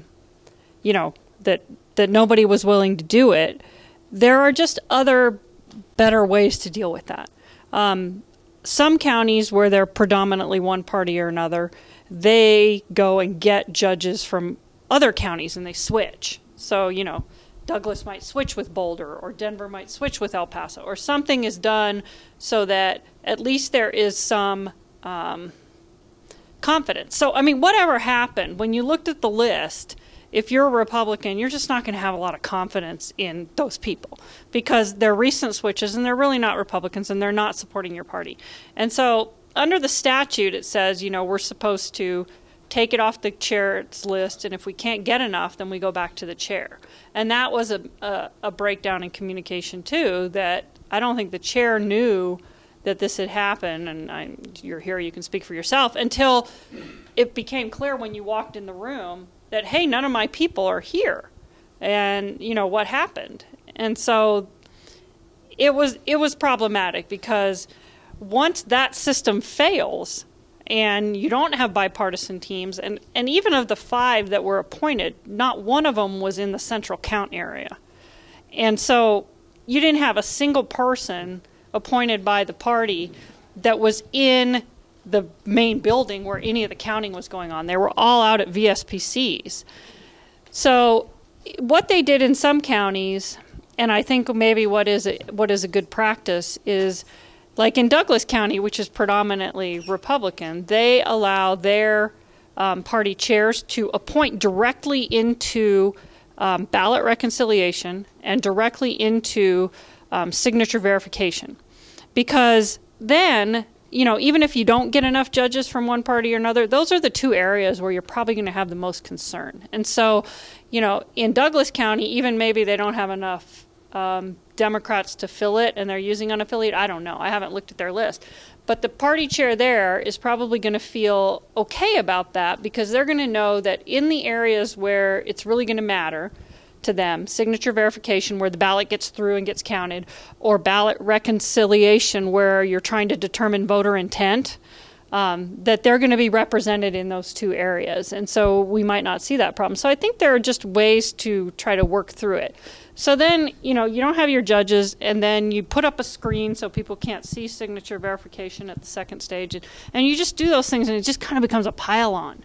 And then we have to get involved. And it's not something that we really enjoy doing. Going out and mediating on election day is not at the top of our list. But, it's just something that we get brought into because I think it's very important that people are following the procedures.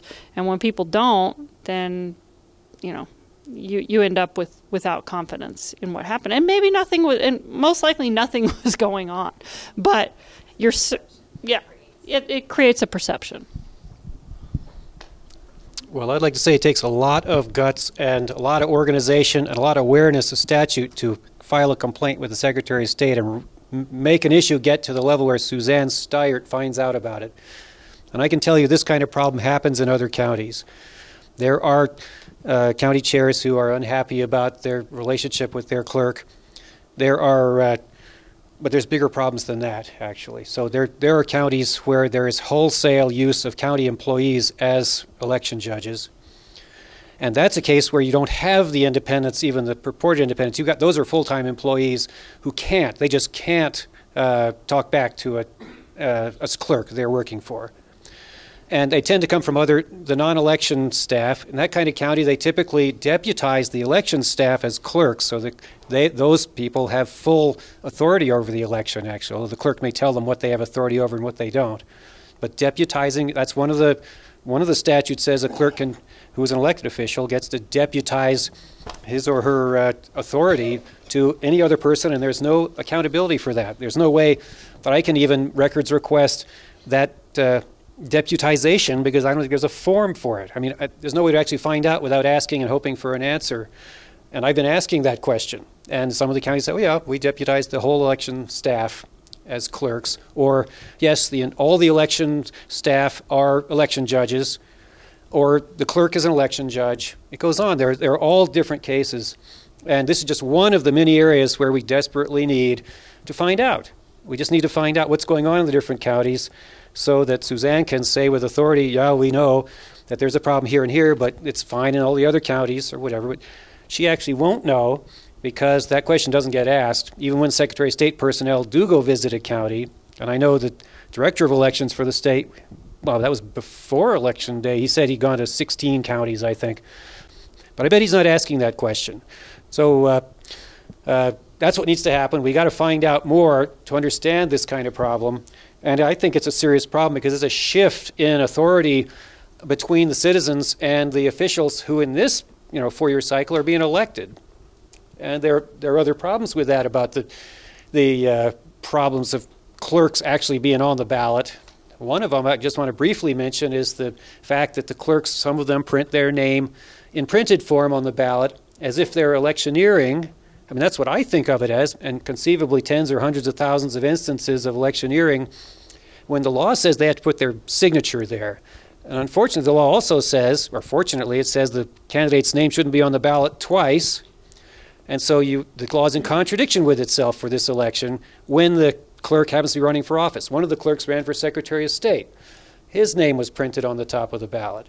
And I heard, by the way, the Secretary of State's office advised some of those counties it was okay to do that, but I don't want to put you on the spot. But anyway, that's how that happens. That's what they will say to me if and I did send out an email to all the clerks, and I've been talking to them about it for years, and a bunch of them, including the ballot I got right here, just have the signature, and it says clerk and recorder up there. It doesn't have the name, but you can read the name and the signature. So that's a law that ought to change. But there are cases where these election officials actually have too much. They've got too much name recognition within the election. They got too much authority over the election, but not all. It's a wild variation from one county to the next. The smaller counties, the clerks have to be actually counting the ballots, touching them, working with them entirely. The larger counties, they never touch a ballot. You'll hear county clerks say that county clerks just don't touch ballots, but it's not true. So they don't know what's actually going on in other counties. But it's great when you're a clerk in a large enough county that can have a whole layer of management under you that takes care, that isolates you from presumably being able to influence your own election. But we have an interesting thing happening right now with 2 canvass boards right now who are possibly going to not certify an election. And when that happens, the Secretary of State gets to certify out of the larger than county district elections on the ballot, but not the county elections. They don't have authority. You don't have authority over the county elections. So we might have a case where there might be clerks who are actually running for election, who are actually facing a non-certification of their own, office holding for the next 4 years. And that might be something to watch because I believe Pueblo and Boulder counties both have canvass boards that are, they have reasons, they think they have reasons anyway to consider non-certification. And it's interesting that this election has reshuffled the canvass boards. There's another thing about canvass boards where the cities and the special districts have put members on canvass boards, but not correctly so. So that tends to weight the canvass board decision towards a government decision because the city and special district people are government people. And so they tend to own the canvass board then along with the clerk. And that turns out to be not correct that's not statutory, not appropriate. It's not, there may be 2 canvass boards. There may be another canvass board to determine the certification of those special district elections and municipal elections that are unfortunately being coordinated onto the general election. But the general election itself has its own canvass board, and there are arguments going on in Pueblo right now over whether those city and special fire district people are actually on that canvass board or not. So it's a fascinating situation where in this election particularly, And in Boulder 2 and 4 years ago, but this election, there's more watching going on, more participation by citizens in their elections in a few counties. And then there are ones that are doing it just the way they have been for a long time, and I visited those too. And they're utterly shocked to see a watcher show up. Like a watcher has never showed up within knowledge, of elections in this county. And those counties do things differently than these big counties. And there you're likely to run into a different kind of situation with election judges and so forth. Like the clerk wants to find a Democrat to be an election judge but can't find one in the county. That kind of thing happens. So it's another big topic. Definitely the watchers, and it seems like just again every problem derives from maybe not having the right leaders in office to appoint, and it just seems to spiral from there. Having accountable leaders, I think, would help resolve a lot of these issues very quickly. So someone I haven't answered a question for yet. I don't think I've done it. Was there anybody else? He's had his hand up. In the back left, huh? Oh yes, come on up. Yeah, sure. Yeah. Thank well, you. I was just going to ask a question. But did you want to come up? Oh, yeah, sure. Please. Thank you for the invitation. Yes. Well, is the microphone working? Yep. Well, I'm 22, so I'm a young American, and I've only been voting for 4 years, so I haven't seen that many elections. But what my question has to do with is that in those 4 years, all I've known is electronic voting. From South Carolina, I just moved here, so when the mail ballot thing showed up, I was kind of confused. So that's a new one too. But I've heard from Matthew Hess the flaws, these vulnerabilities we have in the electronic voting system. I've heard from you about the vulnerabilities we have in the mail-in system. I learned a vulnerability when my pen exploded all over my mail-in ballot, and I just went and did the electronic voting anyway. Anyway, what I'm trying to point out is for centuries and centuries, we did paper ballots. And for someone of my age or whatever like that, I think that a lot of us might want to wonder what happened. Where was that election where we were using paper ballots and everything just went so wrong that someone came up with the great idea of like, hey, let's make electronic voting? Because it seems to me, my question is, I just want to ask, what was that election? And my follow-up question to that is, has it improved with electronic voting? Has it improved with the mail-in voting? So. I'm old enough. When I was 21, I was the Alameda County poll worker. I guess you'd call it election judge in this state, and we had to count the ballots by hand, and that was really a lot of work. It was, and the population's been growing. I think it's just it's just too much work to do it the old way. Did you want to? Oh, yeah. So the idea of the old way was a limited number of ballots in a location, right, where there are enough people to count. What happened was, in Colorado specifically, we suddenly created thousands of special districts and we coordinated them onto our ballot. So all of a sudden we had a gigantic ballot, right, and we're coordinating municipalities and taxation questions and stuff on. So we just have these gigantic ballots, and that causes a problem. But even so, there are systems out. There's a Swiss system where you actually have an individual piece of paper for each contest, and they all get counted by currency counting machines, which everybody trusts. Everybody trusts, and they're used to count money all the time. And all you do is you actually take the color that belongs to that contest, and you figure out which candidates voted for, and you stack it in the stack. So a human being checks to see how it was voted, then a machine counts them, and it's a very reliable, accurate system. And there are ways it can be done. We sort of allowed our system to slowly increase the length of the ballot and get more complicated, and we've got problems with little special districts leaking over into other counties, where only 10 voters vote on that particular ballot style, and if they all vote the same way or only one of them votes, you know which ballot it is for sure, and though their vote's been exposed even in the election results, and there are these big problems. So what election it was the 2000 election. That's simple. The 2000 election, and the picture with the guy in, I forgot which county in Florida, with a giant magnifying glass looking at the Chads, and the mere fact, Palm Beach, the mere fact that we heard about the Chads, that was completely misspun. in the press, terribly misspun. It's a big, important thing to remember, is that those chads were actually evidence of voter intent. They're just like stray marks or people writing on the ballot. I tried to vote for this guy, but guess what? There were so many chads in the thing that when I pushed it, I couldn't get the darn chad to come out. That's what was going on. That was a great voting system that actually had a record of an attempt to vote in it that was being used by election judges to capture voter intent. It was not a stupid idea. It was a mistake by election officials in those counties that didn't clean out the chad trays. And there was the butterfly ballot. Those were mistakes. They didn't have to do that, right? And we just happened to see it because it was a close presidential election, and suddenly all the cameras went down there. But that same night, I was watching the election results like everybody else, and I saw the margins come to like 1,000 margin, and I called up a friend in Florida. I said, what voting systems are you voting on down there? Because that's what's going to matter. And it didn't appear in the press for at least a week before they started focusing on the voting system. And then pretty soon it's punch ballots. We got to end the use of punch cards. And so Colorado passed a law. No more punch cards in Colorado.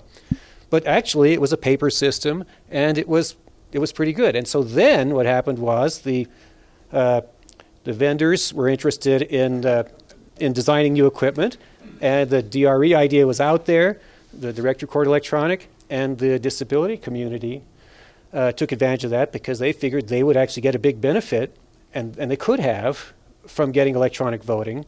And so thereafter, for several years, we saw at all the election decision-making meetings at the legislatures, we'd see lots of people in wheelchairs.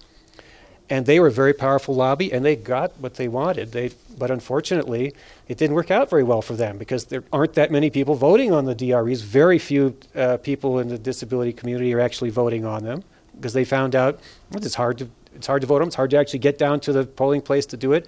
And the mail ballot's overtaking all of this anyway. And so we kind of went the wrong direction, that's all. And it's unfortunate. And some of us were, I was fighting to add the paper audit trail to the DRE because without that, you really can't audit anything. You don't know there's no voter record. The DRE doesn't keep any record of an attempt to that Chad kind of equivalent. There's nothing there. If either votes are there or it's not, you got nothing. The person walked away, they didn't get their vote on there, or they got the wrong vote on there, but there's no record whatsoever. At least with paper, there's a good chance there's some kind of record. So that's the answer to that question. Yeah, and I think it was just reactionary from Bush v. Gore. When HAVA was passed, there was a whole lot of money that came with HAVA. And so you had all these vendors out there trying to very quickly produce election equipment that probably wasn't tested enough, probably wasn't thought out enough because they wanted to cash in on the HAVA money.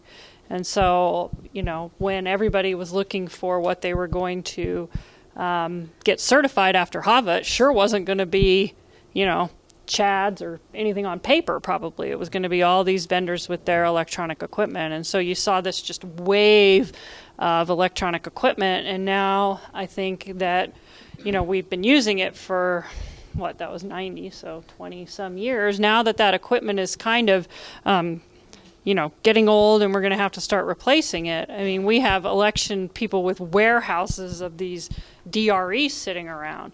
And when we see the next wave come in, you're going to see, I think, more of a hybrid. You're not going to see those huge DREs anymore. Denver did the pilot program with the iPads for the disability community and to go into the assisted living facilities and have ballot marking on the iPads.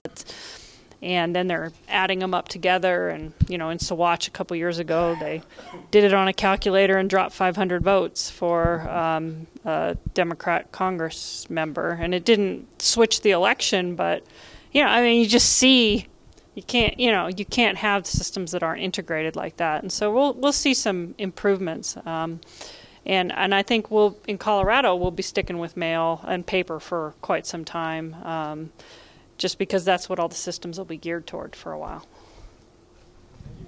Which reminds me, one thing I forgot to mention on a previous question, which is related to this, paper versus electronic. Larimer County is actually using a DRE to duplicate paper ballots.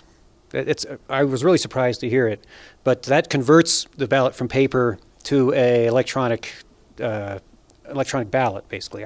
I thought we were getting away from the electronic ballot altogether, but it looks like it's still here to stay for a while. Yeah. Insightful. Definitely do another question or two. Again, I want to try to get people that haven't asked a question yet. Not a question. Or comment. And then we might move a little bit into solutions. Yeah? What I'd like to hear. Oh, just a second. Here you go, sir.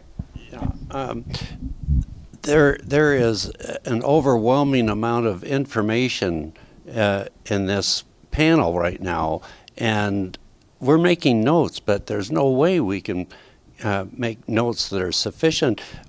Is there any way we can get this information electronically? Sure. We're actually doing a live stream right now. So if you want to pick up your pen and write down free and equal, free A-N-D spelled out, A-N-D equal .tv. So we're in the beginning stages of launching our network. So you'll see the debate if you click through it. The debate we did last month here in Colorado, to conferences on Top 2, to about a dozen debates I've personally moderated throughout the U.S. this past 5 years, gubernatorial, presidential, and so on. So you can kind of dig through and see a little bit more about what the foundation is about. This is one of many different components. So free and equal, A-N-D equal .tv. So thank you. So .tv. TV. TV. Yeah. And oh, you have a solution. Well, okay, we'll get to that in a moment. Did anybody else? Was it a quick question or comment question? It's a comment and a question. Okay, because I know you already. And now I want to shift to solutions, and then also all of our speakers, if I could ask Suzanne and then everybody on the panel, if I can have you for 10 minutes each to do a recording specifically for yourself and what you stand for and what you work for. That would be great before you leave today. So here you go, Blake. I noticed as we did the counting in our exercise earlier today that there was appeals to election judges on 2 of the types of alternative voting, but not on approval and score, which I found very interesting. No election judge appeals on approval and score.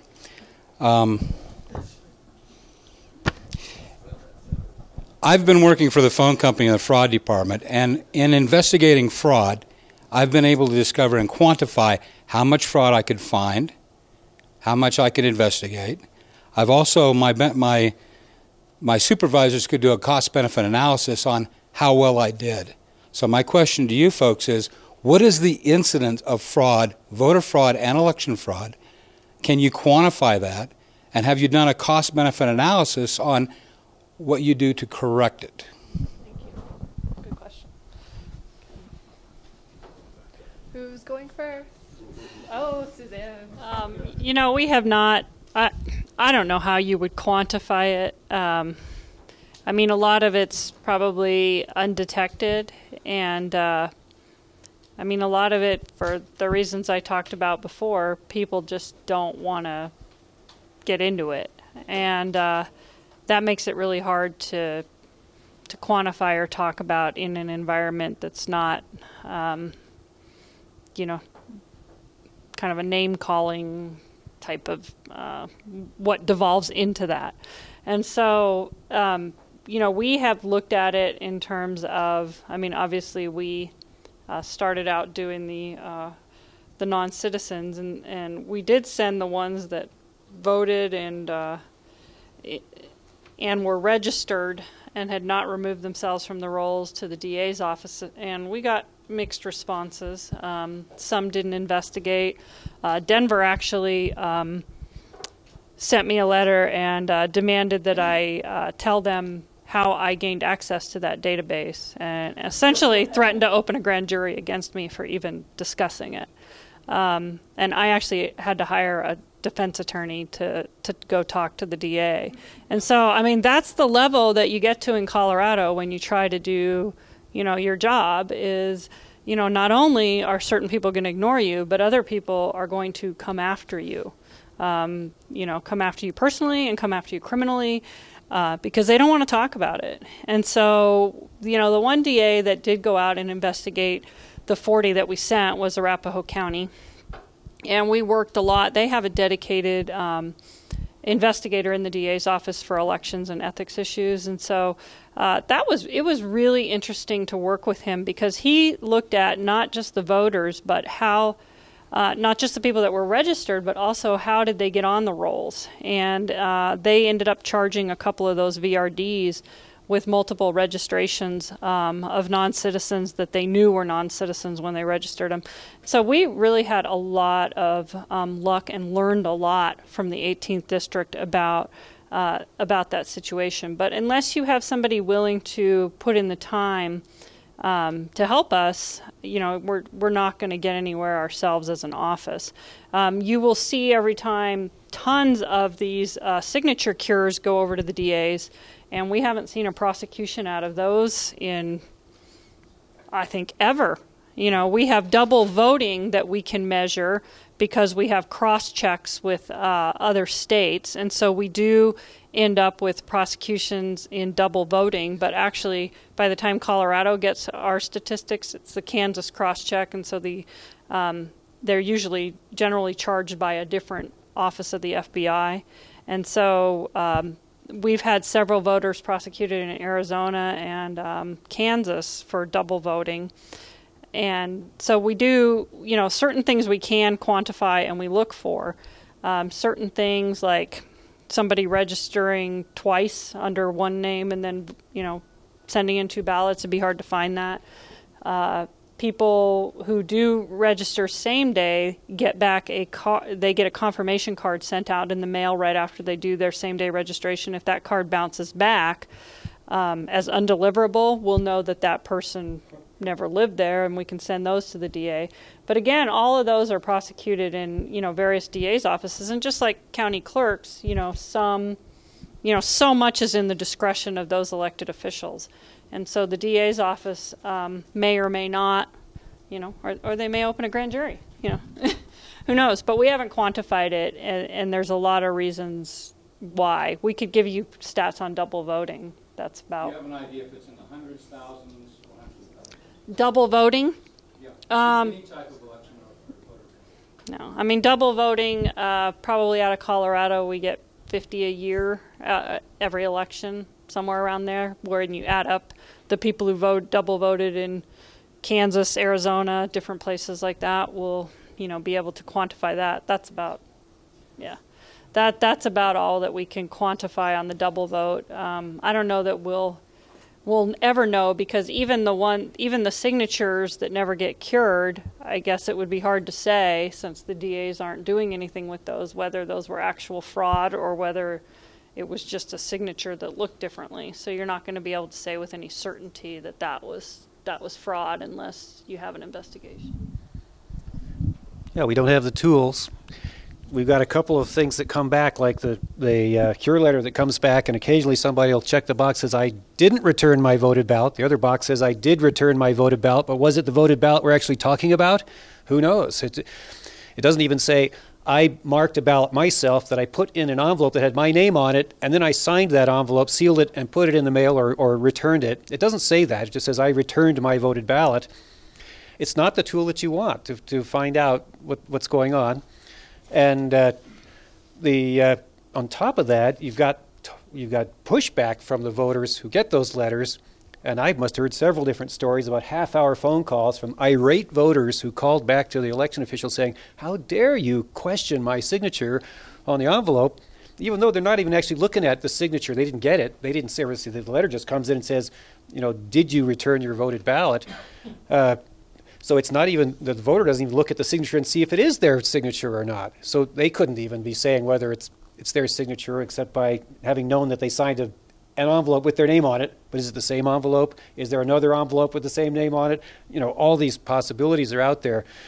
So we just don't have the tools for checking that stuff in a remote voting situation like the mail ballot. And in the precinct polling place, I think things are probably a lot better because evidence gets left behind and there actually was a person there and so forth. But we didn't really have a great way of checking that situation with the in-person voting either. And we've deliberately made the laws relatively lax about that. which I think was good when it had to be a person actually coming into the polling place, but now you can return a mail ballot that you could possibly get out of the trash. Well, here's a scenario, is you're living in a big apartment complex where a bunch of people have moved away and the ballots are showing up in envelopes, and they were people for whom you had a utility bill. Let's say they're also getting utility bills and you have one, you could send it back with the form letter, sign it yourself, even though it's not the voter's signature, and it would actually turn into a voted ballot. And that's kind of a wild speculation. I mean, it could happen. It certainly could happen. We wouldn't be able to find it. We wouldn't know how many. We wouldn't even have noticed it. It would just go straight through the cure process and go to counting. And the signature verifiers and the staff and the clerks all don't want to create some angst on the part of some voter by sending them a letter saying, did you actually return a voted ballot? And that's a problem, because they should actually be happy that somebody's checking to make sure that the system's actually secure and it's accurate. And they should be willing to participate in that, because they're going to have a certain amount of false positives if you're going to have a system that actually checks. But it's not effective. We don't send very many cure letters, in my opinion, even though there's a lot of them don't get cured. So it's a kind of weak system, and we need metrics. We need quantitative data, definitely. Suzanne, I'm not sure somebody who votes in the same election in two different states is necessarily committing voter fraud. We have so much early voting now. In theory, somebody could be domiciled and reside in Kansas in October 4. And I don't know if Kansas allows early voting that early, but let's say they do. And then they could move the next week to Colorado. I don't think that's fraud. Twice in a presidential election? If it's a presidential election, each state is electing its own set of presidential electors. So it's not the same election. Well, that came out of left. We should get rid of the Electoral College. And, I want to get into solutions, so that was out of left field. Far out of left field. And, the other topics is, as we have more symposiums and more people like Suzanne, hopefully Matt and Deborah and guests, more people and so on coming, I definitely, hear a lot about redistricting, gerrymandering and electoral college, but I can feel from Harvie there's just a lot more layers beyond this stuff of what's like in the media, and is it a distraction? It's a part of the whole component, and I feel like I have this puzzle in front of me of 1,000 or 10,000 pieces. I'm just starting to see a little formation of what it is today, but I'm really eager to also, have maybe lunch with you next week and just listen to what it is that I feel I want to learn a lot more and help spread to others and so on. So definitely, we could touch that, but I also kind of want to go into solutions, even though I know electoral college and, the multi-district is an important issue. But should we probably go into solutions? We're towards the end of the day. So I'd love to hear it from our panelists. You mentioned earlier, Harvie, you had some solutions, some ideas, and I know the lady there, Ellen, you mentioned something solutions as well, and gentlemen here, but I definitely would like to hear from our panelists first, and then we can kind of go from there and kind of end this more on a higher note. I think the fact that we're here today and thinking, and we have a live stream, which I feel that this is going to be one of the, if not most powerful tool right here, is technology right in our hands. And our Facebook outreach on Facebook outreach on Free and Equal alone, that is, averages anywhere from 10 to 20 million a week. So we have really skyrocketed. Yeah. And it curves down to 5, 10, 20 million. It varies. And we've done this on let's just say we're not selling out. And the way that this company was actually really created and funded before we go into solutions, was I lived in Bali, Indonesia for 3.5 years, and my background's graphic design, not politics. And so I did a jewelry design business, and I decided to sell it in April of 2009 after working for Ralph Nader in 2008 as his national ballot access coordinator, just by chance. And I decided to sell in April of 2009 to one of the largest 2 jewelry designers in the U.S., John Hardy, and next to David Yurman. And I took that money, about going from literally having not much, nothing, to about $250,000, and I put almost all of it into free and equal elections, because like, what am I going to do with this money? I could see like the world was not going in the right direction, and I didn't see anything building, to bring all these intellectuals and people together, and it was very scary. And having so much foresight, we all have our strengths, and we're learning that today. It just, my conscience was like, this is going to be no good to me to invest in property. I bought a car, and I use that to this day. I used a 5-year-old car, and at that time, and so it really is such a purity. People say, how are you funded? When you look in that packet, you can see everything there. Hundreds of donors that have given X amount. That has all been spent for the cause, to individuals in this room that helped us out. I know you'd be shy for me to say Matthew Hess, and Frank Atwood and Morton Brooks, who isn't here today, financially. And so, it's definitely great to see a vision come true. And I definitely am at a point now where to take it to the next level, I'm not taking the big money. I'm not selling out. So it comes down to just little individual contributions, or spreading the word, or going on our website afterwards and helping out. And I'm ready to take this to the next level, but I'm also going to go at a pace where it's done with utmost accountability. So, the more support we can get today and so on will help this to grow. So, and I'm very shy to ask for support because I'm so used to doing it on my own, but I'm at a point right now, and again, thanks to Frank and others, I'm here today. And the debate last month, the chamber actually funded pretty much all of that for that debate, put up $8,000 for the debate. That was so great of them to co-host that here in Glendale. So, so that's how this is surviving right now, through meeting people, even the chamber or the chamber that is, even a chamber, Glendale, to Frank, to people in here today, if you know someone that can help us take things to the next level. Because I'm not stopping no matter what. It's just a matter of how quickly I can go. So thank you.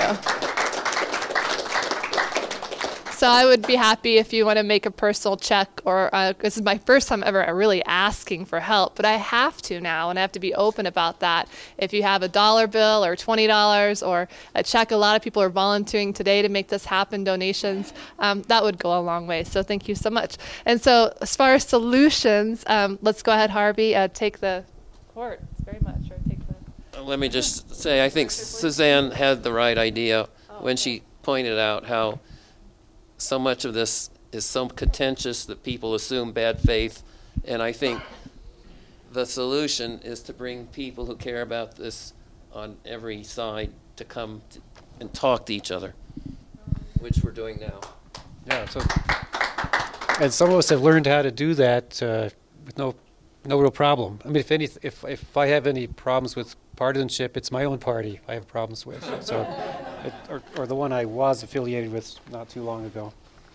In your heart still. And my heart still am, definitely, yeah.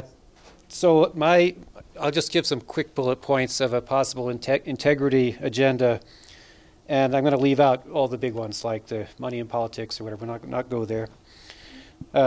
We need a budget for transparency in county offices. So right now, one of the major complaints in terms of the lack of flow of information is, we don't have time, there's nobody who can do that for you, or you have to pay.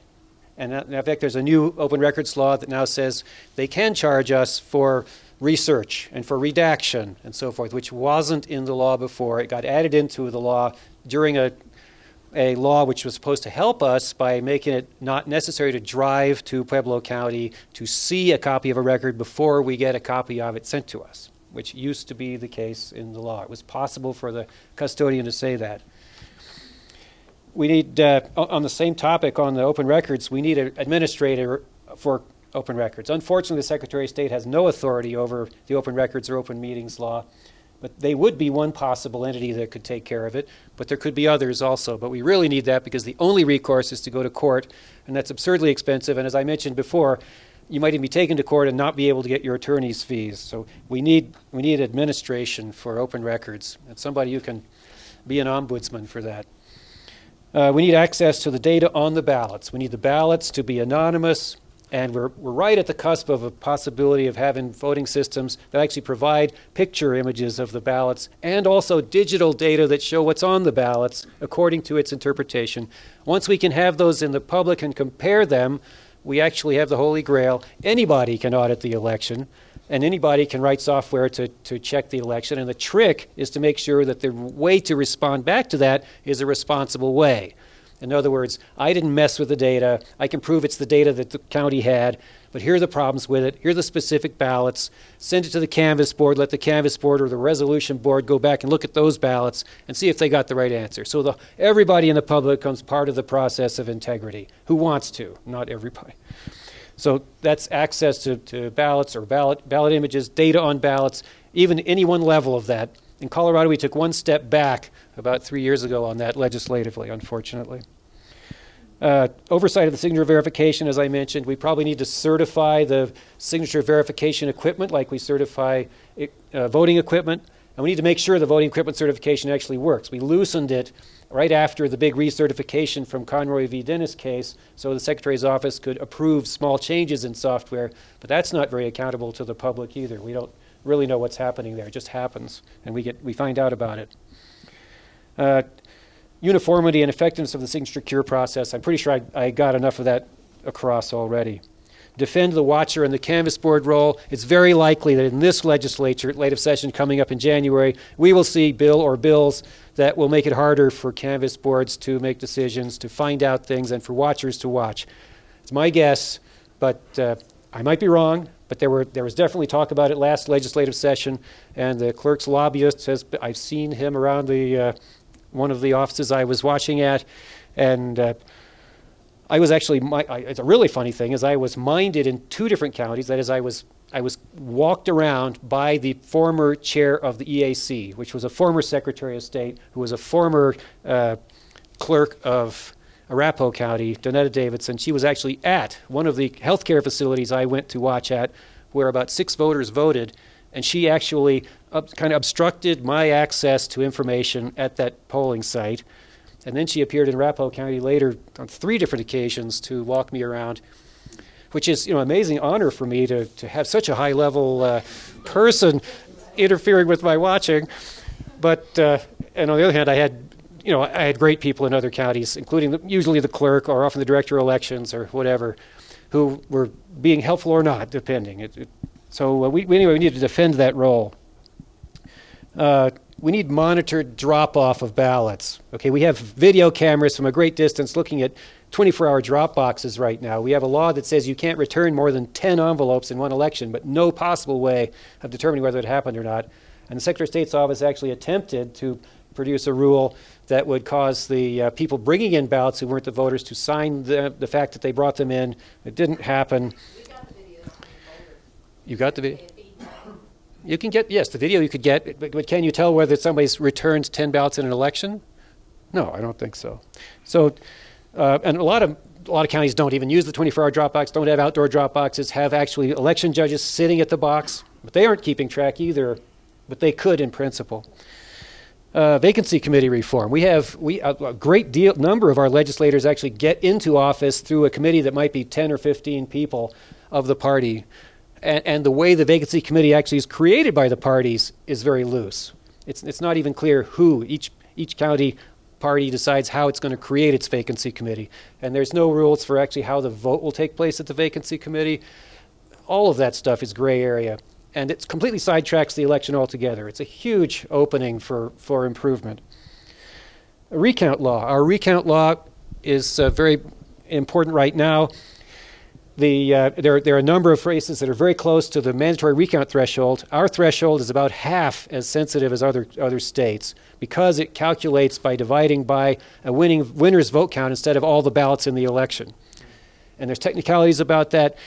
We need to switch to a more normal normal calculation like other states where 0.5% means 0.5% of the ballots, not 0.5% of somebody's vote count. If you have 5 people running in the election, it gets ridiculously small, the threshold that you have to meet in order to get a recount. And if you have a lot of undervotes, it gets less likely. So very bad idea what our recount law, how our recount law works. And of course, it's almost impossible for it to go to a hand recount. And we could also actually appreciate better methods of hand counting. What we have now is hand counts for audits that tend to find problems because you have a fixed number you're actually auditing against, and the clerks and officials begin to learn that the hand counting is not accurate. That's what they learned from our audit. Not that the machines are good, but the hand counting is not good. We need to understand how to do good hand counting. Other states do it. We can do it here. Hand counting is the basis for all accuracy in the election from the ground up. A not voting choice, I mentioned that before, or none of the above. That actually allows the machines to know where the marks are supposed to be, are really marks on the paper or not.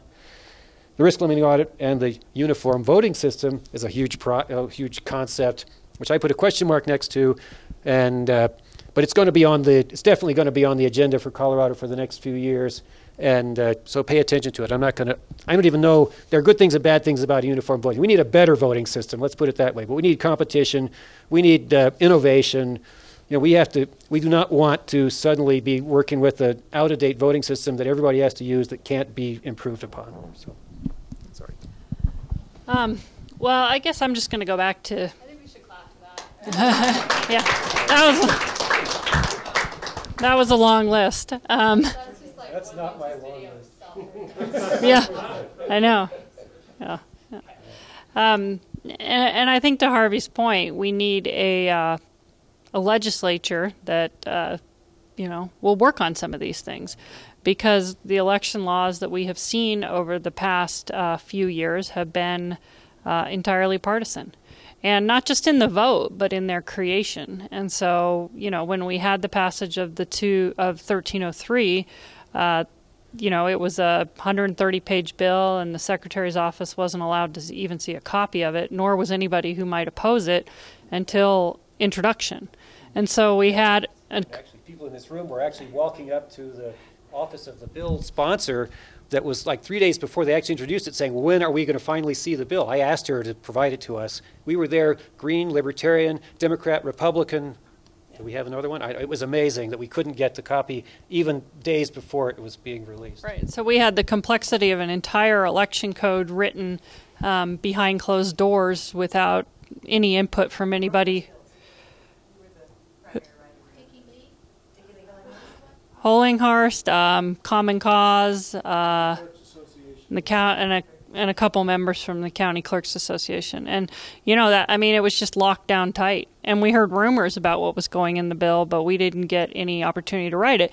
And the bad part about that is, our office was really opposed to the inactive failed to vote, the mailing of ballots. There was a dispute between us and Denver that was in court. But, after the court case, we worked with Denver on that part of the bill, and that ended up getting into 1303. But certainly parties who disagree on the substance can still get together and work on the procedures. And so when the inactive failed to vote portion went into 1303, at least we had been at the table and we had worked with them on it. And so, things that were more technical in nature and administrative in nature got worked out, and that didn't happen for the rest of 1303. And so, when you work in that kind of manner behind closed doors, you're just going to get this reaction of which is exactly what they got, an entirely partisan bill. So I think that we have to start talking to each other and working with each other and not making assumptions about, well, just because this person is opposed to me, they're going to think a certain way and I'm not going to be able to work with them. I have great relationships with a lot of Democrat county clerks. I have a great relationship with Denver, the county clerk in Pueblo, who the media has also said we have all these fights with. When I pick up the phone and I talk to him, the partisanship is not there on either side. We're having a discussion about how to run his election, and I don't get that from him when I talked to him on the phone, and he has a different political persona, and Scott Gessler has a different political persona, but that doesn't mean that we're not all reasonable people that can, listen to other ideas, and we have to be willing to do that. And until we can be honest, and when we get together in a room, okay, we're all in a room right now, there's no cameras running, can we all just put, all the rhetoric aside? We've all heard it. Let's just leave it at the door, and, we're not going to convince each other. So let's just have a discussion about how to make this work and where we think it's going to go. And until we're willing to do that, we're not going to see solutions that work or that people are happy with. I mean, maybe we can make it work at the Secretary's office, but we're just going to have people in the public who aren't satisfied and don't believe in those elections. And so we have to be willing to do that on both sides.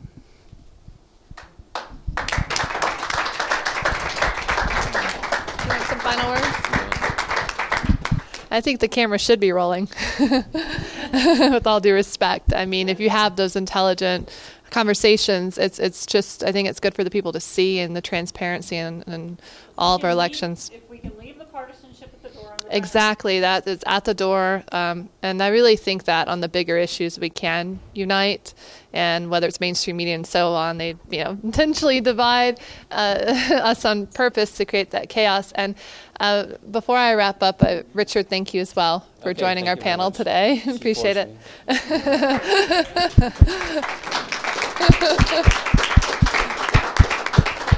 Get to sit next to Richard Winger for 3 hours. That's pretty cool.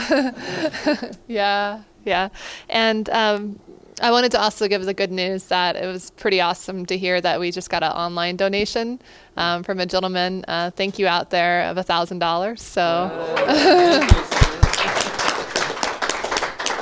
So it will go a long way, because this is really one of those organizations where we are very all volunteer based at this point, and it's just really, that's how it should be, a group for the people.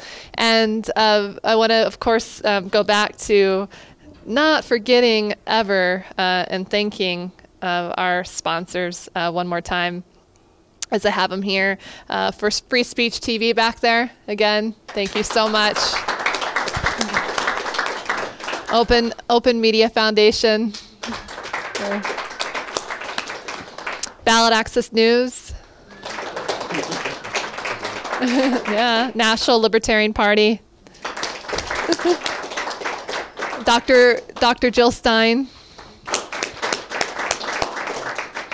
FairVote, Colorado for Fair Elections, Center for Election Science, Marley Coffee, Nature's Path Foods, Inc., Dr. Bronner's Magic Soaps,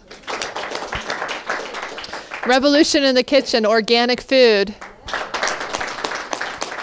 And let's definitely not forget good old Harvie Branscomb over there. I guess I'm going to go ahead and say Coloradans for voting integrity. May I have your approval to announce you as a sponsor? An organization, yeah. Yes, I'm here. Yeah, okay. So, and for free and equal elections, one gentleman, I don't necessarily believe in all his political views, and I'm not sure if there's anyone at this point that I do.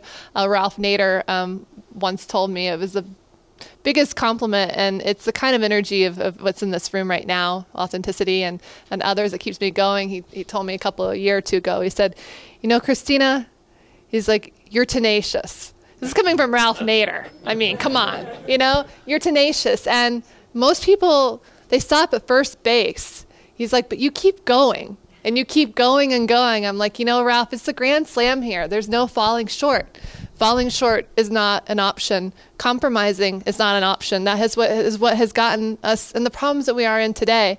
And, on the electoral forefront, the issues we have here today at heart, learning listeners out here, yes, a lot of it, listen to it over and over again, what we had today, because it was a lot to take in, even for myself. I recognize that, the system, the elite, the powers to be, mainstream media, and so on, are, I feel, intentionally trying to divide us, and we're not going to let them do that, the whole divide and conquer. And and the way we're going to overcome that is by rising together. I always say there are more of us than there are of them. And I feel that we're going to rise again. I think independents are really on the rise, and I think independents are going to have a platform and what we're doing with all of our initiatives to help build them. And, at free and equal elections, I do foresee through more symposiums that will grow, to our United We Stand Festival next year in September. One of the locations we're considering in Colorado is here at Infinity Park in Glendale. But that's going to be the kickoff for, again, a 2016 presidential debate tour. And as I mentioned before, many of you, we hosted the 2012 debate moderated by broadcast legend Larry King and myself. And that was really a tipping point for free and equal elections of being top 10 trending on Twitter, and tens of millions of people, maybe more so internationally, where I realized, okay, I had to go from my life of doing ballot access, and that's how I've known Bill Redpath and Richard Winger, and they've taught me so much, to evolving into opening the debates, into bringing in music, into it, and these conferences, and it's like this kind of like this little bit of organized chaos, but it's it's all the work is coming together and making sense. And so I do foresee in 2016 that the presidential debates will very likely, and I hope will put the Commission on Presidential Debates out of business.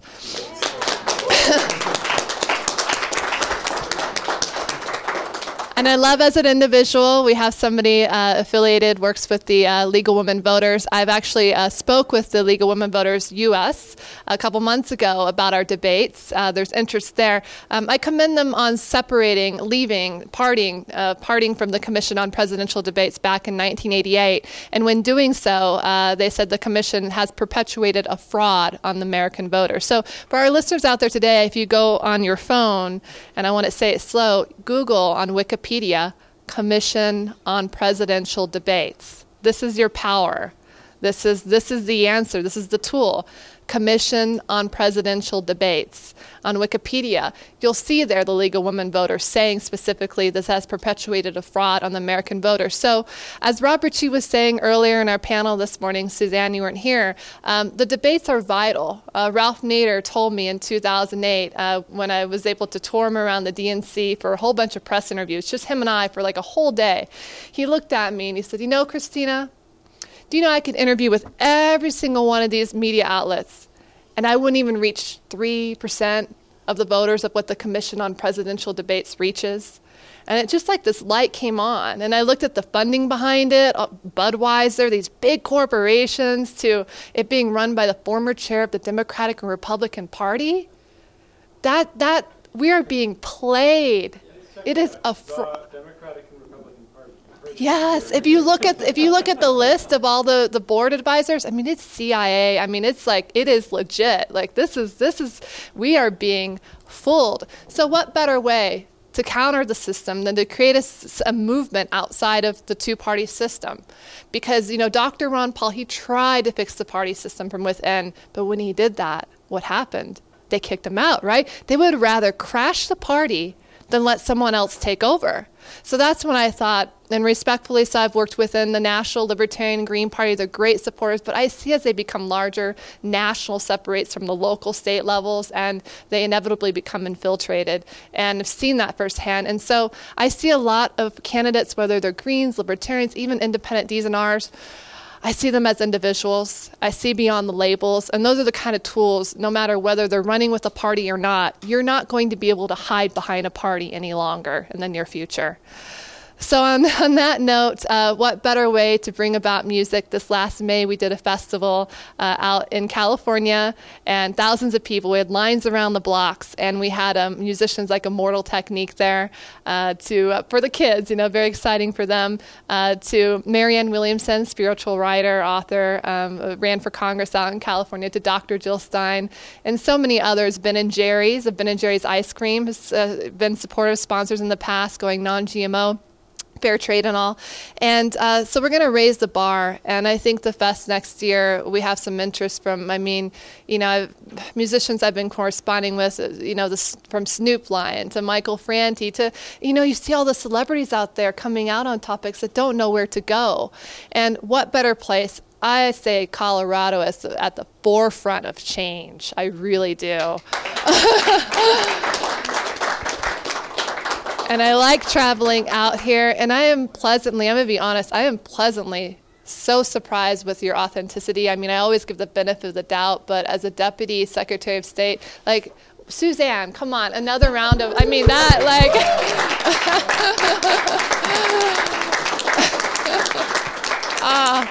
and I look forward to getting to meet everybody in your circles and having more here, because we can have that kind of dialogue. And Harvie, wow, I mean, you're just like a walking encyclopedia. We have a walking encyclopedia of ballot access news, election reform, and now we have, like, for voting methods. I mean, thank you again, Harvie, for being here, Branscomb.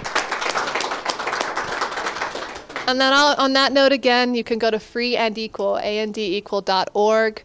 I thank you so much for being here today. I hope you signed up on the list that Frank had. I have to give another shout out to Frank Atwood. This would not have been a reality without him.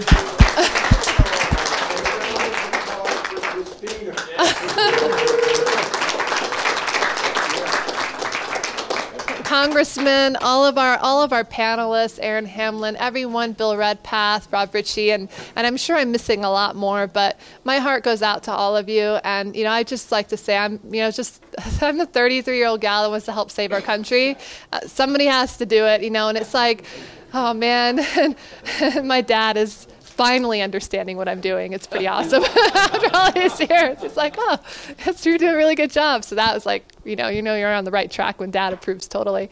But so thank you so much, everyone. And I'm totally looking forward. I'll be back out here in Colorado very likely in the next month or two or so, potentially holding a press conference in the hopes of multiple presidential candidates from the last election filing a suit against the Commission on Presidential Debates. Yeah.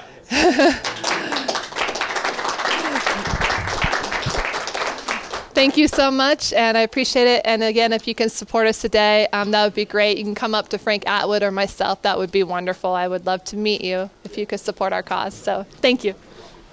Thank you, Christina, for putting this together. Thank you so much for having me. Thank you for coming out.